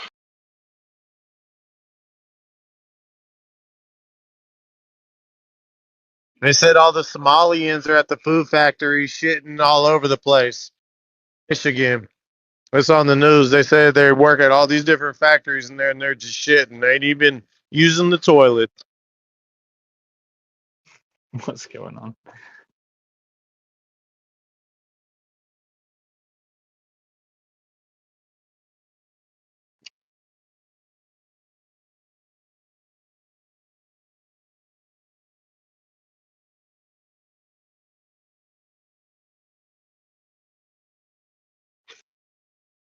The last kingdom, according to Daniel, I can't resist. The last kingdom, according to Daniel, is supposed to be made of iron and clay. Right? Symbolically, iron and clay cannot mingle. The clay represents humanity. We are made of the dust of the earth. He is the potter.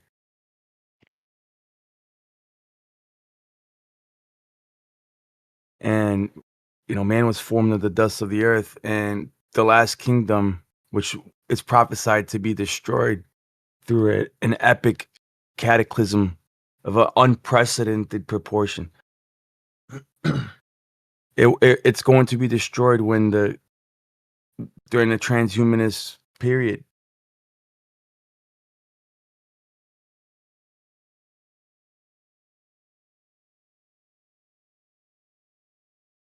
I believe the prophecies. Well, even to use the word awakening, like you don't think we're in an awakening though, that these guys are going to lose power, like from that perspective of it, like that where humans are waking up to their shenanigans, and eventually will get to a point where they won't get their whole new world order dystopian thing. Catch-22 though. Catch-22 because I'm not actually I might be using Catch-22 incorrectly right there, but the reason I say that is because you have part of humanity that is waking up, where right now it's more polarizing than ever. The divide is so clear, right? It's like, which side are you on, Gio? Like at this point, like you gotta kind of have to choose which side you on. Are you on the good side or the bad side? And the bad side comes with this all of this package, right? The transhumanist package, the autonomous package. It's just like you are your own god. You make your own decisions. You've decided what's right, what's wrong. They've decided that they're their own gods. They want to create a breakaway civilization They think that they can escape this reality in apotheosis, transcend, become gods themselves through their own works, their own futile efforts. They think that they can somehow transcend their own bodies, dude. This is the hubris, bro. This is why God laughs at their inventions, their devices, bro. Like, are you guys serious? God loves. God loves. God doesn't laugh. You got the wrong God, unfortunately. Whatever, dude. Yeah, you think God's sitting up there laughing. God's not laughing. If God's up there, everyone's his children. And God doesn't think the way you think. You may think you know God by reading these books, but obviously you don't, because God's not up there laughing. He's not up there counting his minutes so he can come and fuck up his children. Both sides are fucked.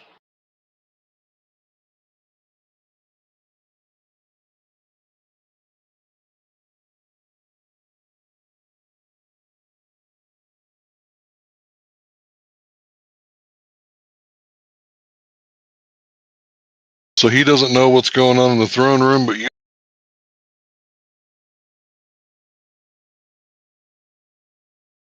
And where did you get this divine information from?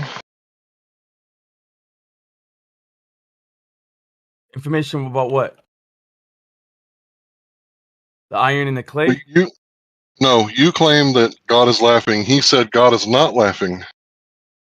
How do we know who's right? Where did you guys get this information from? I got it from the word of God. It says it in the word of God that he laughs at man's inventions. It's in the word, dude. I didn't make that up. I'll pull it up. I'm playing Battlefield. I'm in a helicopter, but I'll pull it up. Give me a sec. No, take your time. I got all night. So the other guy who said God's not laughing. The other guy. Did you get that information that God's not laughing? I don't know. I don't know if God's real or not, but if God is, he certainly wouldn't be up there fucking laughing. You don't know if he's real, but you know that he's not laughing if he is real.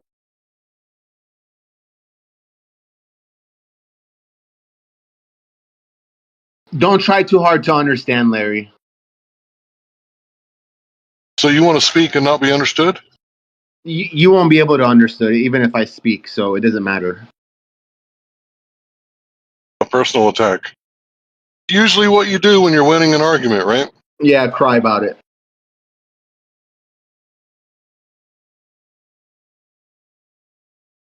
Demons. That's his thing, dude. Demons. Yeah. That's funny, bro.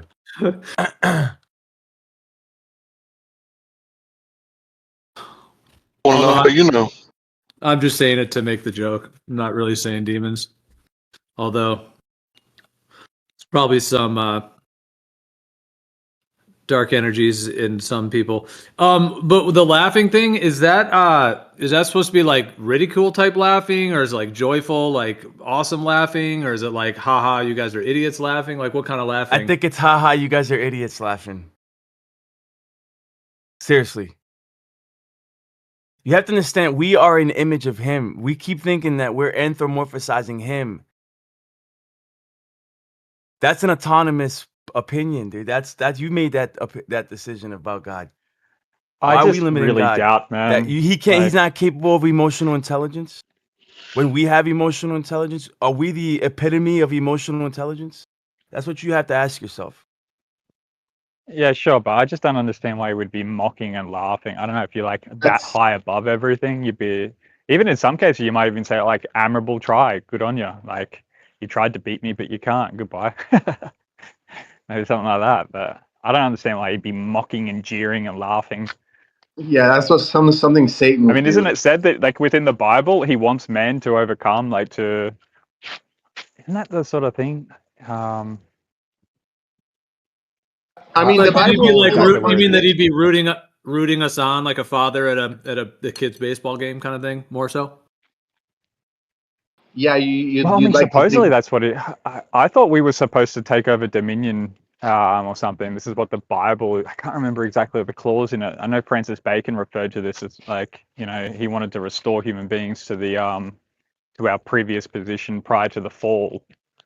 That's sort of some of the connotations that he's offered up, but.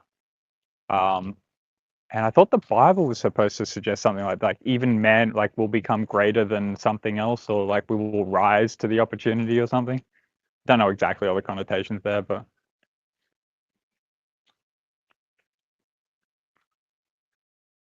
What were you gonna say before Gatebreaker? I kind of interrupted you, maybe.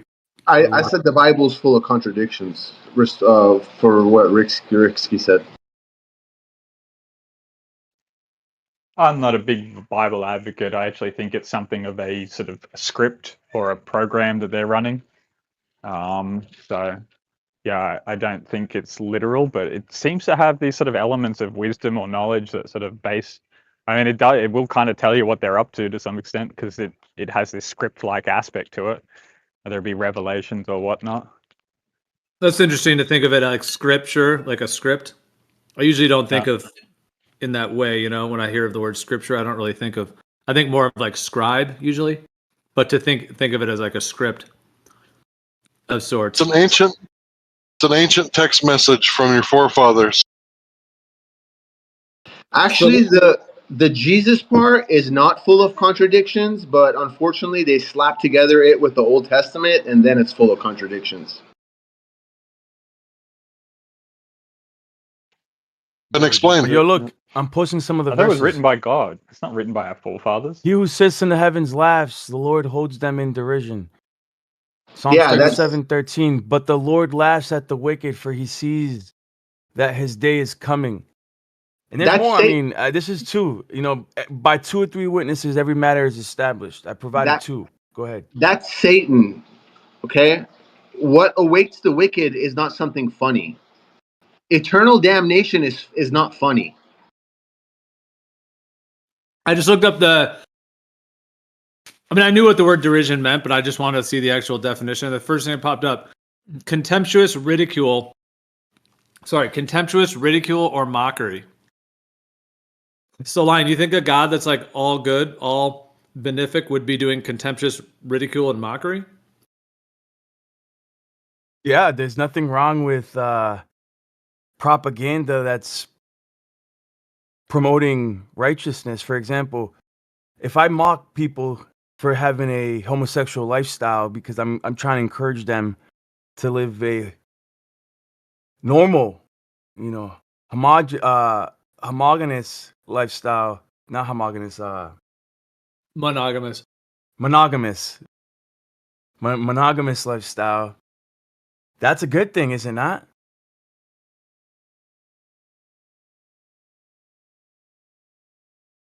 Well, do you think mockery and ridicule is moral? Yes. When with the right intentions, yes, because it could encourage, like, public shaming is a good thing. Why would we take away public shaming if it's direct, if its intention is to correct an unfavorable behavior? Might be favorable to God. You never know, or God's plan. Maybe God wrote it. As far as your job's to be the best loving human being you could be. I mean, what's an example of public shaming that would be legitimate? Like the Scarlet Letter type thing where she had to wear an A around her neck. But like what? That just came to my mind. But I mean, when we were young, I mean, so you seen somebody picking their nose in the classroom, dude. I'd say sign, dude. I'd be the kid that'd say sign. Maybe you wouldn't, but I would. I'm like, dude, like, you digging for gold up there or something? Like, it wouldn't. I'm not trying to attack and character assassinate the dude, but you know, I'd say something.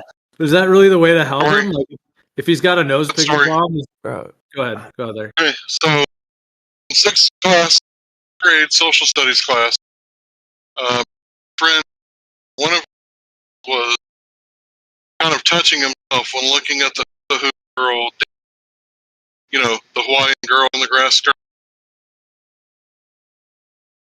Snitch on him was mad, told him make sure he never touched himself in class ever, because we were the only ones that noticed. For him, he only had the ridicule.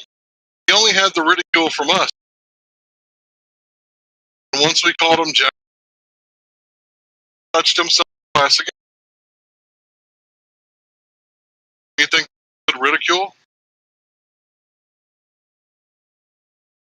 Your connection, your mic's kind of going in and out. I don't know. Did you guys hear him? or- Grade, social studies class. The guy was touching Cutting out himself. bad. Okay, never mind.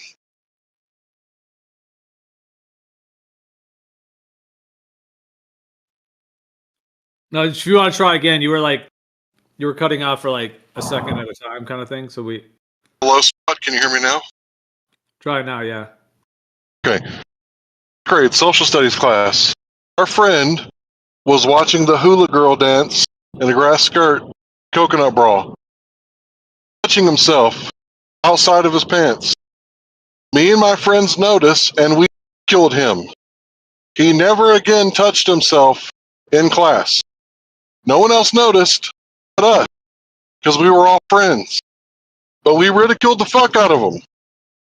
And don't you think that's good ridicule, or would it have been if we made it public and everybody knew that? That's embarrassing, though. Yeah.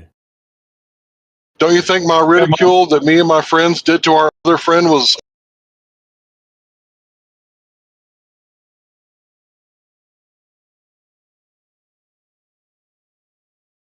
I don't know. I guess you cut out at the end. You're saying if the ridicule was moral or was legit. I guess it depends. I mean,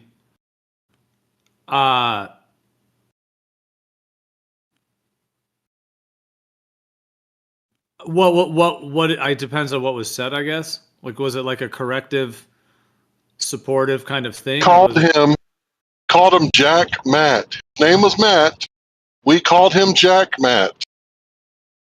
Oh, okay. That was the ridicule. That's the extent of the ridicule. Why would you do that to your friend? Kill our friend so he didn't touch himself in class anymore? Seriously?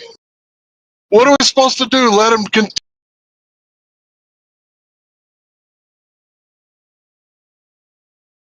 Well, I hear you out? that you are No, cutting my out, bad. but it's all right. We kind of were hearing you. I mean, I hear you. Like, I mean, well, but is that the best way?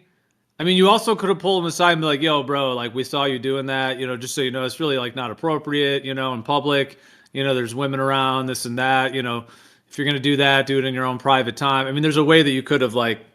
I'm not. We were judging- sixth graders.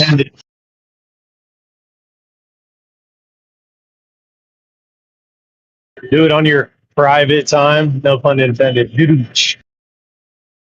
Well, actually, that word derision. Critters. Actually, I was looking up the definition of ridicule just to see what it said. Actually, derision is it says the act. Well, ridicule, the act of ridiculing, derision, mockery. So contemptuous ridicule or mockery. So I guess yeah. So it has contempt to it. Since those words are all connected, to me, it's like subjugation and has contempt. So I mean, I guess one has to choose. Like, is that moral or not moral, depending on the nature of it.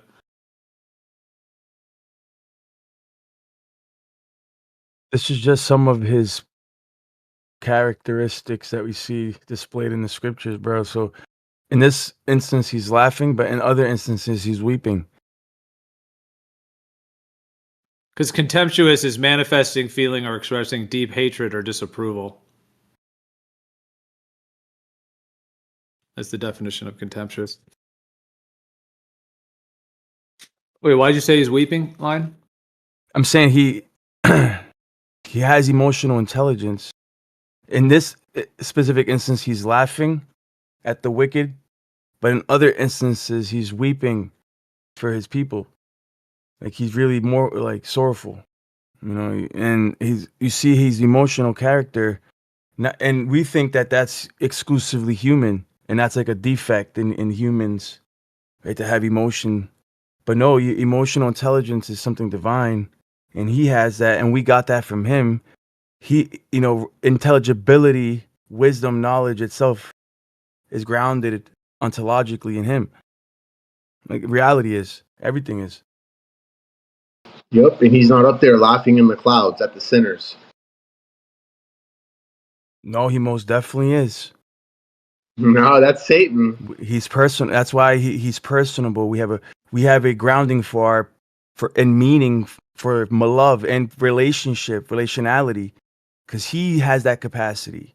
He has that emotional intelligence. We got it from him. He's got You're eternal saying no, he's not. You're compassion. saying no, he's not emotional intelligence. No, he He's doesn't got laugh. No, he I never doesn't said cry. that. No, he doesn't weep. No, he's not Yeah. No, he's not pleasured by our righteousness. No, he's not capable of emotional intelligence. You're the one boxing him in. Hey, Oh, the irony. slow down your roll, Lion. He's got if this so-called God exists, eternal compassion, forgiveness, mercy, and at all times he wants the best for all his children, the sinners, and even Satan. He doesn't have time to be sitting up there laughing in the clouds. That's Satan's job.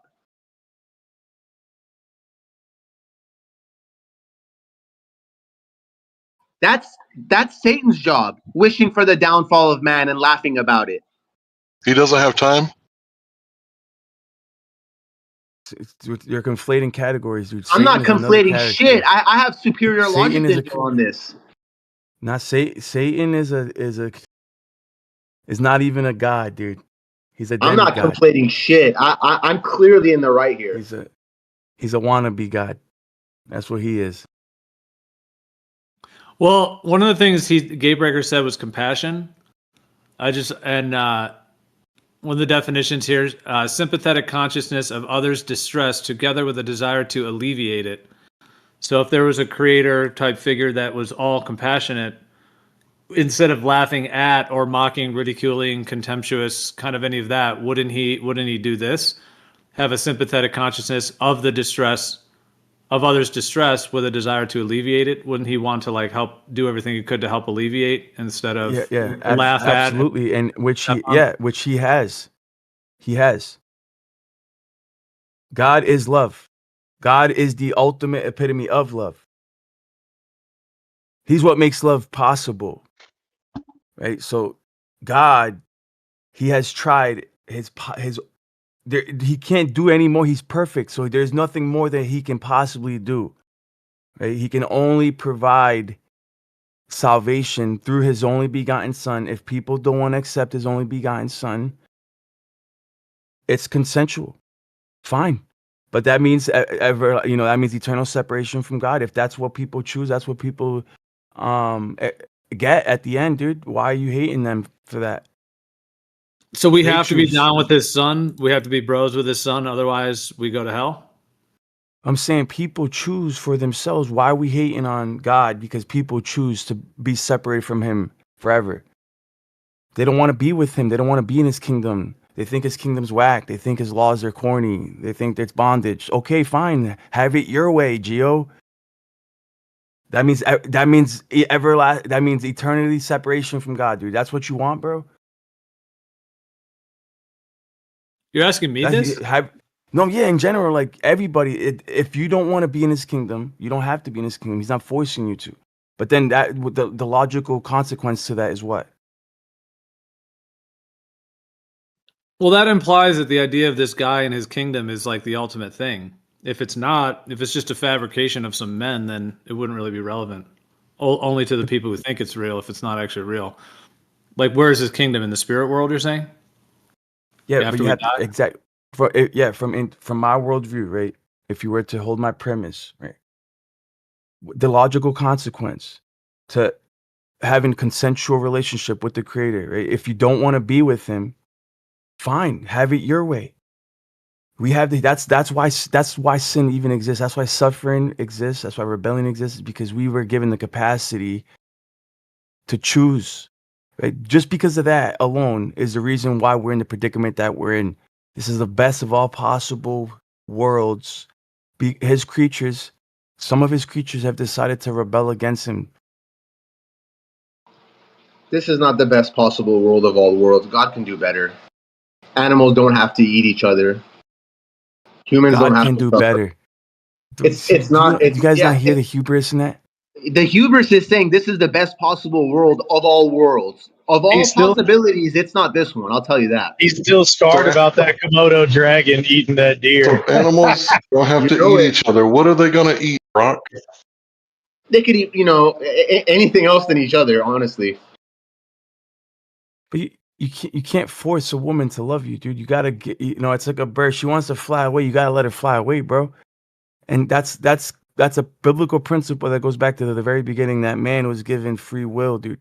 Not just man, but even the angels were given, all his creatures were given the capacity. I don't see to how anything choose. could ultimately be separate from like whatever one's conception of a creator is in whatever conception, because like any of us in here, our brains, our bones, our blood, the enzymes in our body, everything going on, some ultimate creator would have to be creating it right now. Like the blood that's flowing through our brain and our body and our cells, and the electrostatic bonds in the neurons in our brain, all of that has to be like sustained at all times. So how could we ever be separate from whatever is making this all happen? I don't think there's a way to be separate. Yeah. There's a problem with. Yeah, it's a logical necessity that he's separate from all of this. Literally, it's a logical antecedent. You have to have God separated from reality itself, because reality itself did not create itself. That would be a violation of causality. Well, then who's manifesting the cells in my liver that are converting toxins and cleansing out my toxins? Like, who's doing that then? God holds everything together. He's the one who sustains reality, and it's uniform. Yeah. So then he would have to be one and the same with me, and I would never be able to be separate. Why? Because he's putting it all into motion. He's the fuel for the whole thing. Yeah, but why does he have to be it? Why does he have to be the creation itself? Why do you conflate the creator with the creation? As a because it has to use its energy. Because whatever that creator is, if we just leave it as a vague thing right now, just a vague word creator, whatever that is, has to manifest out of itself or out of nothingness or out of whatever the philosophy there would be. It has to manifest the enzymes in my body, for example. Abiogenesis, dude? No, dude, that's illogical. That's why would you appeal to illogical realities, dude? You just promoted abiogenesis. I don't know if you realize it. No, I'm not talking about abiogenesis. I'm just talking about like you said it. You just talked about it. I'm using the random word enzymes. The enzymes in my body right now would have to be created and existing in physical reality from some creator, and then that creator would have to then be out of itself making the enzymes, manifesting the electrostatic bonds of those enzymes, etc. Therefore, I don't see how I could ever be separate from the very thing that's fueling the entire reality, all of reality. Like, okay, that's a little better. Now you're polishing it up a little bit, right? Now you're making a little bit more sense, respectfully, because now you're saying that he's making reality out of himself, which he is the source of all of reality, right? Now, just because he's the source of all of reality doesn't mean that he is all of reality. To conflate the creation with the creator would be a category error. And that would be, you would be violating a fundamental principle in philosophy known as causality. Well, like I use that analogy of like the effect. Hold on, the effect cannot precede, right? It cannot be the antecedent to the cause.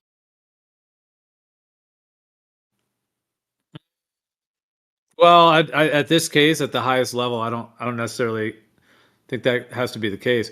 Like I use this analogy of like in a lucid dream, where like if I went and fell asleep, went into a lucid dream, then in my lucid dream, I created an entire city with people, everyone's working jobs, all those people, and then I woke up. I would be able to come back and tell you like, oh yeah, bro, like I made this whole lucid dream, and like all those things were me. They all came from my brain, even though I created it so intricately that all the individual people in the city in my lucid dream, they felt different. They all felt like they were their own thing, but I was the one who made the whole lucid dream. Like I was the one who did it all.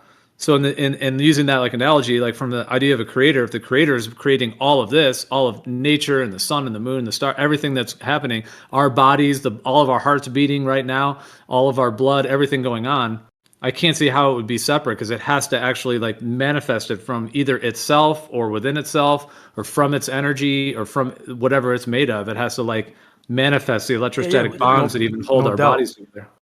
And that's what I believe. Yeah, we Christians believe that he is the source of all reality, including intelligibility, wisdom itself, knowledge itself, logic itself. He is the source. Everything came from him. You won't get a grape from me regarding that. that idea is not exclusive to just Christianity. That there's a God and it creates and everything came from Him. So that's if that's true. Like it doesn't have to be. Therefore, everything you're saying it goes as well. It's But there's also a creature creation, right, distinction. Creator creation distinction. Right? You have to make that distinction, and you also have to make the distinction between the mind, right, the transcendental properties, attributes of reality, and also the physical substantive reality. One is an deals with epistemology, the other one deals with ontology. So Yep. Substance itself, you have substance itself, right? Other Whatever is religions of have that substance of too. matter. Hold on. You have whatever is of matter, material world, and then you have whatever is of mind, just pure mind, Yep. abstract Other religions concepts. have that too. I'm not talking about other dude. What is wrong with you, bro? Are you all right? I You know just that's keep not saying what you're other talking religions, about, other but religions. all these Bro, I'm things that not. you're saying, like God, like everything comes from. There's other religions that have that too. I want you to. I'm not even talking, bro. We're not even Okay, that's talking fine. about. Sorry, I'll continue, please. All right, dude. I'm simply trying to lay this out because where he's talking about dreams, right? and the concept of all abstract mental concepts like Plato, you know, Platonic solids and Well, I was just using forms it and as an analogy. I've said that one the last few weeks, months, whatever. I've brought it up a few times, just as an analogy. I just think like the idea of a creator and the creation, to me, it's all just spectrums of the one. It's all just a different spectrum. Like certainly there's consciousness way higher level than my awareness right now, but that doesn't mean that is like, eternally separate from me.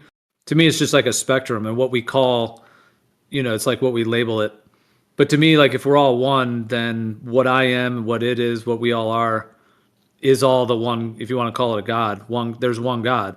And that God is creating all of the physical matter, the electrostatic bonds of that matter, all the intelligence, the motion of the blood in our bodies. Like something has to actually be making that happen. Like has to put it into motion. And I just don't see a separation between the thing that put it in motion and the motion itself. Because and that's why I use the lucid dream idea. If I fell asleep, went into a lucid dream, let's say I created the Komodo dragon eating the baby deer in my dream. And if I made it so real that it really was a deer and a Komodo dragon, that would be as real as can be, but it's all coming from me. Now you could say the deer is separate from me, I guess philosophically or like in some sense you could say, oh, that deer is not me, it's separate, but at the end of the day, it's all my lucid dream. So I know that is kind of the idea, like, oh, like we're, God's dream kind of thing. Like, and I'm not really trying to link it exactly to that, but I was kind of using the lucid dream analogy. But I guess I just don't see it separate. I don't see how the source could really be separate from anything, since it's at the base of everything that exists. Yeah, I don't think he is. It says in scripture that he's within us, and that he is everywhere. He's omnipresent. So that matches that ideology that you have here. I'll explain, because even though he's omniscient and he can be considered omnipresent, there's certain things that can't be violated fundamentally, right? God is good. God's not I'll boxed explain. in. God's not boxed I'm not into boxed logic or science or anything. I'm not. Don't be blasphemous. Say a prayer before you say what you're about to say. Fresh. Trust me, bro. I know what I'm talking about, dude. And you're conflating categories here. There's entities and there's privations, right? To apply just because God's not capable of privations is not limiting God at all, because he's not capable of defect. You understand? Because God, due to his inherent properties, or his inherent attributes, God has essential. You know what essence is? Right? He has, in his essence, he has essential attributes that if even one of his essential attributes were to change, he would cease to be God.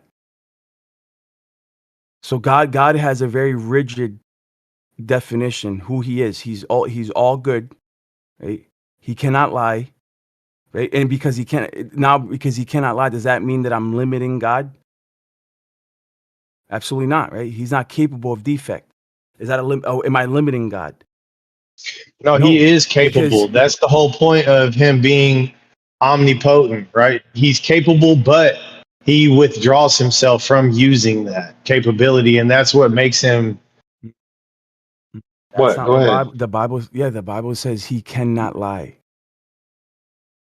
He doesn't have to He's lie. all He could good, just right?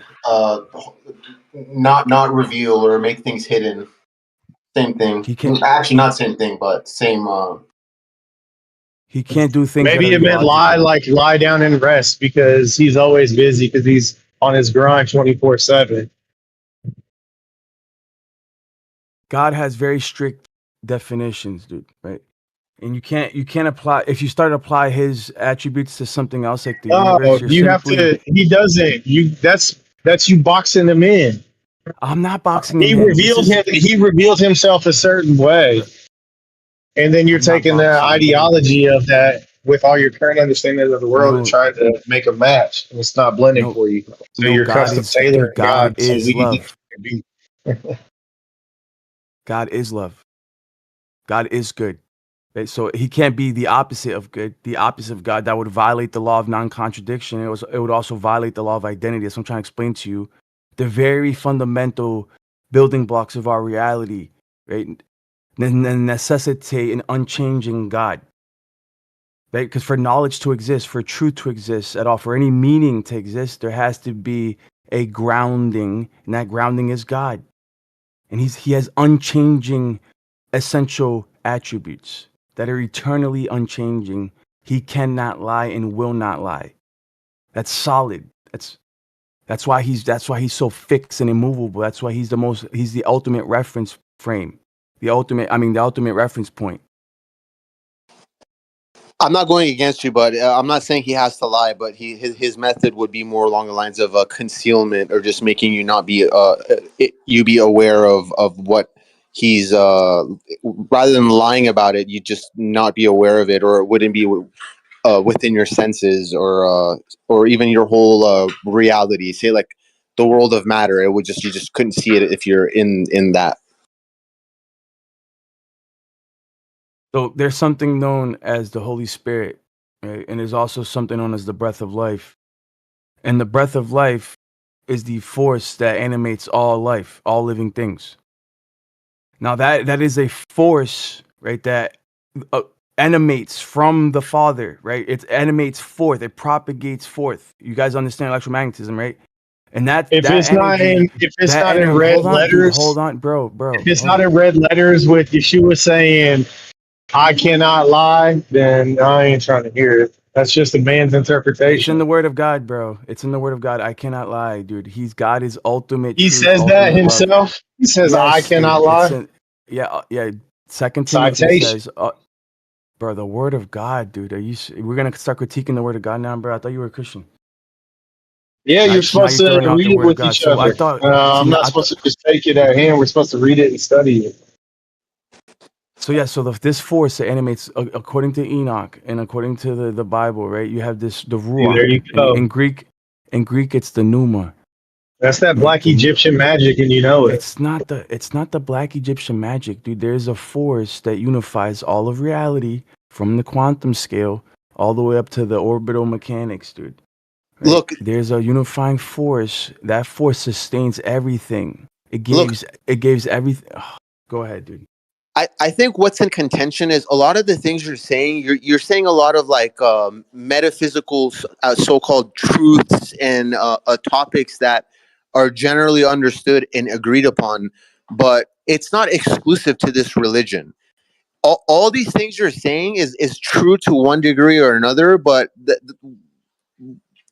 the issue I particularly have is okay, therefore this religion. So like we could sit here and you're clearly very knowledgeable and you're representing a lot of these ideas correctly and you're backing it up with logic, but it all for you at least, and this is not about you, but leads back to this religion, and that is what bothers people because it's you see what I'm saying? Yeah, I It's see what like you're saying. You say it all the yeah. time, but the thing is, if you can boil down all the worldviews that exist, autonomous worldviews that exist, where all the either the multi gods, it doesn't matter when you boil it down logically. Right? Only the triune God can account for morality, for the laws of logic, for the preconditions for reality itself. Because monism, what Gio's promoting, monism is self-defeating. It makes no distinction. There's no justification for a relationship, for relationality. If we're all one, at least in the Christian worldview, just to defend myself, since you mentioned me, I don't call myself any monism or resonate with that word, and I also am not necessarily promoting anything. I'm just sharing my views. But yeah, carry on. Yeah, well, monism is self-defeating because it makes no Got him. distinction. It says that we're all one, right? In the Bible, God is set apart. He's holy. He's set apart from us. There's no wickedness in him. There's no darkness in him. But he's also within us. So how can he be the creation itself when the creation itself is defective? It's in a constant gradual decline right now. It's in an entropic state. It's under No, the that's curse. what the that's It's the under the that's curse, the dude. This no, is the that's the Bible. fallen You need to chill angel out, dude. talk. That's the This is fallen angel this talk, is the bro. New Because Testament, dude. angels, no, those fallen angels hate I humans. pray for Y'all you, hate bro. the flesh. You can pray for me. That's fine. I appreciate that. The fallen angels hate humans because God favored the humans above the angels, and they hate creation, so they always talk down on creation. So whenever you hear something like that, you got to keep your eyes wide open.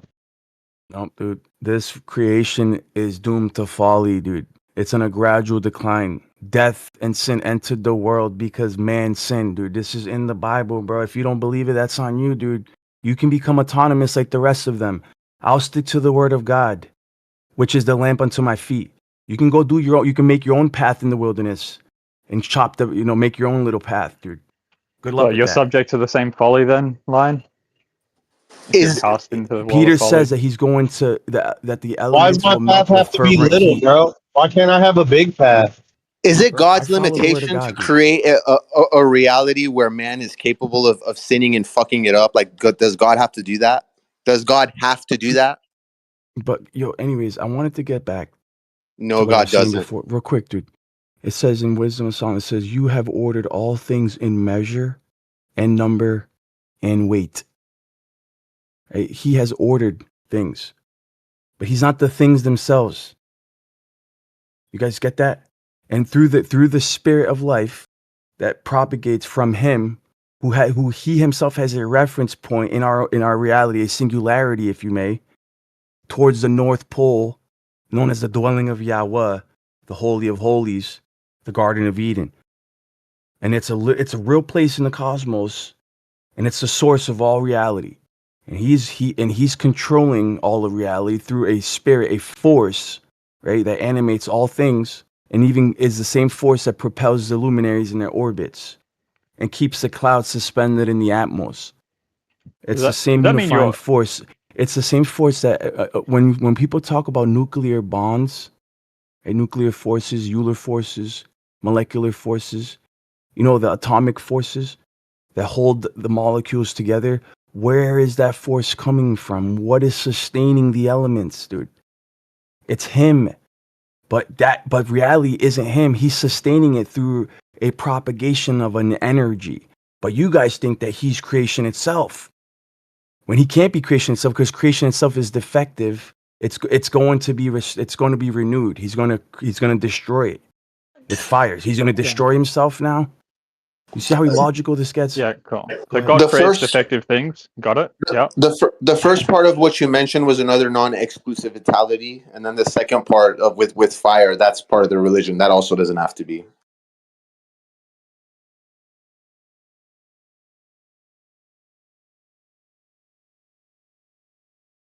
It all just sounds like half some truths, as in it makes sense, and then the other part is like it's just bullshit.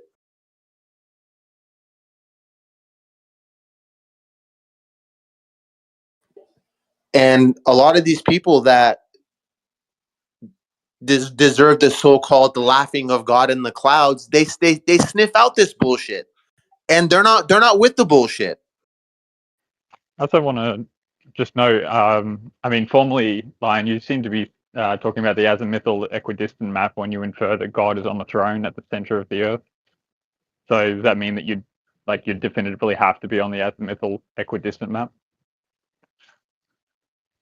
It's something to that extent. I can't tell you exactly how it's all laid out, but I do believe that he, according to the scriptures, he exists.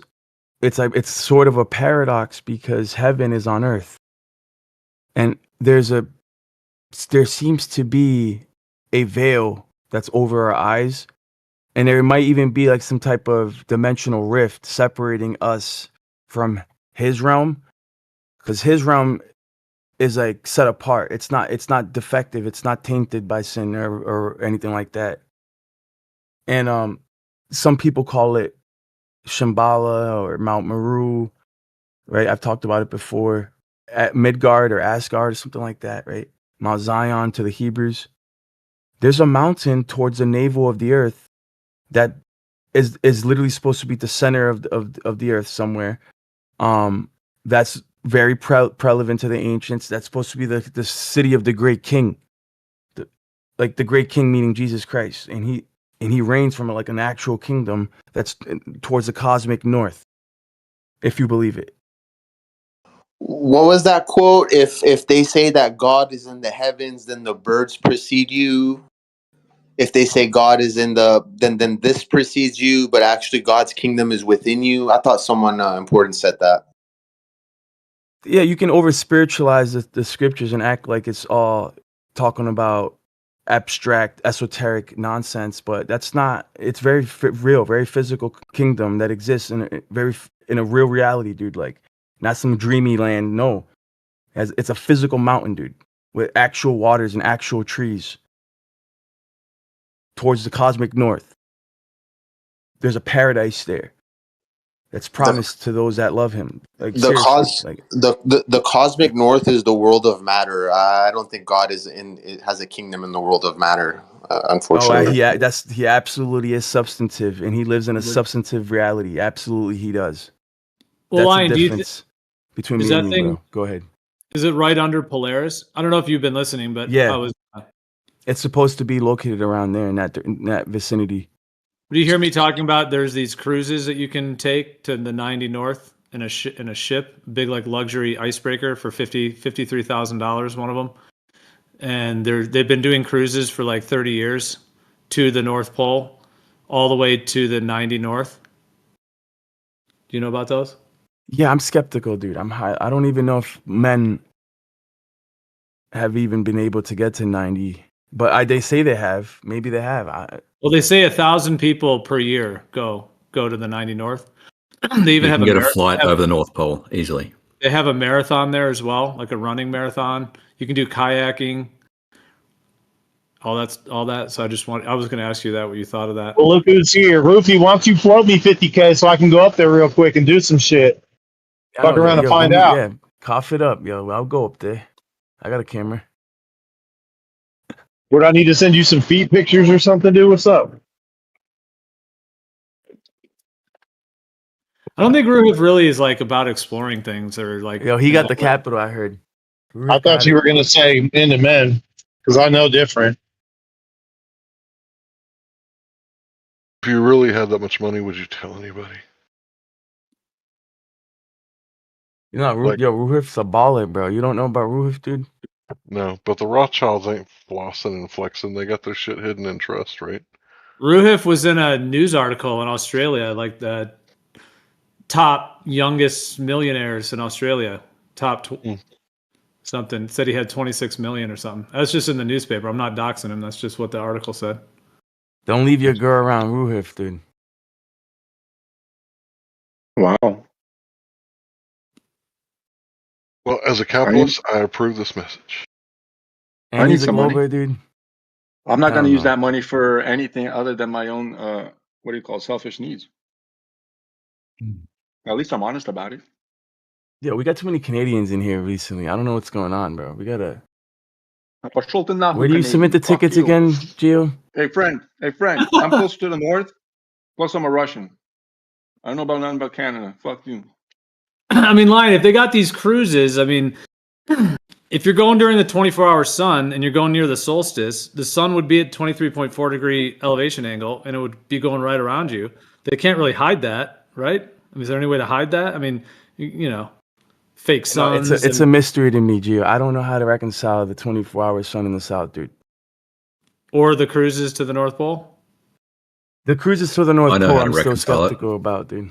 I don't know about that. Oh, Do you want to know how to reconcile it? Do It's you want to know how to right? reconcile it, Lion? It's a ball. Affirm the consequent. I'm not interested. I mean, there haven't been like. Please don't Right, roofie Ruben? me today, dude. There haven't been that many cruises. If you look here, I'm posting this. This was from a PDF that I found. Number of cruises to the North Pole each year from 1991 to 2003. You can see how many. I mean, 1, 2, 3, 4, 6 cruises per year was at 2004. They claimed 7 cruises was in 2015. 2020 there were 0, probably because of COVID or whatever. So although they're going again, I guess after the COVID thing. Also, there was some. When I was reading, they were saying that because of the Ukraine war issues, they've been like restricted from going for the last year or two. So like that little graph ends at 2023. So maybe they didn't go 24, 25. Maybe there haven't been cruises. I'm not sure the last year or two, but I did see on their websites, they're taking applications for 2026 to take a cruise. So, I mean, Larry, want to play some Red Sack? Is that where you're doing the Warzone, yeah, Warzone, Battlefield Warzone, yeah. Is that where you jump out and there's like three on a team? 4 on team, but we can do duos. I mean, Lion, like it just looks like icy cold up there, like from all the pictures. So, I mean, I just wanted to ask you that from before, where I've been. Yeah, I think I've thought about this before. And if, let's say that what you're saying is true, and you can take a ship to literally 90-degree north and be right underneath Polaris or close to it, and you don't see anything, you don't see no.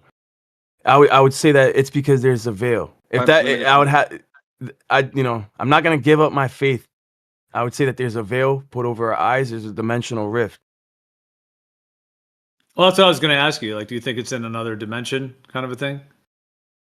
Well, I know it is, but at the same time, I suspect that towards the north, that there's maybe some type of whirlwind or the center of a Taurus. What about the Aurora Borealis? Can you stand right under it? So that you have to have like a certain consciousness or something to like transition into the what's there on another Well, level? I believe that I believe that people have, like the Nordics and stuff, they probably had some type of entheogen, some type of catalyst that allowed them to really see the other worlds and maybe even venture off. I don't know, bro, but you can't just perceive it through base consciousness. You have to have the influence of a drug or something, honestly, or extreme meditation. But there's something there, dude, towards the north for sure. You have to be on drugs to see it, right? Unfortunately, that's the case, dude. That a lot of these things require hallucinogens, mind-altering substances. Mushrooms or acid or mescaline, DMT. Probably, et cetera. DMT or mushrooms, something like that. So you have to imagine it. It sounds crazy, but basically, yes, it does. I've heard of people witnessing the mountain towards the north on mushrooms. And let me tell you what, because I've done so much acid in my life. Let me tell you what. It's fun. Well, tell us. Give us a story, dude. I don't doubt it, Vlad. I really don't doubt it. Oh, buddy, LSD is the best. Give us one story. LSD. Oh man, I was sitting there, right? I was vaping my vape, right, and I was listening to Pink Floyd, right, and then the bass drum of the Pink Floyd, it was like one of the crazy wall songs, it's just kicking like boom, boom, boom, boom, right, and just to that beat of that fucking drum. Like I had this crazy, like my smoke was creating this crazy visuals in front of me. I was having the time of my life. It was amazing. Like I was seeing shit, real shit. Did you have any breakthroughs? Like, did you? Huh? Did you talk to anything? Did you leave your body? No, man. I know God exists. No, man. That's the thing. The realization is more about the visuals are one thing, right? But what LSD does is lets your left and right hemispheres of the brain talk between each other. So you're your emotional and your logical sides fucking connect together, and then you start realizing the reality of for what it is, you know, the world for what it is. So yeah, man, it's good shit. But the thing is what you gotta understand, what you see as a visual is just a hallucination. It's a hallucination. But me, I usually see the flower of life every time. Like if I were to do mushrooms, I see the converging point and how everything connects, right? And the flower of life, like these big massive petals, like the 6 petals, and they're just floating in front of me. And then on acid, it's just everything's just gears and fucking twisting upon itself and fucking creating the flower of life pattern. It's great.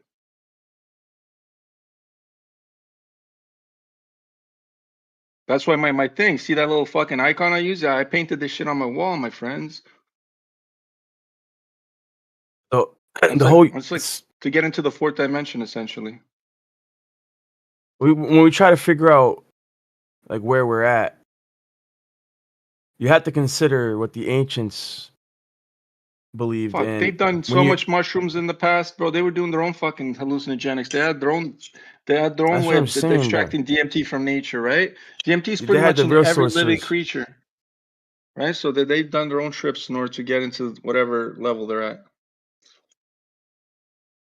Trust me, if it wasn't for hallucinogenics, a lot of the shit that we have in modern like technology and stuff wouldn't exist because people had to think outside the box in order to get to this point. Because you're limited, right? As a normal human. And when you Yeah. enhance yourself through like mind altering substances, you start thinking outside the box.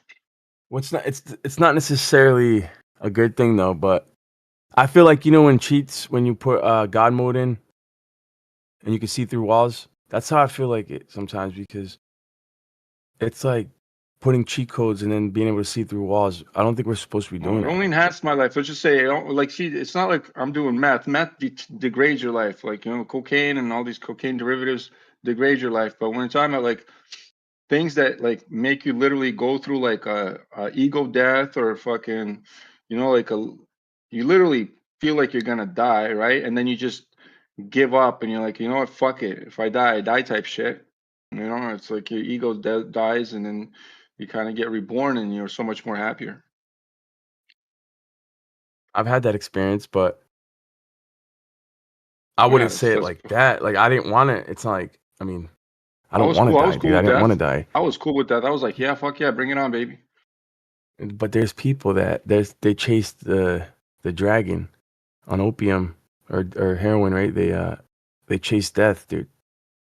No, Like they no, kind that's of a don't different type care. of no. Like, That's but different. hold No, on, no, hold no, on. no. That's But you know what I'm different. saying? Like they kind of risk it every time they inject, so they know that like they're taking a chance that might be the last time Yeah, they but inject. those But they drugs chase it. are not like psychedelics. Psychedelics are in their own category. When you're doing opiates, you know, that has nothing to do with mind altering fucking anything, bro. You're literally fucking just chasing the pleasure. Yo, so I had a friend of No. mine who was an opiate addict, and he told me a near death experience. I'm not gonna give his name, but he was in the bathroom. He had the rubber band around his arm, dude. He shut the door, dude, and he injected himself, and he's like, "Oh shit!" He knew instantly that he did too much, and then he was like walking towards the door to be like, "Oh help!" Like, and then he collapsed in front of the door, bro. And then his mom and his brother or whatever heard him collapse, and they ran in, and he was running in front of the door. So in order to open the door, they had to like push it up against his body, dude. So they got the door open, dude. He was all blue, and he said he could Yeah, I see know people that are himself. dead on the Yo, toilet like he that. said no, but the thing is, some people they OD and they say they don't see nothing. They just OD. But he said he OD'd and he seen himself floating, like he was floating over his body. And then like before he fell though, he asked God, please help. He's like, God help me, because he knew that he did too much. And he Well, said here's the God thing. brought Did he him back. quit? Did he quit? Yeah, he quit Okay. after that. But That's a different experience. Yeah, no, but there's most people it's don't. and he didn't quit right away. He ended up quitting. Not like right after that experience, but he did end up quitting like a couple months later. Anyways, those drugs are bad for you, first of all, so don't do drugs, friends. Like I said, those like the psychedelics and opiates, completely different. Opiates are like fucking selfish high. Psychedelics is you literally have to face death first before you can feel euphoric.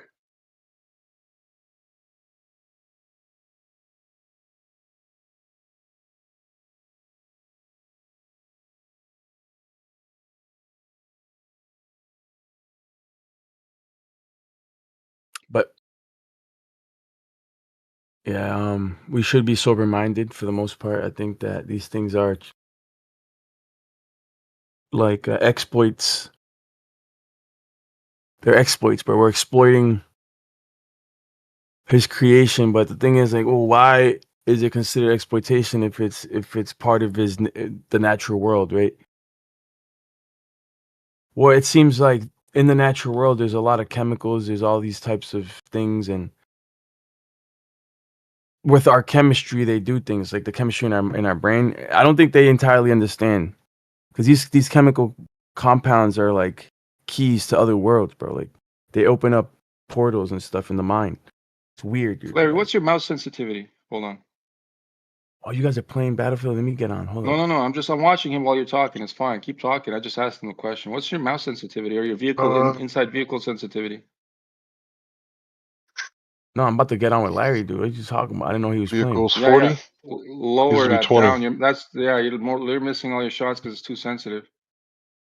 Thanks. Go ahead. He's saying you You're suck, welcome. dude. Yo, Flatman B's No, in the the house. reason why it's Yo, missing his shots is because Brenton. it's the recoil. He can't control it. Aim for the red. Aim for the red. Yeah. Shit. Y'all bless Brenton. I don't know if he's there, but Flatman B. Is it time to get out? Well, get out of the. Yo, You're gonna blow. Larry. You're gonna blow. Oh my God! Get out. Fuck. I'm about to send you an invite, dude. Yo, hold up. After. Larry, don't worry. We're gonna do a couple of duels before I go to sleep. I just came from the girl's house. I'm still up, but I gotta wake up at 10 in the morning in like 6 hours. We're gonna do a couple matches. I'm about to fly the heli right now.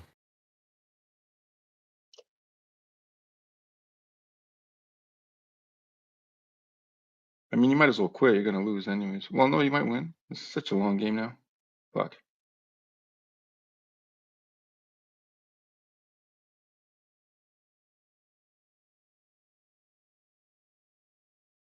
Don't tell me Zion, you play this shit too. Hell yeah, bro. Yeah. I'm about to duke your watch. I didn't buy the game. I play Red Sec. I play Warzone. Fuck.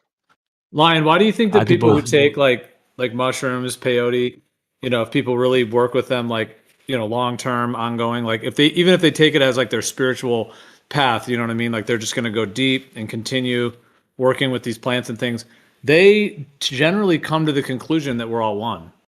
Like they come to, I guess, what you would call more the Eastern tradition, I guess you would say, like the Atman, Brahman, like what you might categorize it as that, like that we're all one, that we're a manifestation, that in terms of that, like that whole worldview that we manifest ourselves and so on. So what do you think of the fact that like the plants in nature, that's why like even that word entheogen, theo means God, gen is genesis or to generate, and then en is within. So it's like, it could be translated as like to generate the divine within, to awaken the divine within. You could use different, terms, or awaken God within, etc.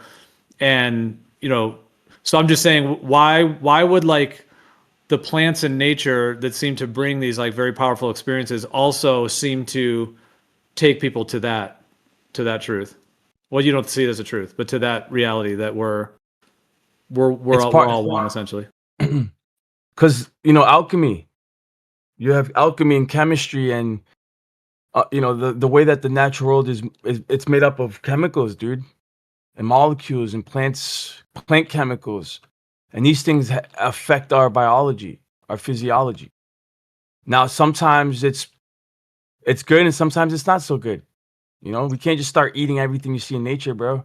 Some of that shit's poisonous. You will die, bro. Poisonous snakes, there's thorns, there's poisonous berries. You can't just, the nature's out to get us, bro. It's not all lovey-dovey, bro. Just because it's natural doesn't mean that it's meant for you to consume. Of course, but I'm talking about specific things like peyote, ayahuasca, iboga, mushrooms. I'm specifically talking about those things. I'm not talking about.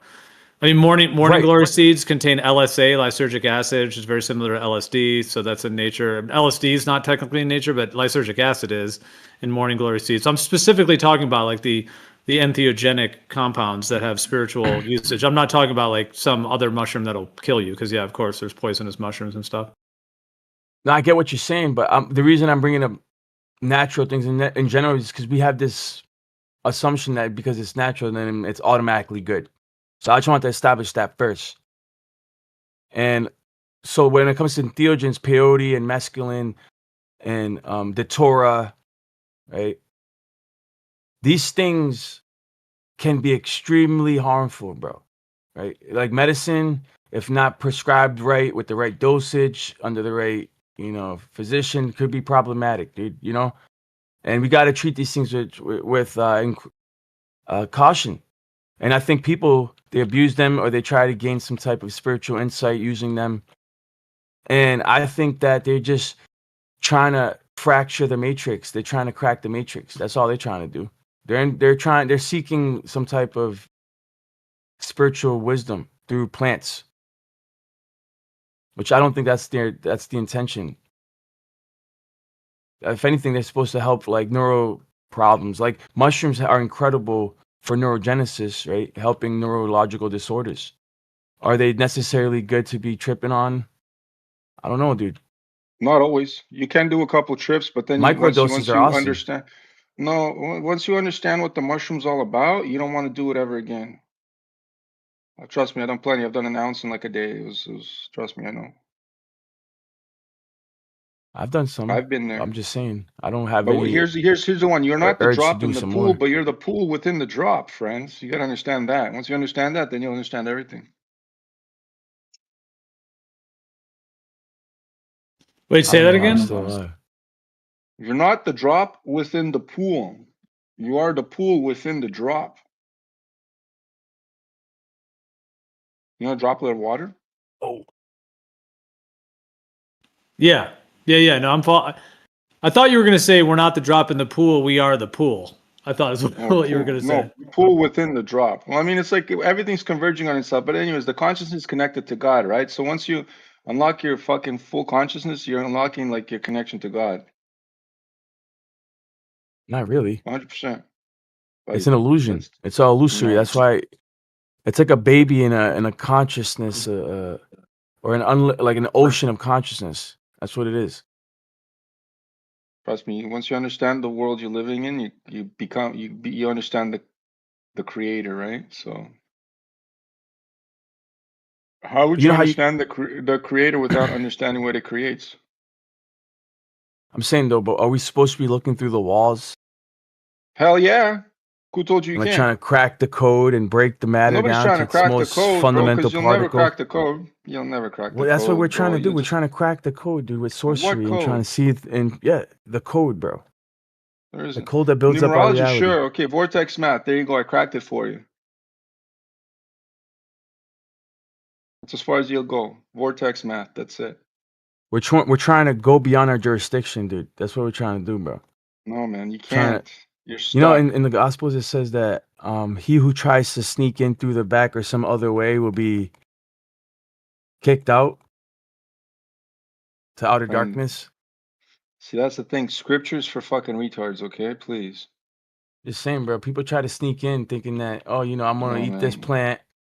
I'm gonna go No. sneak into God's kingdom, No. See, and everything's gonna be kosher. Hell no, dude. See, what if these scriptures were fucking there to fucking control you from fucking coming to the real God, right? Maybe. That's what I'm saying. Why would Maybe yeah, but why would the Freemasons or the Rothschild or whatever the controllers of this world reprint that book? There's been a million fucking book burnings throughout the years, but they still keep reprinting, retranslating these other scriptures. I Why don't would know, they keep man. doing that? Because the man wants to fucking control other men, so they control with religion, fucking other ways and whatever, you know what I mean? And if you're not religious, they'll control you with fucking materialism. right? So there's only one way out. Really going personally face to face with the Almighty.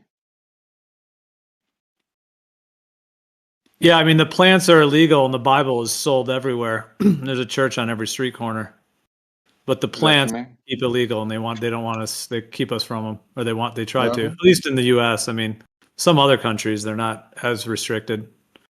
It's all over the world. They got restrictions on certain things. Well, now in Canada, they're becoming less and less restrictive, but yeah, it's Schedule 1 everywhere for a while, especially LSD and mushrooms. You're gonna see it everywhere, bro. That shit's gonna be everywhere soon enough, dude. You're gonna see society change, man. Well, I mean, why the do thing- you think it's like seen through walls? I mean, that's not really. It literally is, dude. I've heard people not only can hear miles away, they can know exactly what's going on in the next room without actually being able to see through the wall, but they can see everything that's going on in the next room. Yeah, No, it's that's like what God you made. think. No, Yeah, no, it's no. God. What you think is happening. No, no. What's see, the thing is, I've done so many acid trips, my friends, and heavy doses of acid trips, right? And then when I would call like my closest relatives, and then I feel like they wanted me to call at that point in time or some shit, and then the connection is so much more greater. But that's just because you're high on acid, my guy, and you're connected to the consciousness. Yeah, but people can hear where it would be impossible to hear. You can hear whole conversations like a mile away, dude. Not Where it really. would be impossible otherwise. You anticipate this conversation, and then you like put the conversation in your head.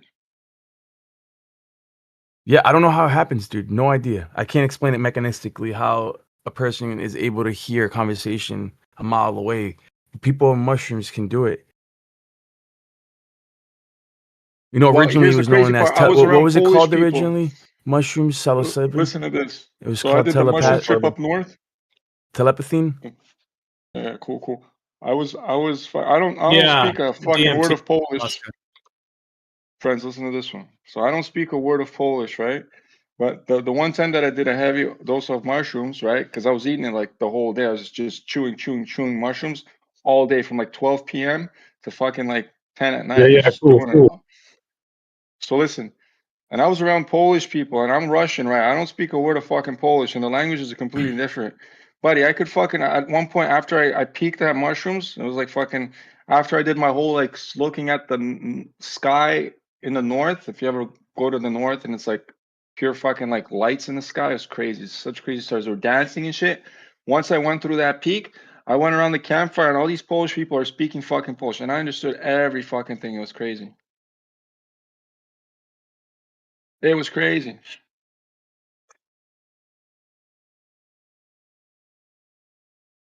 At least I felt like I was understanding everything.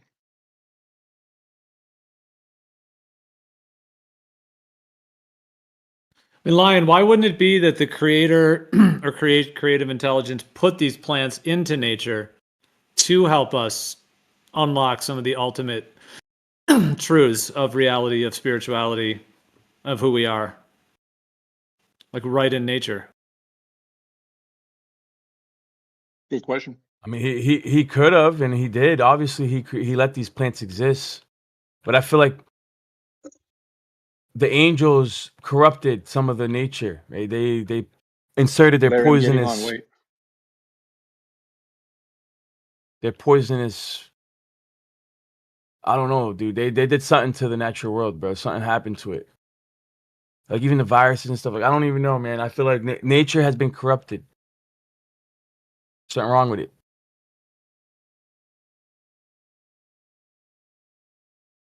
Nothing's wrong with it. But the Is Bible's that- not corrupted? The most printed book that they allow, that one's not corrupted? Well, that shit's Nope, so corrupted. his word is incorruptible. His actual word, the Bible itself, like in the English translation, there's textual criticisms, but for the most part, it's 95% on point, dude. Like, yeah, we can quibble about the little bit that's might be off about it, or 99.6%. like theological differences. Oh, you know, it's one God. Jesus is God. Jesus is not God. I don't know, man, but for the most part, yeah, it's consistent, dude. 5,000 Greek New Testament copies are 99.6% accurate. when you compare the New Testament, right? Any of the New Testament translations with the Dead Sea Scrolls, it's literally is 95% identical to manuscripts that are 2,000 something years old. Because there's the inerrancy of Scripture, and then there's perspicuity, and perspicuity has to do with God's word being preserved in any language for all people. It can be understood to even the most simplest of men. The salvational message can be understood. Now we can quibble about whether the earth is round or flat, what the Bible says that the earth is. I'm talking about the salvational message has been preserved. It's all there, dude. To be saved, everything that you need to be saved is there.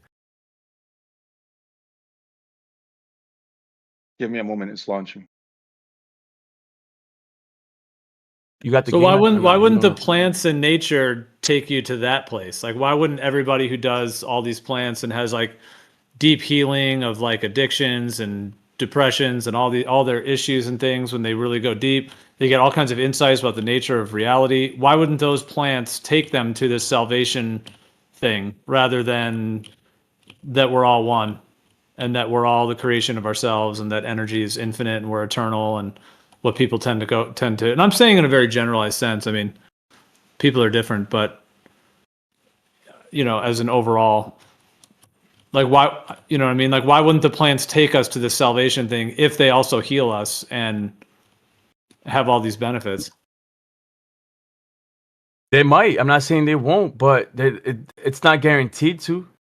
God, you can't just reach God by, smoking a plant or drinking a cup of tea. That's not how you reach God, dude.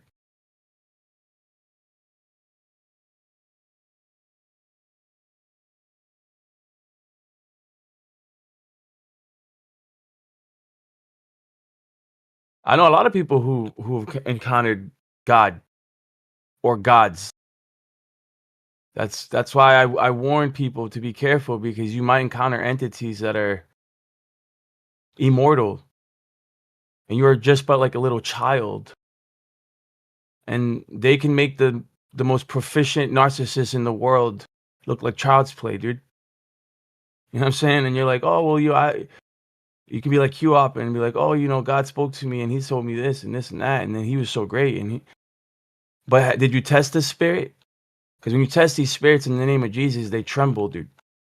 That's what I do. I test the spirits when I encounter them, and every time I test them, they do. The good ones, they don't tremble, and the bad ones tremble.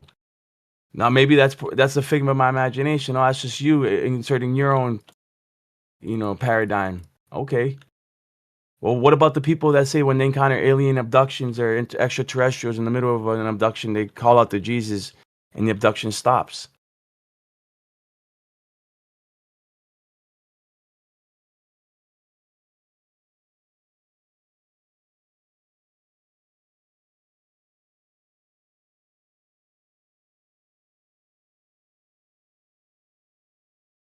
What if we remove consuming a plant and replace it with like doing the breath work, like just breathing? Because you can do this form of breath work where it's like pretty much like a psychedelic, like an entheogen, but you just use breath, meaning that you have like a experience, you can have visions, people can have past life memories surface, people can have all kinds of spiritual experiences just using breath. So if they're just using breath and going deeper and like getting healing, why wouldn't, if the ultimate truth was like a salvation and Jesus and that and the kingdom and all that, why wouldn't all of them end up in that same place? Like if they're going deep and exploring themselves and healing themselves and then coming to truth, like even if we remove the plants out of it, like why wouldn't, if the ultimate truth was like a savior in that way, like why wouldn't they also all resolve at that same place?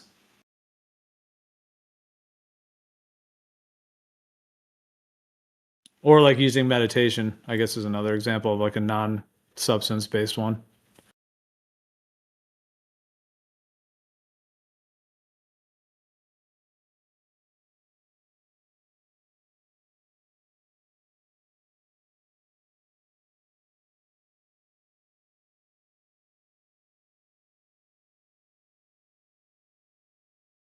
Oh, my bad. I was muted. No, yeah, I was saying, you're talking about a parallel dimension where things get resolved. No, what I'm saying is that like people, okay, if somebody has like a lot of anxiety, a lot of whatever it is, and they start doing this breath work, which is just using breath, and it creates like a psychedelic type of an experience. Like they're not consuming a plant, they're just using their breath to enter like sometimes they're called non-ordinary states of consciousness. So like we have your ordinary state, you know, where you're eating food, drinking coffee, you know, and then there's non-ordinary, like these are non-ordinary states is often a term that's used. Where they're having visions. There's that word transpersonal, which essentially means beyond the personal. So they're having experiences of like other lifetimes, other, you know, races. They're having experiences of archetypal entities. Sometimes they're having sometimes past life memories.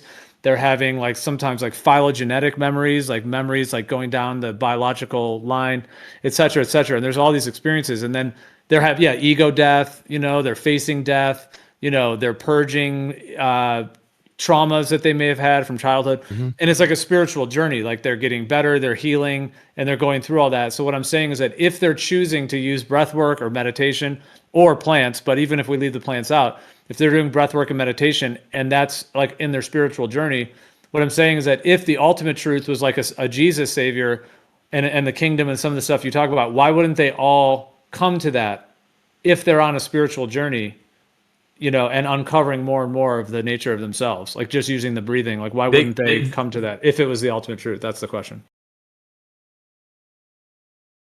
On entheogens. No, just using breath, just breathing. Okay, breath. Using the Why breath. don't they all come to it? Well, there's I a can form. tell you what the There's a Bible form of- says. The Bible says that all men are without excuse, that they suppress the truth and unrighteousness because they'd rather believe a lie.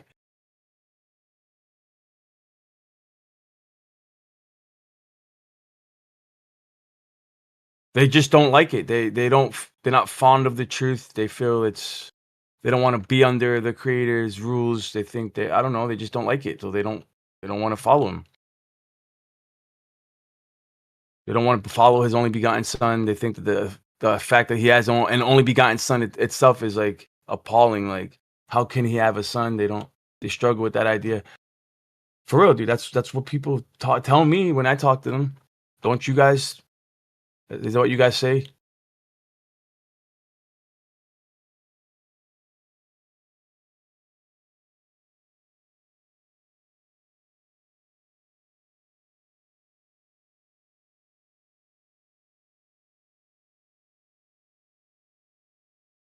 But yeah, I mean, like Moses encountered Pharaoh's sorcerers. We see that these sorcerers were able to turn sticks into serpents, dude. Like, I don't even know, but these guys were, according to the Egyptian hieroglyphics, they were doing psychedelics that floated on the river, on the Nile River or something like that, like a lotus flower. It's called the is it the blue lily? Blue lotus. A blue lotus. The blue lotus. That's what they would use. The Egyptian, the Pharaoh sorcerers. They would use blue lotus flower to have those transcendental experiences where they would encounter the entities that they were worshiping. It was the lotus that allowed them to interact with the entities.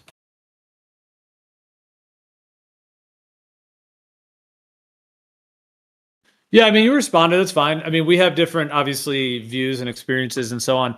I mean, the type of breathing I'm talking about, there's a form of breath work where if you just breathe deeper and faster, like you lie down, close your eyes, they have, you know, music that's going, you know, to kind of fuel the experience. You put on eye shades and you just breathe deeper and longer than you normally breathe. Like there's no special thing. You don't have to like go like 3 breaths in, 2 breaths out. You don't have to do that. Just inhale, exhale, inhale. You just go deeper and faster. Doesn't really matter if you go in your nose, out your mouth with the breathing. It's just deeper, faster, deeper, faster.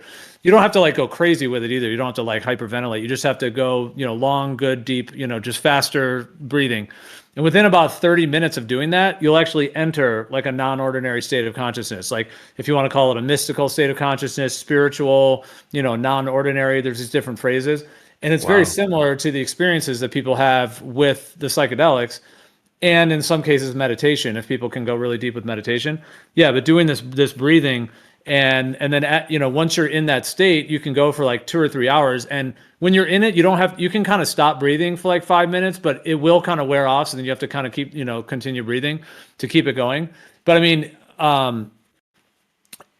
like it was developed like after the psychedelics were made illegal, like in the 1960s, and the government freaked out and all the hippies were rebelling against the Vietnam War and calling out the man and all that stuff. And they made all the plants illegal, all the psychedelics.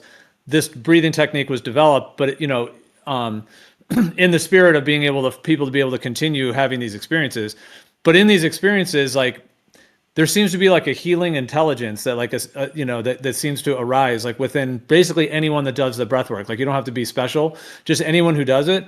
Like in terms of like, if you have any childhood traumas, if you have addictions, anxieties, depression, personality disorders, bipolar disorders, all these things, that when you do this work, like some people, maybe they were sexually abused as a child, maybe they were physically abused. And when you do this breath work, it seems to assist people in facing those things, integrating, healing, and ultimately becoming a better person on many levels. And then often while they're going through these experiences, they tend to have insights on a spiritual nature about who they are, where they came from, the nature of reality, the nature of spirituality, and so on. So it just seems to be like a natural spiritual journey quality within all of us, whether you use plants, whether you use meditation, whether you use breath work. I mean, sometimes people have these experiences spontaneously, but it's not as common. Like for most people, you kind of got to activate in some way, like either take a plant or do the breathing or do the meditation. And generally you have to kind of activate it. Although some people just have these things spontaneously. But I'm just saying, and then when people are on this, they describe it as their spiritual journey. They're learning more, they're getting more insights, etc. And so that's why I was just saying, like, in light of that, they're coming to spiritual truths and so on. And so that's why I was asking, like, if the Christianity, Savior, Jesus thing was the ultimate truth, it would seem like if God put this nature within us to be able to have these experiences and to heal ourselves of bipolar disorder and depression and addictions and all these things, it would seem like while people are coming to deeper spiritual truths, that if the spiritual truth were the kind of Jesus path and the only begotten Son and all that, it would seem like that's what everybody would come to. But that doesn't seem to be the case, like from my understanding with it. I mean, some people do have like visions of Jesus. Like there is actually like a Jesus archetype, but it doesn't really seem like people come to, like the Savior perspective when they have these experiences. That's why I was asking, like, if it was the ultimate truth, why wouldn't everybody come to that? Why wouldn't they all be like a funnel? Why wouldn't they all funnel to that truth? Whereas it seems like in general, what people come to is more like what we might refer to as like the Eastern traditions, like that we're all one, we're the manifestation of ourselves, we're all like holographic fractal entities, we're all like holographic fractal beings, the part and the whole are one ultimately. So like the whole, like the source is one with That's what you got to look up, dude. Yeah. The one in the many problem. The one in the many problem. That'll give you all the answers that you need, honestly, bro. If you guys all looked into the one in the many problem, that was solved recently.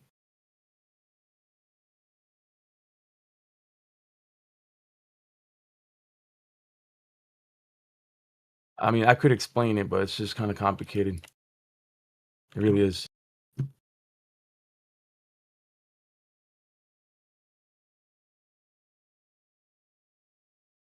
But it has to do with relationality, diversity within unity, unity within diversity, particulars versus it's generals versus particulars, unity and multiplicity. These things are accounted for.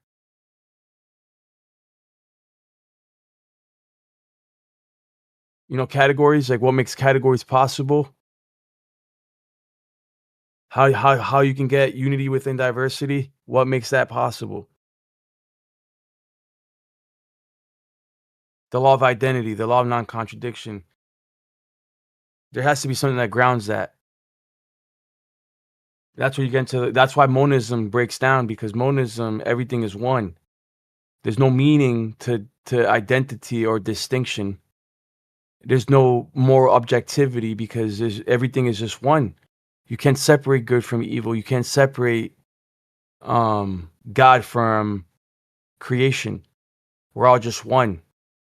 So relationship has no meaning. Distinction has no meaning. Law of non-contradiction has no meaning. Everything collapses. It's self-defeating. I mean, I'm playing Battlefield, bro. I could pull up notes on it, dude. Like, it's just too much, dude. You have to be really passionate and love truth.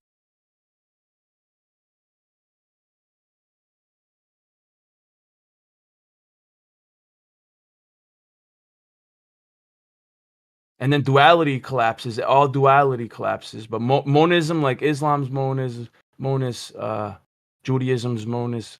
Not really monist, but they believe in one God.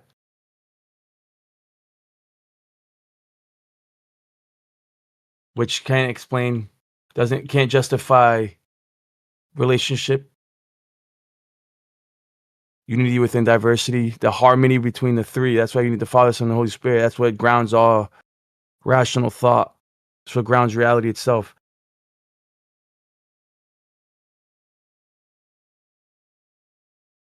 You need a distinction between A and B, and then you need the bridge between A and B, which is the Holy Spirit.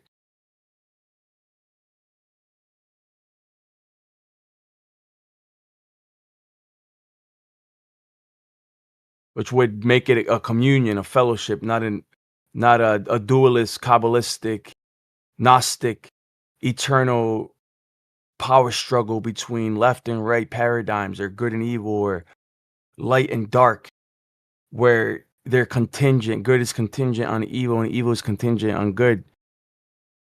Where in reality, God is non-contingent. God is not contingent on evil. God doesn't need evil or disorder to exist. Anyway, celestial theodolite, Geo. So you have this eternal power struggle with no resolution between good and evil, and in duality. So that's why duality is also self-defeating, because there's no resolution. And then you end. So if you celestial theodolite, Rixky, what about it? Last thing. If you look and evaluate critically all the religions in the world, all the worldviews, they all boil down to one. Logically speaking, only one can ground the laws of logic, and including the principle of sufficient reason. Cool. Go ahead. I'm done. That's it. Thanks. I'm just really tired of Bible study.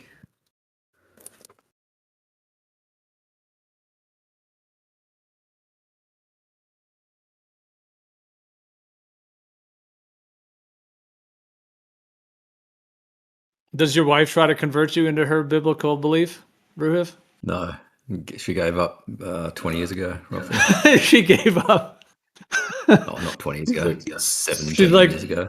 forget this. I'll stay married to you, but we'll drop it, huh? She dropped it.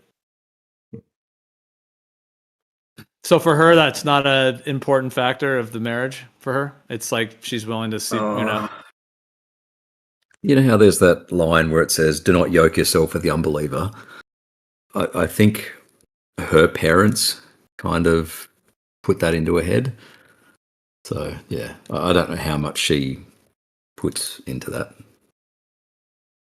But yeah, fairly sure her parents had some influence.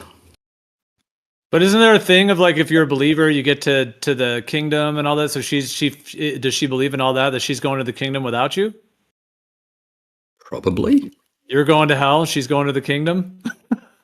Yeah. Like I said, I don't know how much she believes of it. Like, yeah, it's hard to say.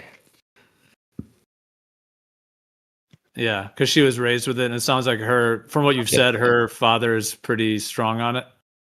Yep.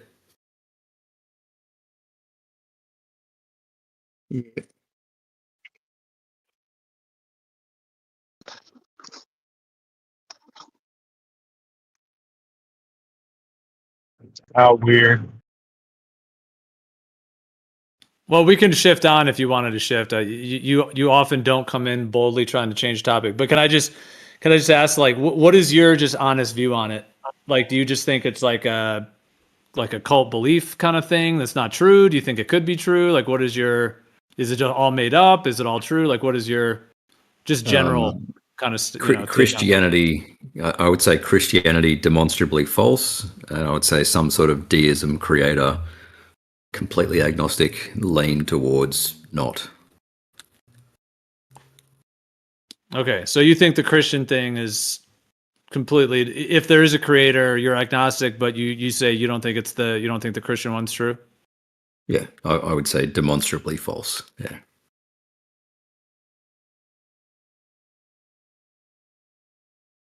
Larry, my game crashed. My bad.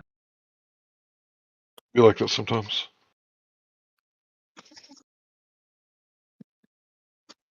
We can play one more round if you want. Yo, play trios. Yo, play quads. You got quads?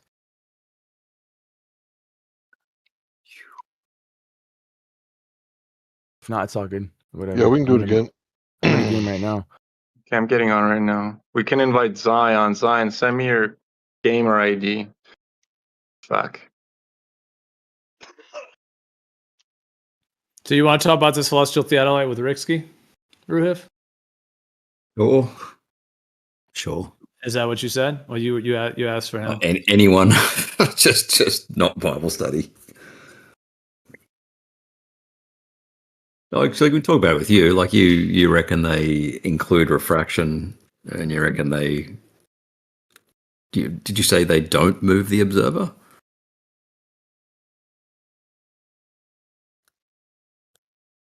Read your messages again. 1 sec. I mean, do they move the observer, or do they just compare the observer in two different positions at the same time?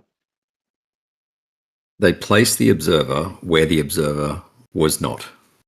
So they put the observer on the mountain peak. No one was on the mountain peak. Yeah, but then they trust Stellarium to tell them the nature of it at that point, right? Which is, you agree with Stellarium, so how's there a problem? Right. If you agree with Stellarium, then the angle to the star from the actual observer location is way lower. So do you agree with Stellarium? Is the star lower or is the mountain lower? No, we're just talking about the star. Stellarium doesn't. I mean, it's about the care star mountains. being occluded by the mountain, right? So you can't. It's not, the star is not independent of the mountain.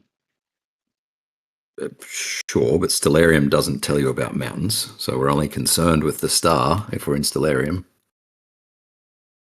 So if, I mean, if you we didn't are really at, answer my question, right? They're not really moving the observer. They're looking at the observer, like, at the same time, they're taking out the refraction so they can do the comparative analysis of what is refraction and what is not refraction.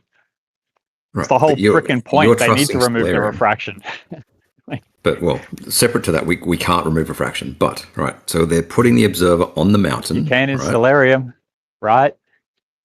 You can turn it off in Stellarium, but in reality, Exactly. you can't get rid of refraction. Right. So they're putting the observer on the mountain, right? And what was the angle? 231, something like that? 231 from the mountain to the star.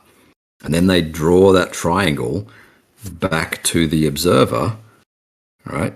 It's got to be 231 from there, right? Because you're If comparing the Earth's flat. you're comparing the two triangles, right? Yeah, they're similar triangles. So if it's 231 from the mountain and the Earth is flat, then it must also be 231 from the observer location. Right? Depends on refraction, I suppose. No, we've turned refraction off. You guys are the ones turning refraction off. No, you only turn it off for the observer at the base of the mountain, which is not really technically an observer. You're using Stellarium to perform the observation, which you agree with. You agree with Stellarium, right? With refraction on, yes. It doesn't matter whether you have the refraction on. That's why you need to turn the refraction off in order